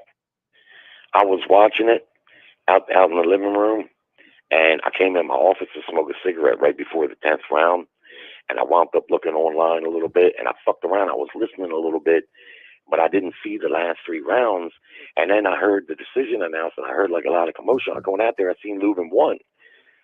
I heard the commentator say that, what's his name, gave up. He kind of let off the gas in the last 3 rounds. So up until the 10th round, I thought the other cat, Ramos was winning the fight. I think they were overcrediting him, though.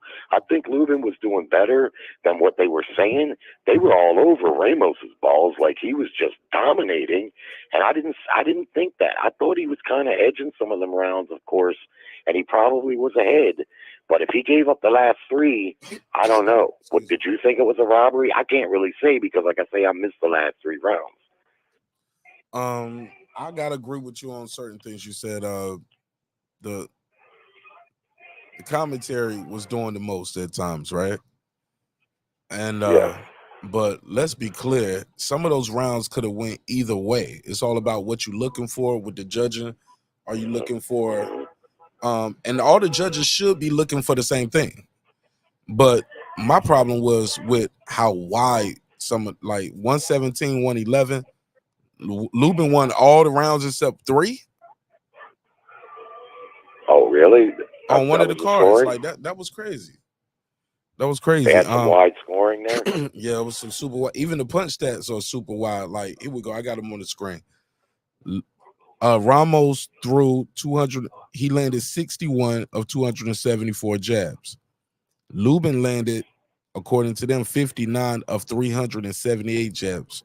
So maybe they counted all of those pumping jabs, but those shits was just measuring sometimes, you know. But the power shots, 84 of 255 for Ramos. Lubin landed 33 power shots. So he landed less jabs, landed less power shots. In total, Lubin landed 92 shots. Ramos landed 145. Golly.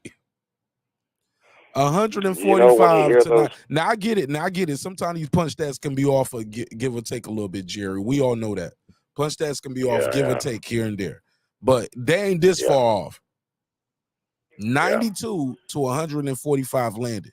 And don't forget the 25 body shots from Lubin compared to 78 from Ramos. So when you ask me, Martinez, was it a robbery? I'm gonna ask you, what does the numbers tell you, sir? Well, that's interesting that you should point all that out, because if you take Kovalev and Ward, their first fight, same thing. Kovalev outlanded Ward in every category. Plus, he scored a very Why you clean got to bring the knockdown. white guy and the black guy in? And we talking about the black guy and the Mexican right now. Let's keep. No. it- I'm not bringing a race into it. I'm just giving No, another I did example it. where. I did it for comedic effect. Go ahead. Yeah.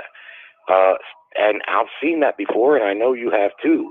And that's where it clearly points to boxing politics, right? Lubin can't afford another loss. Ramos is young and he's Hispanic. They can easily rebuild him to probably be a bigger star than Lubin's ever going to be, even though Lubin generally shows up with a very fan-friendly style. He was boxing more tonight. And being a little bit more cautious, which I think is good for him and for his career, because he's been in some tough fights.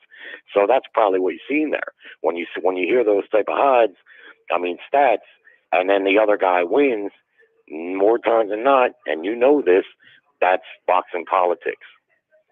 Because it's hard to justify that guy won when those punch stats say what you just said they say. You see what I'm saying? Yeah. Yeah, so like I say, Lubin can't take another loss. But just get him up out of here then, though. Like, why keep him around? If he why rob this guy who could be a young great star to keep a guy around who keeps showing you that like he might not be that upper echelon that you're looking for. Well, probably because he's not a star, and he's not a big star. No, but there's very few big stars in boxing, and we know that. That's but what I'm Lubin saying. is So good. why He's rob? a good TV fighter. Okay, go ahead. Say that again. I'm sorry. Lubin, he's a good TV fighter. That's why he was on that card tonight. The Canelo cards, they're the biggest cards basically in boxing, and there he is in the co-main event. There's a reason for that. He's shown a lot of heart in his fights before, And the other guy, like I say, he's young. He's Hispanic. That means something, and they can rebuild him. But the one thing that was a little peculiar, maybe he was just being classy, is I seen the interview of Ramos, and he didn't seem to take it that hard. He seemed a little bit. And did you see the ring interview with him? Yeah, I did. This the picture of the ring interview right here, and but what do you say right there? I thought he looked like he was about to cry at one point. But I think he just held it together. Well, he didn't seem outraged. Man, like that's being classy, man.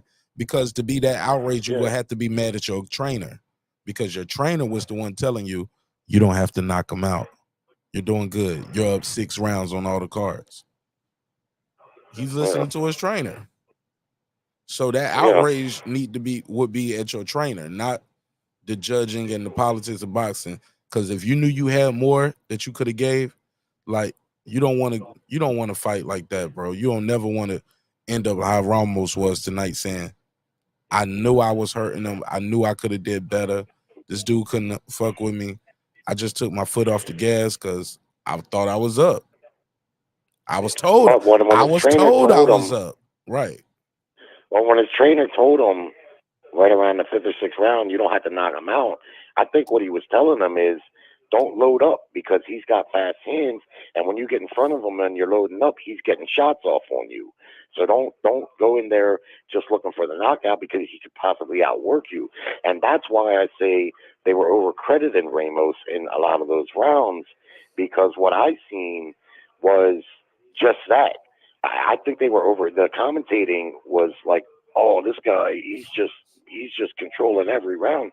And I'm like, damn, you're not seeing these jabs he's flicking out that are landing, and the occasional right hand, and he's moving well. And I thought Lubin was fighting good, but make no mistake, I thought Ramos, like I said, I watched it up until the 10th, and I thought he was well ahead. That's why I kind of went in the room there for a minute, because I don't smoke out there. I went in there to smoke, and I thought, well, this is going to play out the next 3 rounds just like the rest, and this guy's going to win likely, 117, 111, something like that. But so I was shocked to hear that, and then to hear the punch stats that you just laid out. it just kind of points the finger to that the PBC gave him that. Let's not act like that don't happen, because Andre Ward did not beat Kovalev in that first fight. Wasn't even close. It was 116, 111. But that wasn't even PBC. What you talking about, though? No, I know. I'm just saying these things happen in boxing. They always have. House fighters sometimes get the decision. Let's not act like that don't happen. And I know Ramos is probably a PBC fighter, so and I don't have all the answers, bro. They all are PBC fighters. They both were Right. PBC fighters, and at that time, Yeah, I know. I'm just spitballing, but yeah, Ward and Kovalev were both HBO fighters at the time too. yeah, I'm aware of that. But the corruption in boxing doesn't know those boundaries, because they're their promoters and stuff. They operate the same way. If it the corruption still can exist there. And it does exist, and it always has in boxing. I mean, how many times? I mean, you've been watching boxing. Why a long Kovalev time. couldn't beat Ward the second time? He got jobbed in the second fight too, because the fight ended on 3 consecutive low blows. Let me ask you a question. We've seen fighters stop What said with body all shots. that? But you seen them fucking him up with the body shots, right?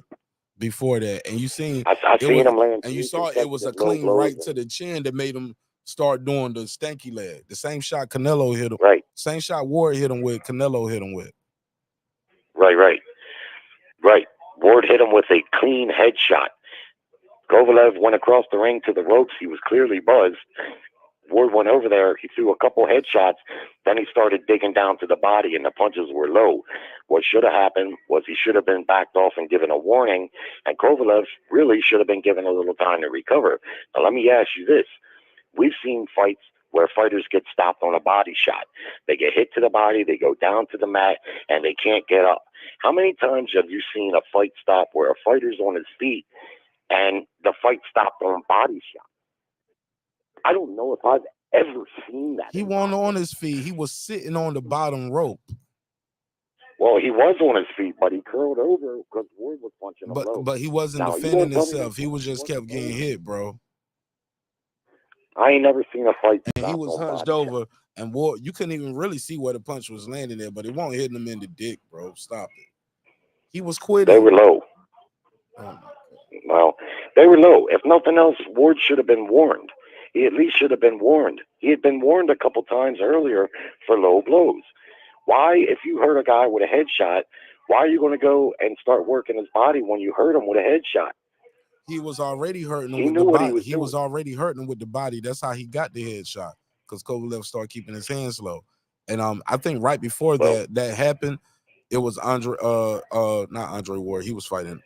Roy Jones said he better stop doing all that complaining to the ref, because he giving Ward a lot of confidence. Yeah, like he don't want to be in there. He was like, he had already said Kovalev is getting weaker. Ward seems like he's getting stronger. I'm just telling y'all what I'm seeing. And then right after that was pretty much all she wrote. Well, that's fine, but what I seen was 3 consecutive low blows with not even a warning. Kovalev was never off his feet in the fight. So in my mind, and I'd say the same thing if it was Kovalev doing it to Ward, because if that fight would have happened in reverse and they would have stopped Ward while he'd never been off his feet and just took some low blows and they jumped in and stopped it, people would have lost their fucking mind. Literally. I'm losing my fucking But mind Kovalev listening got to you right busted. now. You tripping, bro.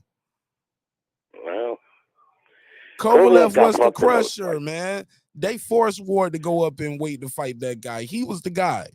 That was Kovalev's. Those were Kovalev's belts. Yeah, I'm aware of And that. the new. Well, they weren't. That was Kovalev's shit, man. I remember Ward when he came back. They forced Ward to go up there. I remember Ward didn't want to do that shit. They go and had to fight. They Bro, didn't force him to do nothing, man. They forced Ward. They didn't have any good fighters at super middleweight. Man, they won't and force so they told him. They was forcing They told Canelo him to we fight ain't got Triple nobody G. at super middleweight, They was but we forcing got this Canelo. killer at 175. They was forcing. Ward was already saying he was having trouble making super middleweight empty weight. So they told him, if you want a 3-fight got deal, Ward we're out that going to give you division, 2 easy so all fights. them other guys But can in the move third around. fight, you got to fight this killer. Nah, and that's what happened. They didn't force him to sign nothing. He signed it because he wanted to get the money. And I'll give him credit because I've been a long time Andre Ward fan. I was an Andre Ward fan back when Andre Ward didn't have any fans. Oh my and I remember when he didn't have. Yeah, I remember when I picked Ward to win the Super 6 tournament. Yeah. Now, he didn't beat Kovalev in the first fight, and he fucked him in the second one. I was his fan when he didn't have fans, so you responsible for his success. Come on, Jerry. Andre Ward was not a popular fighter, bro. Brothers didn't get involved with Ward until the Kovalev fight, really. Who? He wasn't popular. Who he just wasn't. Who wasn't rocking with Andre Ward before that? Hardly anybody. Stop it, Jerry. Hardly anybody. The guy, that's why he had promotional problems his whole career. No, that's because not he true couldn't neither, sell Jerry. well. So he fought in the San Bernardino Valley mostly because he couldn't sell well. He had Even after he beat Carl Froch. promotional issues too, Jerry. Yeah. And why do you think he had those? He had promotional issues. It wasn't because he was popular. No, he didn't like the contract, and then his promoter died, and he tried to pass the contract off to the wife in the will, and Andre Ward disputed that and went to court. That's why it wasn't about selling; it was about his contract. He thought once that contract ended, that guy died, that contract is over. They was like, no, it went on to his wife, and he was suing. That's He had problems with 2 or 3 different promoters. Hold on, Jerry. Don't ignore and he that. lost Was that true or false? What I just said. I know he lost those suits. No, I Jerry. know that. Jerry, what I just said is 3 that true? times. Jerry, you moving No, the I don't know. goalposts. I don't know You about moving that. the goalposts. I'm not moving shit. I don't know what you're Okay, talking well, about. at least answer that. And that what I just described has nothing to do with sales. Can we agree to that? We can, as That's long all as we I'm can saying. agree that he's never sold well. That's why he wasn't on pay-per-view. That's why after he won the He Super had a 6 bad and he deal. beat Carl He signed a Froch, bad deal early Carl with that Froch Jay Prince fought too. Butte. Carl Froch went and fought Butte because the money was way better. He got $10 million to fight Butte, and they were offering him $4 million to fight Andre Ward, the winner of the Super 6 tournament. Just to give a little clarity you as moving the to what. goalposts again. Because we got here I'm because just you telling said you the facts. no. You got here because you said people don't know him. People can know you and you still not sell. People know you. They just might not like you. He doesn't have a fan friendly style. He'll slow the fight down.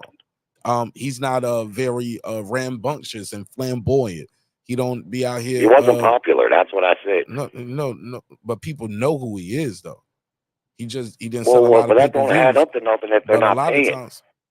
But a lot of times it's your division, it's who you fight, and it's also your contracts and where you at in your career. People knew Andre Ward since that Olympics. They knew him since that Super 6 tournament. They knew him when Chad Dawson came up in weight undefeated, and he stopped Chad Dawson when it came down in weight.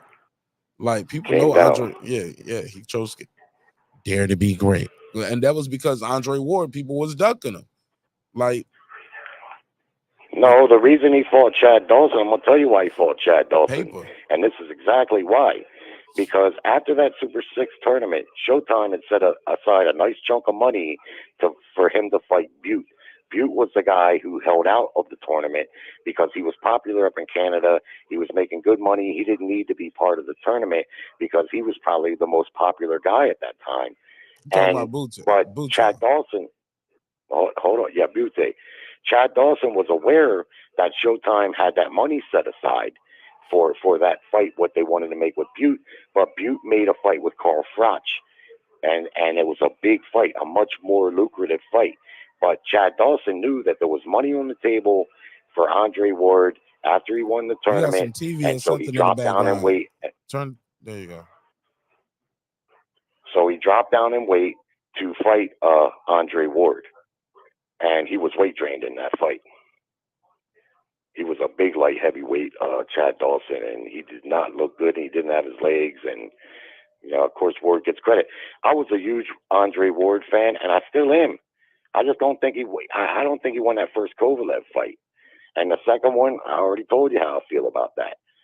The rest of his career, one of my favorite fighters actually, because he never was highly skilled, in my opinion, and even by his own admission, I heard him say several wasn't times, highly I didn't skilled? have the talent.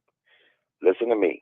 I've heard Andre Ward say, and you can look at his interviews where he says, I wasn't blessed with the talent these guys have. I had to work and use determination and will to win to get the job done. I didn't have a lot of what like Shakur Stevenson had. I wasn't gifted with that. I've heard him say that several times. And that's what I liked That's about him. He was different. pure That's different, competitor. though. That's different from what you just said. I don't think Andre Well, that's what I Ward, liked about him. but Andre Ward would never say, I wasn't a skilled fighter. I didn't have skills. No, he definitely had a I lot didn't of think he skills. was highly skilled. He definitely would tell you he has a very high boxing IQ and he's very skilled. He would definitely say that. Yeah, that's not what I've seen watching him But his whole somebody career. being God gifted with these twitchy reflexes and being so fast, blah blah blah. He might not have been God gifted with it. He might have had to work at it. Some guys are just given it, you know. So like a guy like Adrian Broner, he has so many God-given abilities. You get what I'm saying? Yeah. Versus somebody else, they probably got to work to do that stuff. But Jerry, man, I'm about to go, What man. I liked about I'm sorry. Okay, Go well, ahead. what I liked about Andre Ward and loved not only that he won Olympic gold for the United States is even in the first Kovalev fight, which I don't think he won, but he showed in that fight the same things that he showed in all of his victories prior, is that perseverance and that competitive nature that to me is what sustained him in his career, because he was never really a big puncher. He could jab, but he didn't have like some spectacular jab. He had pretty good defense, but it was more he just would outcompete you. He would make you break to his will, just like he did Carl Froch, which I think is his best victory. But he also did it to the guy from Denmark, fucking all them guys in the Super Six. He just was tougher than them. So anyway.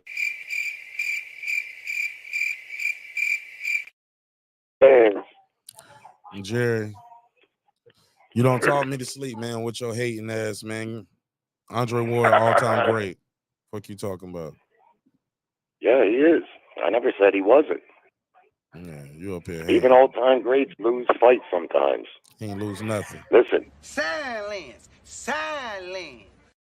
Mayweather lost 2 fights in his career.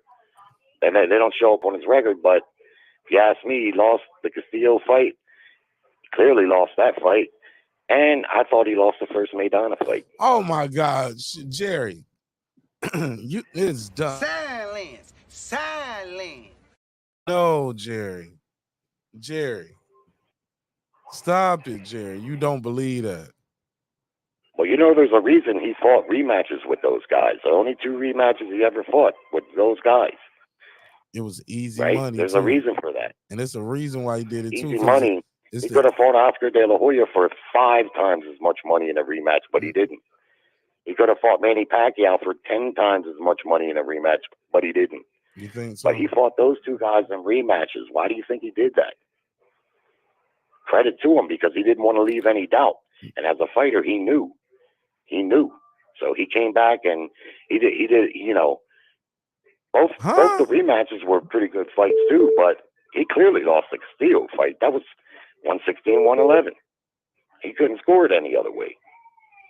I couldn't. All right, Joe. All right, baby. See you on this one.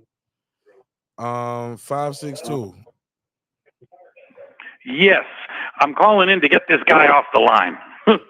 What's your name? Where you from, bro? My name is Royce, and I am from Cerritos, California, which is in the LA area. Thank you, Royce. Royce, I was ready to pull an all-nighter. Jerry took all my energy, man. Yeah, I know. This guy, I don't know how long he talked. The reason I didn't call in before, I didn't watch the fight. I listened a little to your commentary. I kind of felt what this fight went, the way it was going to go, that it was going to be a pretty easy win for Canelo. Turn the TV down. Turn the TV down. Yeah, I turned it off. It was on my iPad. So anyway, like I said, I didn't watch the fight. It went kind of as I expected, a pretty easy win for Canelo. Some people are giving Canelo, oh, he didn't knock him out. Well, you don't always knock a guy out, and especially if the guy's just there to survive, which most people felt Charlo was there to survive. And so, Canelo, he doesn't knock everybody out. But he just, like everybody said, he won virtually all the rounds, 10, 11 rounds, even got, I guess, a knockdown or something. So it went as expected, and I couldn't see paying the money just to see this thing, which I went exactly as people thought. I didn't get much on the undercards. I didn't see the Lubin Ramos fight. I thought Lubin was actually just there to be kind of a stepping stone for Ramos, who was undefeated. So I was a little surprised that they gave the decision to Lubin, because I kind of thought after he got beat by Fondura, he's into, the mode where he's a stepping stone. So when I heard that decision went the other way and that people thought Ramos won, I was a little surprised on that. And then I didn't get anything on Mario Barrios versus Yordenis Ugas. Who won that fight between Barrios and Ugas? Oh man, he beat Ugas bad, bro. I don't know if you can still see the He beat screen. him well. No, I Ugas, can't. That's okay. Ugas So Barrios beat him very decisively. Remember how Ugas' face looked at the arrow Spence? Yes. It looked just like that again. It might be done. He might be Oh, done. my. What round did he stop him? What round was it over? He didn't stop him, but he dropped him in the second, and he dropped him in the 12th. In the 12th. Okay. And Ugas had a point taken away in the 12th for spitting out his mouthpiece 2 times intentionally. He took 1 point. Did people think that fight should have been stopped? Did people go, hey, man, he's taking too much punishment? Yeah, it was. Because Ugas is... Yeah, he had no chance of winning, and he was so far down. Like, the doctor kept coming in, looking at his eye, but they was just letting him fight. They were letting him fight. They probably should. I mean, Ugas is not a young guy. And after the beating he took from Spence, which was pretty bad, yeah, they probably should have had some mercy. So that one I didn't, these are, I'll see if they're going to run on Showtime. I know Showtime shows this a week after. But anyway, I barely called in to get the other guy off the phone. They only show the main event, bro. They don't even show the undercards or the co-main. Yeah, I figure they'll show it, and it's not going to be that much, unfortunately. But I'll take a look at it just to see if I felt Charlo won any rounds. Some people said, oh, he won a round or two. Others said, it was a complete shutout. How did you have it scored? Did you give him any rounds? I gave him the 5th and maybe the 9th. Something like that. So you gave him 2 rounds. At best. Yeah, that was it.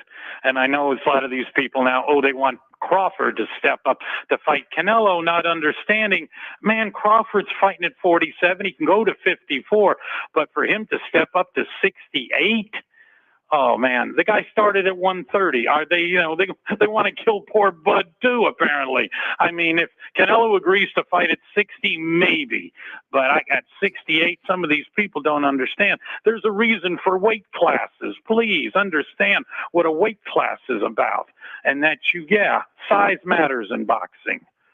And so I hope, Bud's a smart guy. I think he realizes, I don't think and he cares. I think maybe it's for he'll the money. It's for the money, but I think Bud has a legacy too.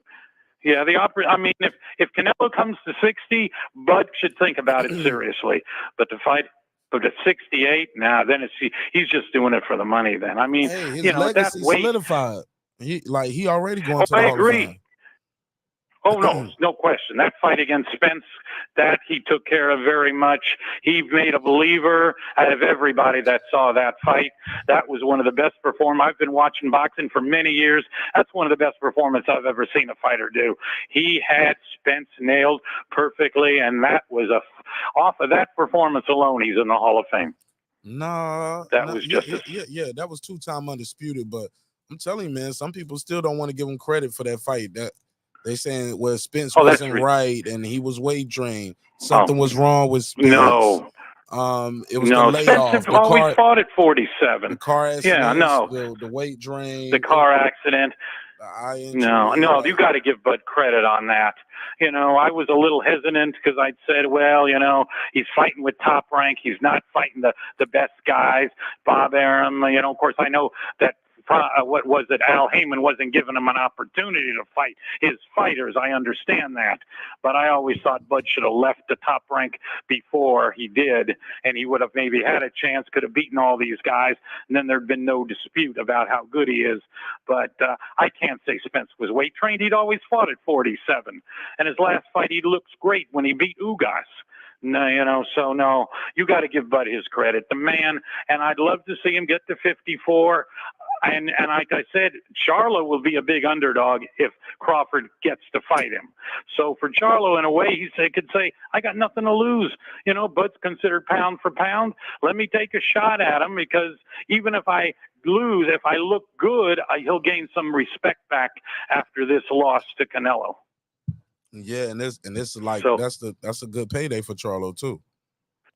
That's a good payday, so hopefully that fight can be made. Now, has Spence and Crawford, have they agreed to the rematch? Is that rematch going to happen? Steven Espinoza been real. We don't know yet. As far as we know, no. Yeah, we don't know. And then, of course, there's Boots. And I do want to see Boots get that shot against somebody, because, Boots is good. He's very good. And, Crawford Boots could be very interesting, especially because, as people have said, Crawford's 36. Boots is 10 years younger, and you do have to take that into account a little bit, that, Crawford is excellent, but at 36, how much longer do you go on when you're 36 in a sport that people prime in their late 20s, early 30s? So that is an issue. Crawford and shut that down, they can't though. work. He already shut down the Boots fight. He shut down the Boots fight. Oh, he did? Oh. Yeah, he was like, he looking for the big fights. Like he said, Canelo, Yeah, that's true. Charlo, Spence. Those the fights he was looking at. Okay. Yeah, I know. The money. But he and said he didn't want to fight Charlo if he lose. He was on Twitter tonight and he said this. Okay, y'all, I'm over Jermell Charlo. He's no longer on my hit list. He went out there and laid down and let Canelo spank him like he was his daddy with no type of resistance.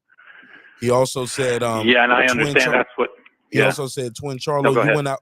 He also said, Twin Charlo, you went out sad. You didn't even try to win. All you did was try to survive. You should be ashamed of yourself. So it don't seem like Terrence Crawford trying to fight Charlo no more. Well, Chris, he said, of course, there is Tszyu, who right now we could look at possibly. I know the name isn't that big. His father, of course, had a name, and I know, but I do think Crawford is looking to pick up titles and see if he can dominate the 54 the way he's dominated, from 35, 40, and 47, and dominate a fourth weight class would be pretty special for him, especially as he's getting older. So something may happen at 54. I'm hoping because I hope he don't spend his whole rest of his career chasing Canelo, bro. No, that's not Canelo and Benavidez. Everybody wants that fight. That's a very good fight. I don't know if Andrade is still in the picture. I know he's a tough guy to face because of his style and being such a defense. If he goes in there and beats Benavidez, he is the picture. Well, he is the picture. Is there anything about Andrade and Benavidez? Yeah, the word is they supposed to fight at the end of this year. Well, that'll be fantastic. And now that's going to be at 68, I take it. Yeah. And all right. Well, that'll be interesting. And according to David Benavidez, his brother Jose Benavidez is going to be on this undercard fighting Jermell Charlo. He's going to fight Jose Benavidez. Is going to fight Jermell. Last I saw Jose Benavidez, he was getting whipped by Danny Garcia at 147. I'm telling you, man. That's what David Benavidez said in an interview. I heard it with my own ears. I can pull it up and play it for you live on there. I played it a couple. Oh no, days ago. I actually felt Canelo should have fought Jermell Charlo. Would have been a more competitive fight than Jermell. Jermell is at least a little big. No, but he's been out the ring 2.5 years, bro. You can't get you couldn't get Michael Jordan. Michael Jordan didn't get off the come back in the basketball and go back in there and win a championship. No, I didn't know Jermell Charlo's been off that long because of COVID. No, yeah, well, no, he had personal issues. Oh, he had personal issues. All right. Yeah, no, I agree. You gotta be in there at least once in a last year if you're going to face Canelo, who's been pretty active. No, I hadn't realized Jermell Charlo had been out that long a period. Does he still have titles, or did they change him? Did they switch him over? He's still the middleweight champion of the WBC middleweight champion, and he last fought Juneteenth weekend, that's ridiculous. 2021. He hasn't fought since 2021, and he's still the champ. There's something wrong. 2021. We are now in October. Yes, we're October 2023, so he hasn't fought in almost 30 months, and he's still the champion. That's ridiculous. I mean, that's just ridiculous. I don't know. Al Heyman must be pulling some strings to keep his guy still there after all this time when he hasn't fought so long. I mean, all right, put him emeritus, but you got to let the titles be active. You can't have these guys just sitting on them and nobody gets a chance. Who's complaining, though? Think about it. Where are all the fighters at 160 complaining? No, that's true. They should be. I hear guys complaining who about exactly? it. Right. It's fans complaining. Yeah. Fighters as lower and upper divisions complaining when they get mandated or forced to be stripped by the uniform rules and all of that shit. They're like, hold up, but you got a guy right here. Like, what's going on with that? I saw Mauricio. Yeah, no, I agree. I saw Mauricio at the Spence Crawford fight with Jermell Charlo, and I tell the story all the time. I got it on camera. He hugs him like he was his son, man. Like, you know, you give somebody a hug back and like you kind of put your head on their chest. Yeah, this is Mauricio Suleiman, I take it. Yeah. And he kind of palmed the back of his head as he was hugging him, and the dude put his head kind of like on his shoulder, kind of like, you know, you turn your head to your side. Yeah, you know how you give somebody a hug, you keep your head straight. You turn your head to the side, lay your head on their shoulder type shit. Like, yeah. It's like he was his father to him, man. I ain't gonna hold you. Oh, yeah, well, apparently he is. Of course, if he's allowing them to stay without fighting or whatever his personal problems are. I mean, I can say, all right, we'll put you in emeritus. You get back, you got to fight. All right, we'll give you a shot, but we got to keep these things active. But as you say, nobody's really seeming to complain, which I, of course, thought that wasn't – this may have been just a rumor that Charlo was supposed to fight Caleb Plant. Was there any rumor to that, truth to that? No, they got in a scuffle at the Spence Crawford weigh-in backstage, but it wasn't. It was never a fight. It was nothing more than that. No, it was never a fight signed or even talked about. People keep saying after Caleb Plant slapped him, people are saying you got to fight Caleb Plant and you got to fight him next. If you ain't fighting Caleb Plant next after he slapped you on camera, I don't want to hear nothing. But man, they gonna watch that shit. You know how boxing do. They do all these fans do all that talking. I know how boxing does. Yeah, that's unfortunate because that's why I guess Fury is getting along fighting a UFC guy who of course I don't follow UFC. You follow UFC at all? I mean, who is this guy he's fighting? Heavyweight champion Francis Ngannou. He's a beast. Is he the heavyweight champion? Nah, he left UFC. Oh, he is. Well, of course he was. He left UFC for more money, and now has he had any professional boxing at all, or is he strictly UFC? Strictly UFC. So, and of course, but most of his wins come, but most of his wins come by knockout. Though he's not out there choking guys out doing submission stuff. Oh, he's not doing the wrestling well. Well, I mean, he can wrestle and grapple. He's strong as fuck, man, and like guys can't choke him out. He'll just break move their arm out the way, just peel it back. You know, all right. Well, he's strong as fuck, and he knocks guys out when he hit them. But those are smaller gloves. You know, they're smaller gloves. That's the difference. It's heavier gloves. It's a shorter fight too. It's 25 minutes and shorter fights. And then you do have. I mean, Fury can box. I mean, he kind of came up, even though with his size, he kind of came up as a boxer. So it does once again. Now this fight in Saudi Arabia. I've paid very little attention to it. Is it in Saudi Arabia? Absolutely. That's the only people the paying money. for this bullshit. That's what I figured. The only people paying for the fight, and hopefully we can get by it and then get the fight that people want to see, Usyk versus Fury. And I know there's a lot of controversy about Usyk because I thought that was a legitimate blow too that Dubois hit him with, and the referee right away waved it off. And I thought, wait a minute, that looks pretty good to me. And I know a lot of people upset about it, but I do think he would have probably gotten up had the referee started to count. I do think Usyk would have gotten up, survived, and it's a little different. But he milked that knockdown forever. I don't know. He was down 5 minutes, and that was just ridiculous. I know that Dubois. I had time to go to the corner store, come back, roll up a blunt and everything. I know. It was really, when I saw that, I said, wait a minute, come on. Even if it was slightly low, it sure didn't deserve that kind of timeout. That was ridiculous. Yeah. So there is some question about Usyk's ability to take a shot to the body. Yeah, Usyk was bullshitting. Y'all niggas worship. Yeah, I think. Yeah, he was bullshitting a little bit. But who you got winning that fight? I agree. I thought he was. But anyway, all right, I'm going to let you go. Did you hear Hopefully me? we do get. Last question. Yeah, Royce. I heard you. Who you got, Usyk or Fury? I got to go with Fury, number one, because I did see the weakness to the body. And number two, once again, I respect size. And Fury is 6'8", 6'9". Usyk's quite a bit, 6'3". He does have to get through that reach of Fury.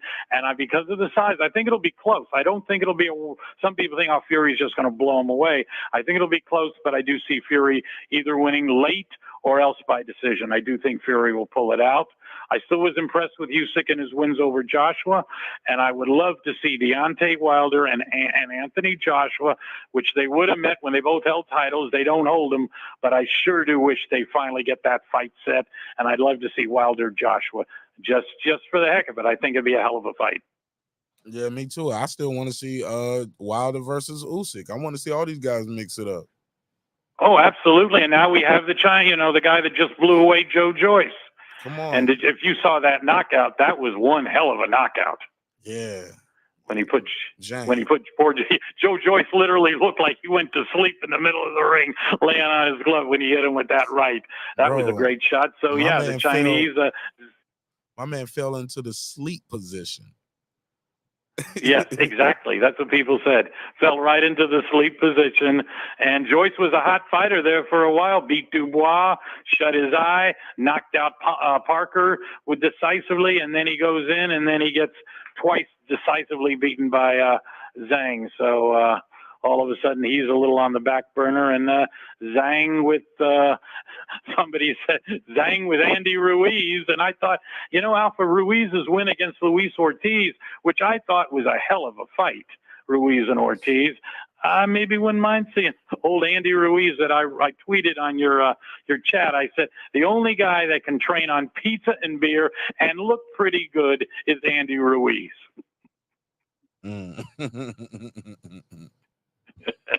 All right, well, I'm going to let you go. Maybe you got somebody else on the line. Hell no, you're going to be my last call. You're going to be my last call for the night. Royce, how did you find our show, man? How did you find me? I'd had your show once or twice before, but tonight's football, so I was catching football, and then I caught, oh, that's right. I even forgot a little bit. I said, the Charlo Canelo fight.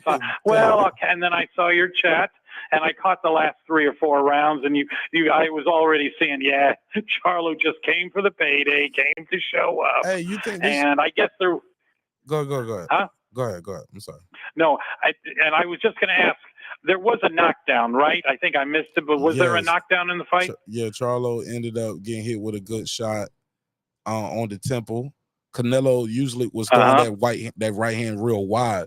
So Charlo thought he was going to be wide, so he had his guard back a little bit. And Canelo changed the arc and the trajectory on it and caught him right on the temple. As he bent down, Canelo threw a little uppercut, caught him on the top of the forehead, and Charlo went on and took a knee. He took a knee, so that was the knockdown. There was one knockdown. All right, that's good. That's the trick with Canelo, though. He tends to throw wide punches, and Benavidez tends to throw short inside punches, and that's why I think Canelo is a little hesitant to fight David Benavidez. Also, with Benavidez's speed, he doesn't move that well below the waist, but above the waist, Benavidez does have great hand speed, great combinations, and everybody wants that fight.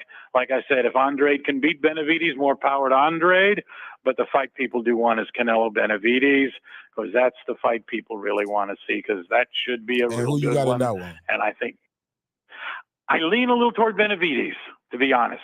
Yeah. I lean a little toward Benavidez. Hopefully he's clean. And the other fight that people don't talk about, light heavyweight, Beterbiev and Bivol. That's another fight people don't talk about. What you mean by him being clean? Oh, Benavidez has been caught for. He's had to give up. With the drugs. He's been busted on that. Cocaine. And in fact, he lost his title because of that. Hey, yeah, but so with all due Benavidez. respect, Canelo popped dirty for PEDs.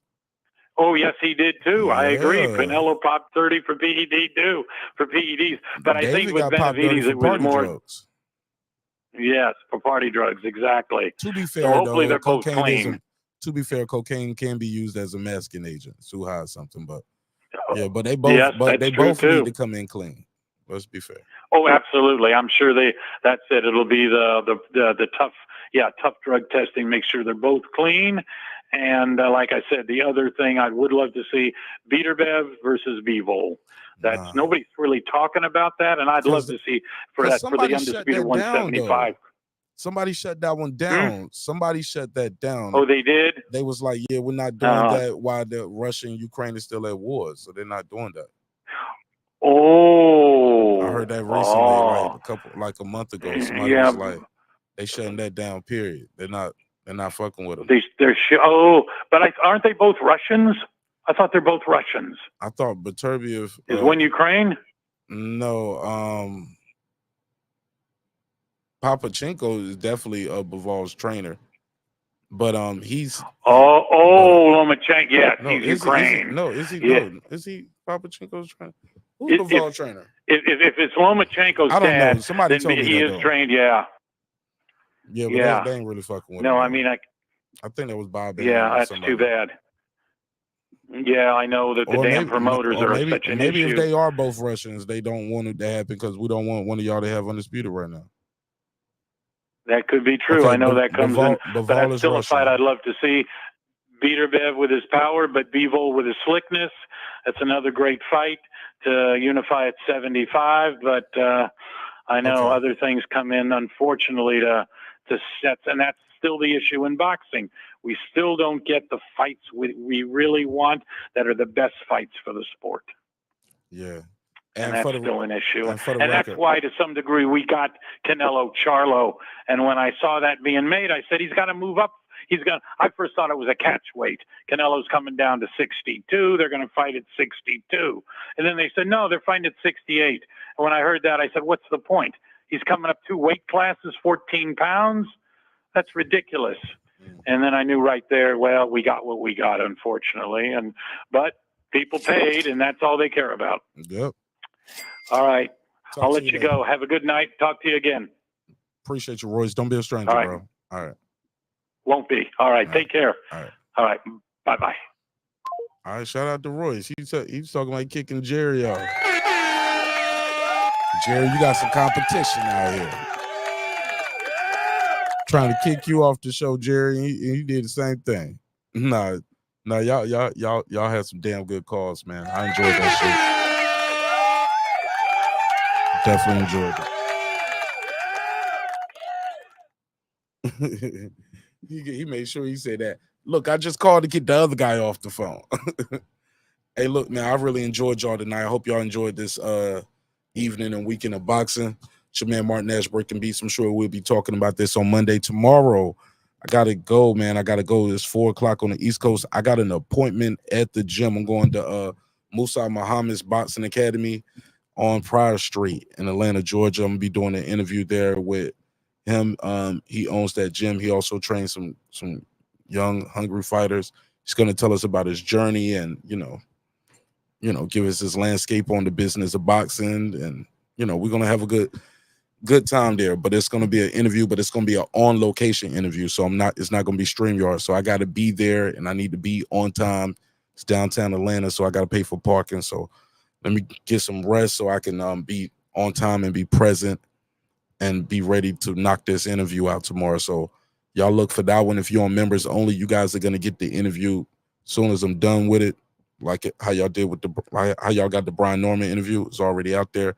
And I still got to do my drawing. I'm gonna change it up, man. I don't think you got to be present to win because I've been bullshitting we're getting it done. But I'm gonna do that drawing this weekend.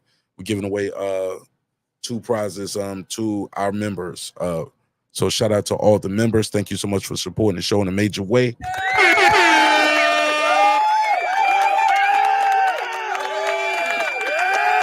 That's it for me, man. I'm all talked out, man. I'm gonna go in here. Fat Mark needs a snack, man. Need me or some breakfast real quick. It's 4 in the morning over here on the East Coast. I gotta be at the gym by 1. All right, so I see y'all and I gotta go to church. Yeah, I gotta go to church. All right, so I love y'all. Hope you love yourself. If not, guess what? God loves you. So there's Martin Nash in the neighborhood breaking beats, where we break down business, entertainment, art, technology, sports, and anything else you and I feel like talking about. It's a hip-hop political sports show with a comedy twist. We like to let the jokes fly. You know why?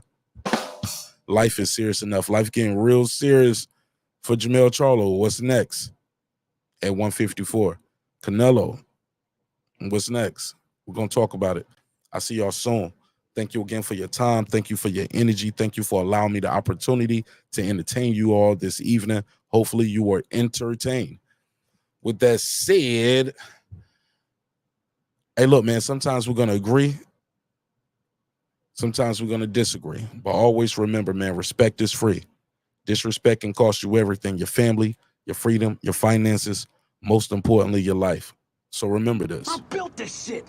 Me. Brick by brick. And I'll be damned if I let you tear it down just because you don't like the way another nigga talk. Viva Mexico, cabrones.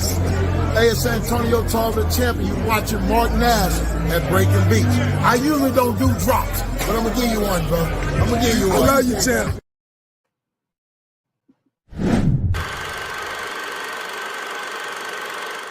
This that squad sound. This is me, man.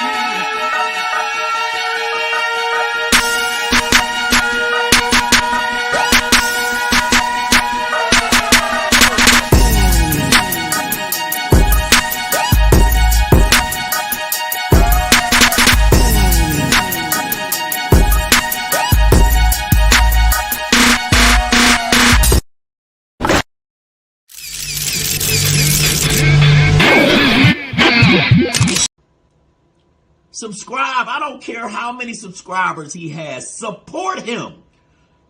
So he made all this possible. He made this possible. Nah, Dr. Mark, God made this possible. And so did viewers like you. I see y'all on the next one. Peace.